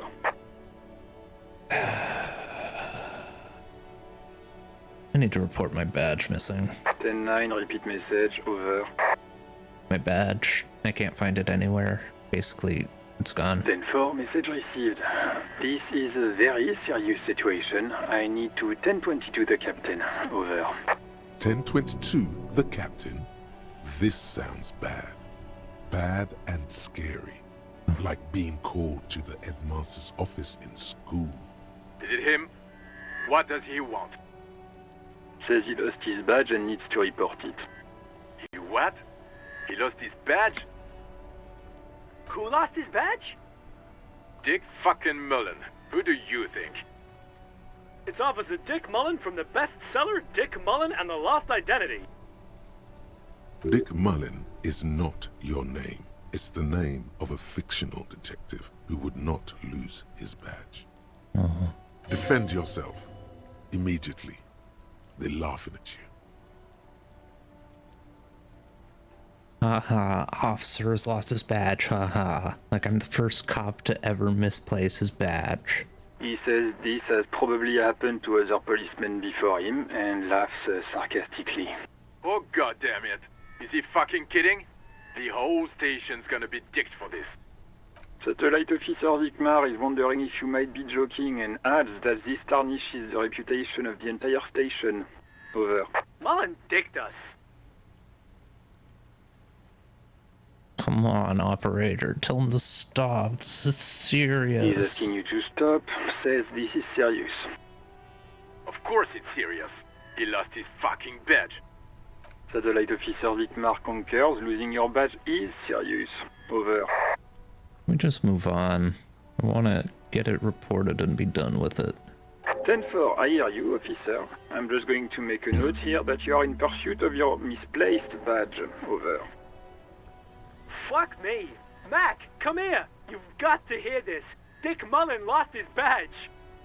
What's going on? Super Cop here lost his badge.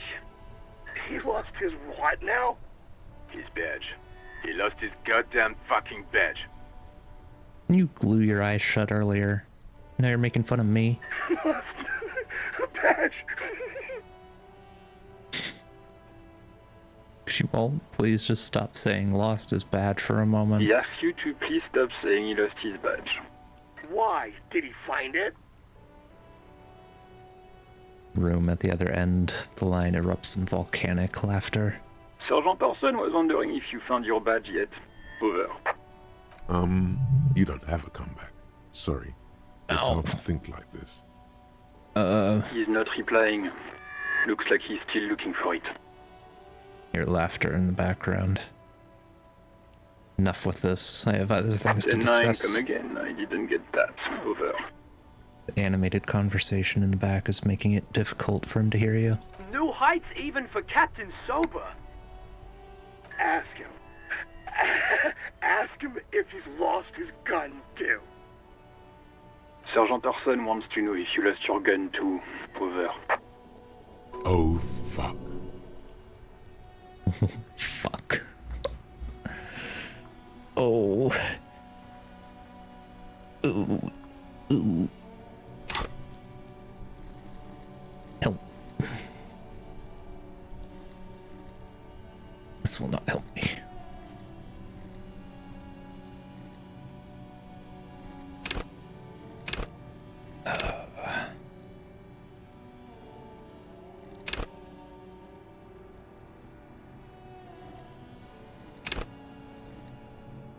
Let's get some of that, though.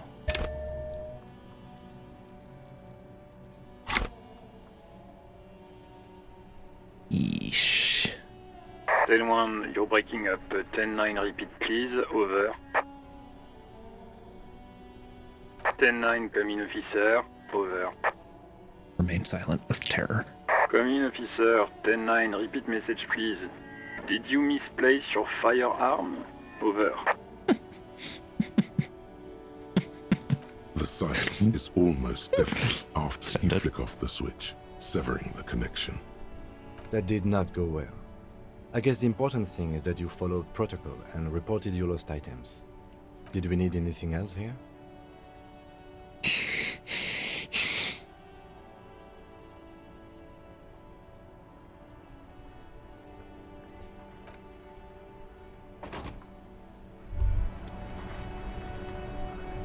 I can't take the emotional damage.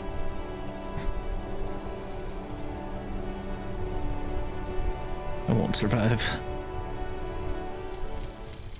Some kind of superstar. Oh. They say the world isn't ready for a rock and roll cop. No one wants their state monopoly on violence to be mixed with celebrity worship.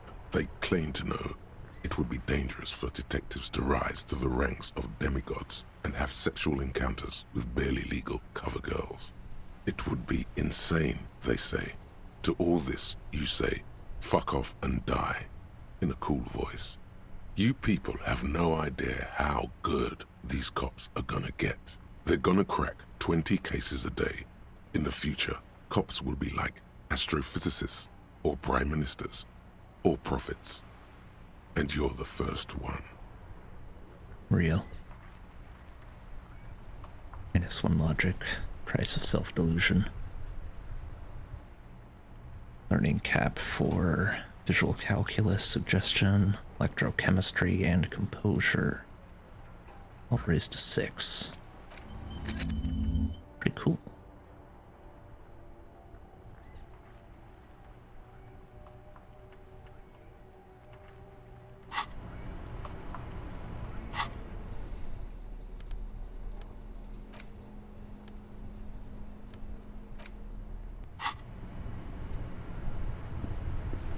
Yes?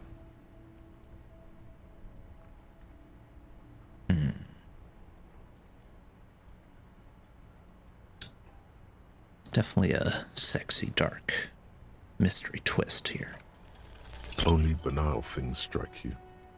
At the core, you're a very banal person with a very small soul. Oh god.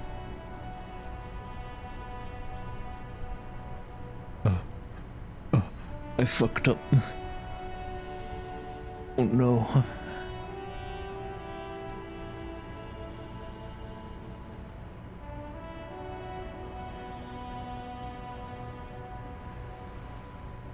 Despair creeps into you, getting fat on your weakness. Whatever noble intentions you once had as a police officer, it's eating them all up now. I'm seriously running out of shits to give. Let corpses hang on trees. I'm quitting. Fuck you. Fuck me? Please leave the rage you have for after we finish the investigation. Nothing you can say would make you feel any better now. Cop gives up the detective genre for social realism. Another police officer resigned from the RCM following a nervous breakdown. He now lives under a bridge, drinking and occasionally throwing excrement at passers-by, shouting, "I never loved that woman." When asked to comment, former colleagues objected to the theory that his psychological disintegration was precipitated by his wife leaving him. It's because the Furrows lost that match, said Captain Ptolemy Price, once the man's superior officer. It's because he couldn't get a big gun from acquisitions, and anyway, police work really burns you out after a while, Satellite Officer Jean-Vic Mayer, the deranged former cop's partner, commented.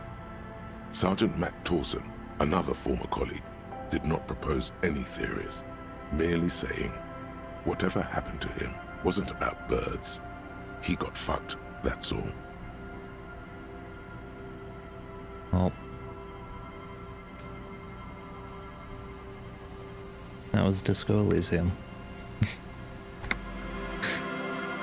Got the bad end.